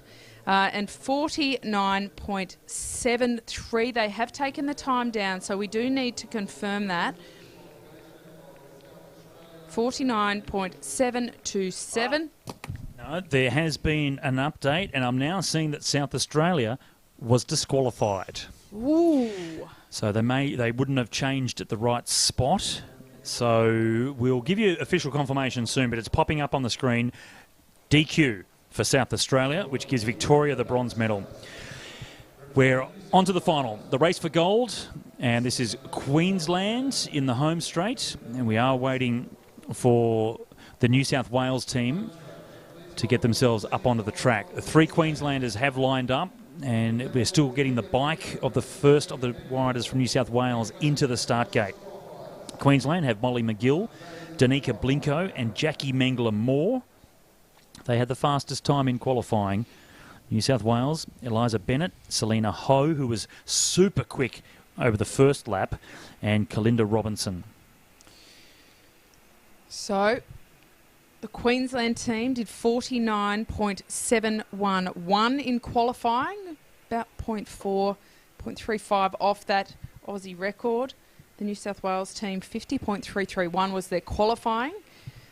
0.6 of a second between over this distance. We wouldn't necessarily call that close, but we did note that Selena Ho started so quickly that a big gap opened up. Did she do that for the starting time to try and record that time ahead of Com Games, or just so speedy out of the block? Let's see what happens here. They've got 15 seconds on the countdown clock. Selena Ho, the starter for New South Wales. It's Molly McGill for Queensland. And McGill in the home straight gets them underway, and there's Selena Ho. We saw how quick she was in the qualifying, and she's doing it again. Queensland just starting to let a little bit of distance between each other. This is Selena Ho. Have a look at her go. Go, go, go, Ho, as she comes around half a lap in, now into the completed full lap, up and out of the way. Queensland coming through with a little bit of work to do. Such a fast start from New South Wales thanks to Selena Ho, but Queensland are starting to come back. Well, New South Wales out like a jet, but Queensland have the advantage now, coming around with the lap to go. 49.711 in the qualifying, a convincing win. New South Wales much closer. Kalinda Robinson trying to do the job for New South Wales, but it is Queensland that come away with the gold. 49.94, and Mengler-Moore gets the job done for the Queenslanders.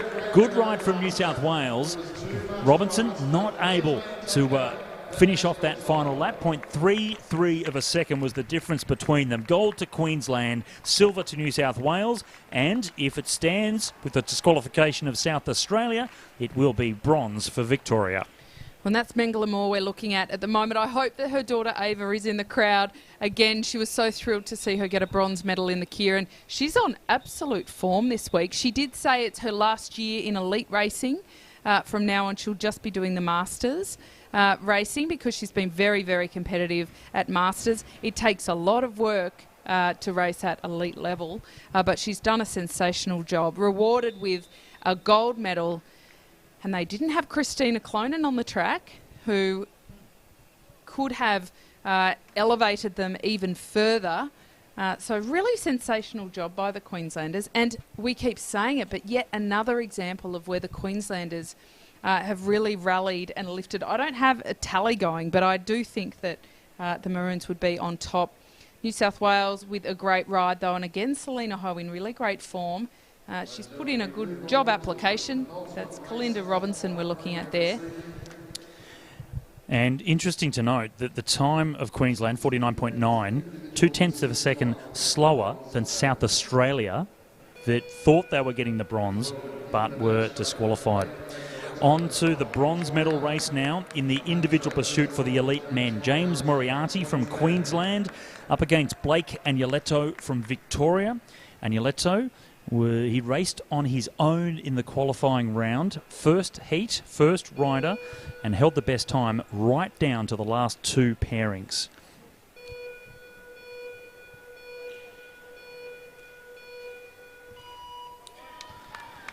The silver medalist from last year, James Moriarty, but slower in qualifying than he was able to produce at the National Championships on this same velodrome last year. For Blake Agnoletto, he was 8 seconds faster this year than he was last year. He is coming of age, the youngster from Bendigo in Victoria.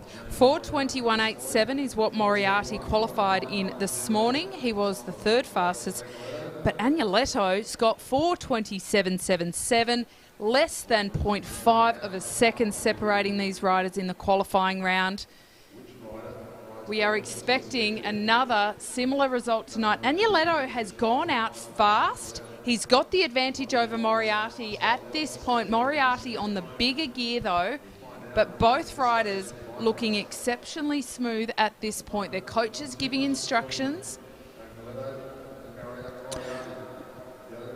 Blake did have the fastest splits for most of the qualifying until it did get into those last couple of rounds. I was chatting to his father, Sandy, who's just come in yesterday, actually.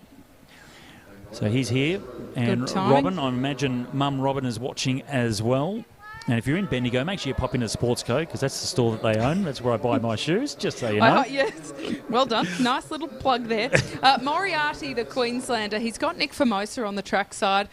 Nick has been involved in both state and national level coaching for quite a while now with the Olympic and Paralympic program. He is an absolute cracker of a coach. He's a sports physiologist. He does a lot on setup. He's cool and calm. Moriarty has just taken the lead. And Nick Formosa is not even, he does not look fussed. He is just giving him a slight hurry up, but giving him a lot of reassurance. That is the job of the coach on the track side, to keep them calm and tell them they're under control. Agnoletto needs to lift. If Moriarty gets too much of an advantage here, it's hard to bring back. Gap out to 0.3 of a second now. Agnoletto with the faster start. Now Moriarty starting to find his straps, getting into a rhythm. Out to 0.5 of a second. I think Moriarty would have been disappointed with his qualifying time this morning. He was hoping for a little bit more. Now he has a point to prove. Wants to win this, get the bronze medal and post a fast time. It's now out to 0.6 of a second. Question is being asked of Blake Agnoletto. What have you got left in those young legs, young man? Can you bring this one home? Well, Moriarty just increasing his speed. Agnoletto has not slowed down, but Moriarty has kicked it up another gear. Home track, he is familiar with the individual pursuit. Again, he didn't get to go to Junior Worlds last year, but this year he is in the elites, and he's looking to put his hand up for the Commonwealth Games and for the elite program. Well, Agnoletto's not letting go. It's 0.7. Moriarty inching further out, but they're about to come around to get 4 laps to go. The final kilometre, and while Moriarty is holding a lead, it's 0.61 of a second. So Agnoletto is not giving up. He's going to fight this one all the way down to the line. And we'll get the next time split as they come around to get 3 laps to go. Queensland's Moriarty, he leads the way in the race for the bronze, but it's 0.3 now. 3 laps to go, and the Victorian is coming back. Blake Agnoletto, the youngster, 8 seconds faster in qualifying than he was 12 months ago. Can he do something special here and claim the bronze medal over James Moriarty from Queensland? He's in front. 0.05 of a second. It's a comeback from the young Victorian. Blake Agnoletto is coming from the clouds. He wants this bronze medal, and Moriarty has to dig deep if he wants to get back in touch. 0.5 in qualifying, a different story in the final. Agnoletto into the final lap, 0.36 leading. Coming around, half a lap to go. It's been a comeback from Agnoletto. Has Moriarty got anything in these closing metres to come back and get the bronze medal? It doesn't look so. It's a bronze medal to Victoria, and what a performance from the youngster Blake Agnoletto with a 4:17.465. Wow! 8 seconds faster in qualifying from last year. He's just wiped another 3 seconds off that here in the final. Moriarty, 1 second exactly behind. 4th place for him, but bronze goes to the youngster from Vic. So far, we have not seen the track be super fast at night. We haven't seen the times improving from qualifying. Well, haven't these gents just proven us wrong? because that was a sensational improvement. 4:17, 4:65, an incredible time. And Moriarty also improving his time by 2 seconds from where he qualified. Both of them not breaking that 4:20 mark. That just leads me, Scott, to what can Connor Lay do? Juicy. Here we go.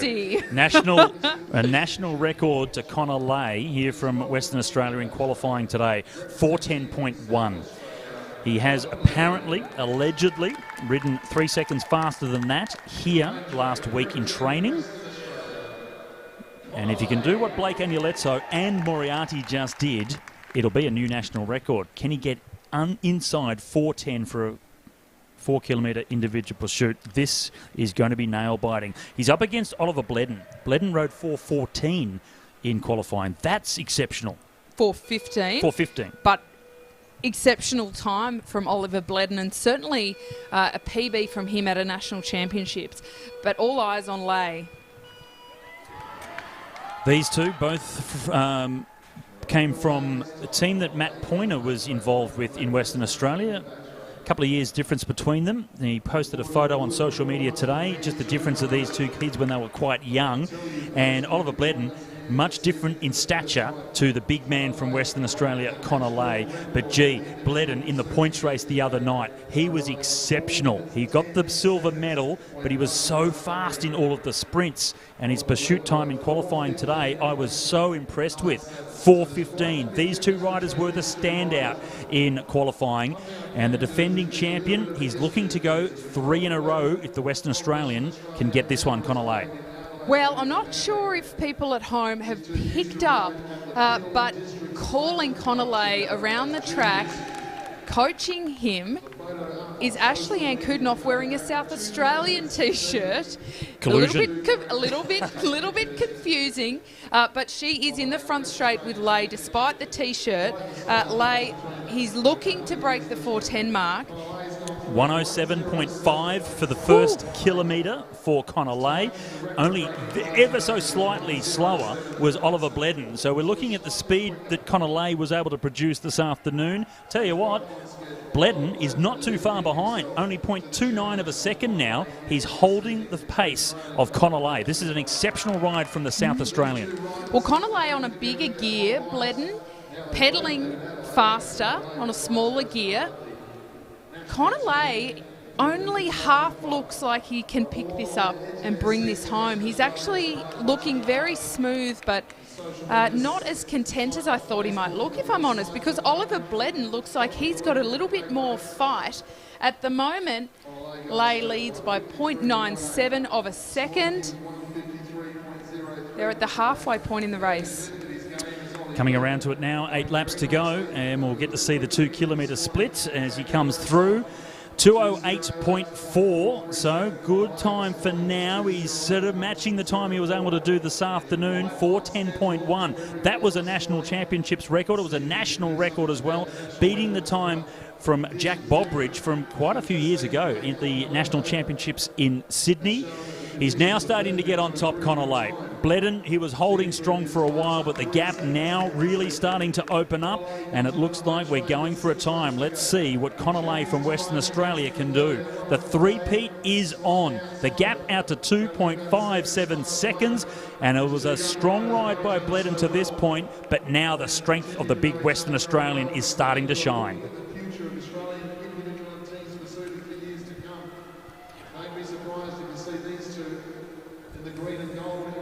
3.36 seconds is the difference now. The gold medal, I think it's secure. It's going to Western Australia. It has gone to the same person for the last 2 years. It will be 3 in a row. But the time, that's what I'm interested in. What can Connor Lay come away with? He's going a little bit slower than he was this morning. He came through with a 3:10. He would have to go sub-minute for this final kilometre to go under the 4:10 mark. He looks to be slowing a bit, albeit definitely going after this gold medal. Now, that record that he broke was over a decade old, Scott, because Jack Bobridge, he broke that record. He laid that record down at 4:10.5 in 2011. 2 laps to go now for Connor Lay. It is a gold medal. He's going to catch, or almost catch. He might not even get there, actually. Oliver Bledden. It's been a brave fight from him. 4:15 in qualifying. That's an impressive time. And for Connolly, he comes round to get 1 lap to go. He may not catch Bledden. It doesn't matter. He'll get into his slipstream as he comes down the back straight. It's gold to Western Australia. The big, powerful Western Australian Connolly does a three-peat. 3 individual pursuit titles in a row. It's gold to Connolly in a time of 4:13.225. Doesn't break the record that he set earlier today, but hey, 4:13, that's super quick anyway. Bledden faded towards the end. He went out hard to try and match Connor, but wasn't able to do so. 4:21 for him, slower than we saw from both the riders that raced for 3rd and 4th. And a happy man, Connolly from Western Australia. He rode a solid race. It was going to be a big ask to go under 4:10. Perhaps frustrating for him because he knows he can do it. He's done it in training. But they are under a very heavy workload, and there is a degree of riding into form ahead of Oceanias next week. We will have to keep all eyes on that to see if he can break that 4:10 mark here at Oceanias after a couple of easy days. He's had a couple of big days with the bunch racing, so it's not as though he's fresh as a daisy. Very impressive riding qualifying. Likewise here in the final. Gold medal going to Connolly, 3 in a row. He's dominated the individual pursuit at the AusCycling Track National Championships for the last 3 years. And Oliver Bledden, who's a couple of years younger than Connor, keep an eye out for him. He will be part of the Australian team pursuit team for the Oceania Championships on the coming weekend. So he has already impressed the national coach, Brett Aitken, the interim coach of the track endurance program, enough to get a go. What do we think's down the front of his skin suit, Scott? I was curious. It looked like a radio. It is not a radio. I wonder if it's a heart rate monitor or something like that. I'll have to he has got the strap around. That. He does, yes. And he has got the strange UFO helmet. The POC. The POC helmets, yes. I think they're atrocious, I have to say. I mean, they're very effective and they are very aerodynamic, but yes, they're a bit of a sight, aren't they? Well, it has been a fantastic national championships thus far, and thanks to Brisbane and the Brisbane Council and all of our partners, the Brisbane Cycling Festival is all a part of what we're doing here, and they have the Tour de Brisbane coming up soon. The Grand Fondo event is quite unique when they close the inner city roads and highways, riding through the tunnel as part of the National Road Series, and as well on the same course, the Grand Fondo riders up over Mount Cootha. So that's all coming up over the next couple of weeks. Southeast Queensland, it's a place to be at this time of year, especially if you're a duck. At any time of year. Well, yes, unusual rainfall, Scott. This is our last event for the evening, so congratulations to all of the riders tonight. Now, tomorrow night is the final night of these championships, the Elite Championships, and we've got some crackers on. We've got the Junior 19 men teams pursuit going for gold. We have the para tandem sprint. Oh, that's always a very scintillating race. We have got the Elite Women's points race, so that's fun for me. I always love the points racing. And the Junior 19 men's scratch race as well. The Elite men's Omnium also wraps up, so we've got 2 points races indeed. And that is starting at 5:30 local time here in Queensland. So if you are able to come out, please do. It is the last chance you'll have this week to watch the Aussie National Championships. A couple of presentations still to come. That is the last of the events on the track here tonight in the penultimate night of competition here in Brisbane. But we do have the presentations still to come, so please stick around. We won't be too far away for getting those prezos happening. You can see the presentation area is ready.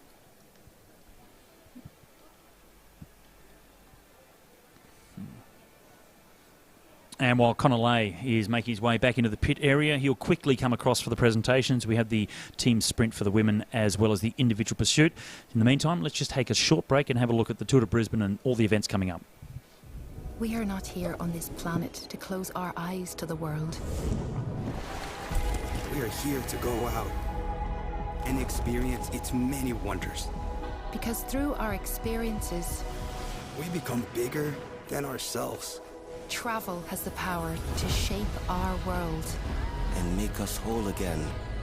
With 30 hotel brands and endless experiences, where can we take you?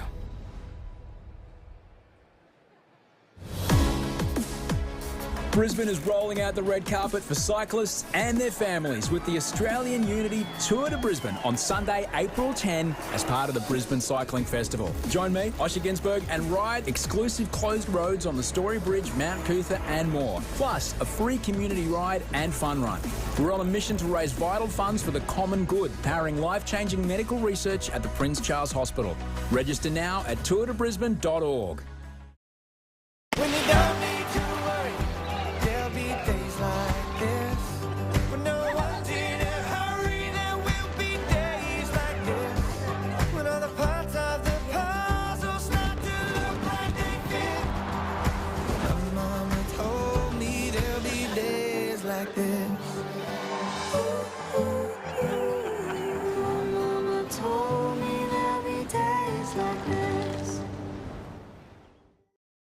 The 2022 Brisbane Cycling Festival, presented by King Street, kicks off March 24 to April 14. Experience Australia's only fully closed road inner city bike ride, the Australian Unity Tour de Brisbane. Supported by free family entertainment at the Brisbane Showgrounds, including the Active Lifestyle Expo. Across the festival, enjoy world-class racing at AusCycling's Track Nationals and the Oceania Championships. The festival with something for every age and ability. Experience Brisbane on a bike. BrisbaneCyclingFestival.com.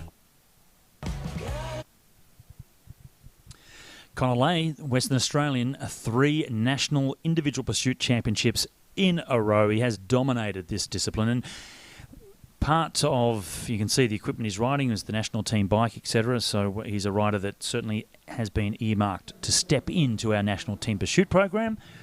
So we'll see how that goes over the next couple of years. Birmingham, it's calling. Is Connor Lay going to answer it?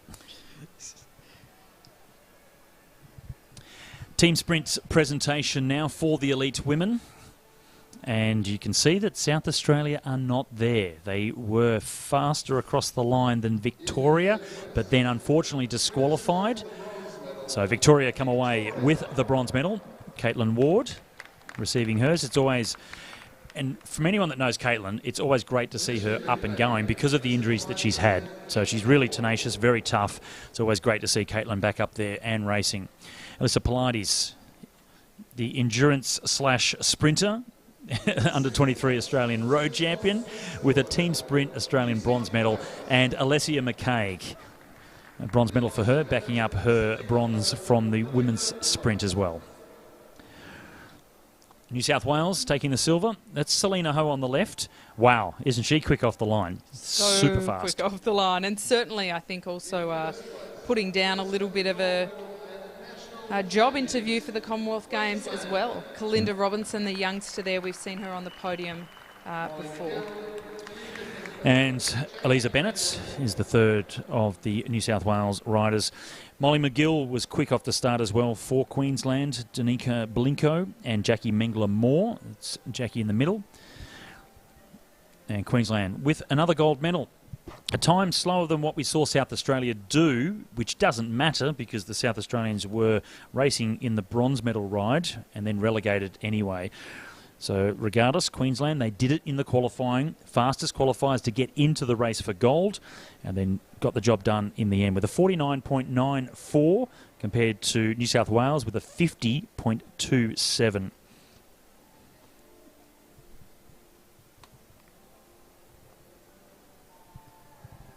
Gee, we've had some sensational racing, haven't we, this week, Scott? It keeps coming, doesn't it? And, you know, you come into a championships like this and you think, well, okay, where are the Tokyo Olympians? You know, and a lot of them are off either having a break or gone into the professional ranks in the road to prepare for a road career. And you think, well, how's the championships going to go without them? It's been fantastic. The competition has been good. It's a generation change, and that was made even more obvious. This is normally a championship we would see the year post-Olympics, where you have, you know, fewer of the most recognised names. But because of the delay for a year, we've actually, by the time we've come to there's been a bit of an overlap between the current and the next generation, and I think that that's really contributed to what has been a really high standard of racing. The names may be new, but the quality of racing certainly hasn't dropped at all. And for the elite men's individual pursuit, I'll show my bias here because I do ride with Blake when I am in Bendigo, friends of the family. So Blake Agnoletto with the bronze medal. A really good comeback fight for him in that bronze medal ride. Oliver Bledden, silver medal from him. He's been impressive this week. He might be a little bit disappointed with the final time in the end in the final, but he put out a great qualifier and he's been really good in the bunch races. And Connor Lay, a three-peat, 3 national championships in a row in the individual pursuit. The big Western Australian backing up his bronze medal in the time trial at the Road National Championships with another gold in the individual pursuit on the track. Aussie record to boot. He's been warming up for this all week. He's been close but no cigar in the bunch races. Really strong, but just nobody letting him take the opportunity at all. But this is his event, and boy, did he shine.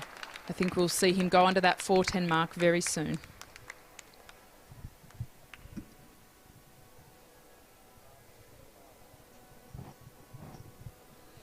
Connor Lay, Oliver Bledden and Blake Agnoletto. Gold, silver and bronze in the elite men's individual pursuit. It was the final event of the penultimate night of competition here in Brisbane. AusCycling Track National Championships. Some great performances from our elite riders, but also so many sensational performances from our under-19s and earlier in the competition, the under-17s and 15s as well, inspired by being here at the championships with the elite riders. First time that has happened for a very long time indeed. We can see we're about to have an interview with Connor Lay, the big Western Australian. New national record to him, so fantastic performance in the qualifying. Gold medal wrapped up by getting the better of Oliver Bledden in the final. And he'll be thrilled with that. He's been waiting all week. And let's hear what he has to say. Must be 3 questions. So, Connor, amazing day from you, mate. How was that? Yeah, it's unreal. You know, I've been hunting that record for a while. I wanted to go under the 4:10 barrier, but I mean, you got to take what you can get sometimes. And yeah, to race Ollie in the finals, it's pretty surreal. We've grown up together. He's a few years younger than me, and I've seen him grow into such an amazing athlete. And I just know he's gonna be pushing me for the next few years. It's gonna be annoying, but it's good to see for him. And yeah, like we grew up in the same neighbourhood, so to be here representing different states is pretty mind blowing. How long have you been chasing that 4:10 barrier, especially Bobridge's record? Yeah, I probably known I'm capable of it for probably 2 years, but things just haven't lined up. I've had crashes, broken bones, or just hadn't had the best lead in. But yeah, pretty stoked to put it together this year and put a good ride out on the track. Yeah. This is now 3 in a row for you, and we're looking at international racing coming up pretty soon. How excited are you with this in your bag now? Oh yeah, super stoked. There's some big races coming up, some World Cups, Com Games, which will be enormous if I get selected for that. And there's a individual pursuit there. So yeah, I hope this has put me in a good stead to get selection for that event and for that team. And yeah, hopefully things just get faster and faster. Good. Com Games coming up. I reckon this has put him in good stead, Kate Bates. I think it has. There's no individual pursuit at the Olympic Games, but there is at the Com Games. And so for an individual pursuiter, arguably the Com Games are the absolute prize. Compared to perhaps the Olympics where they do it on their own. And Connor Lay, just look at how smooth he was here. Sensational riding.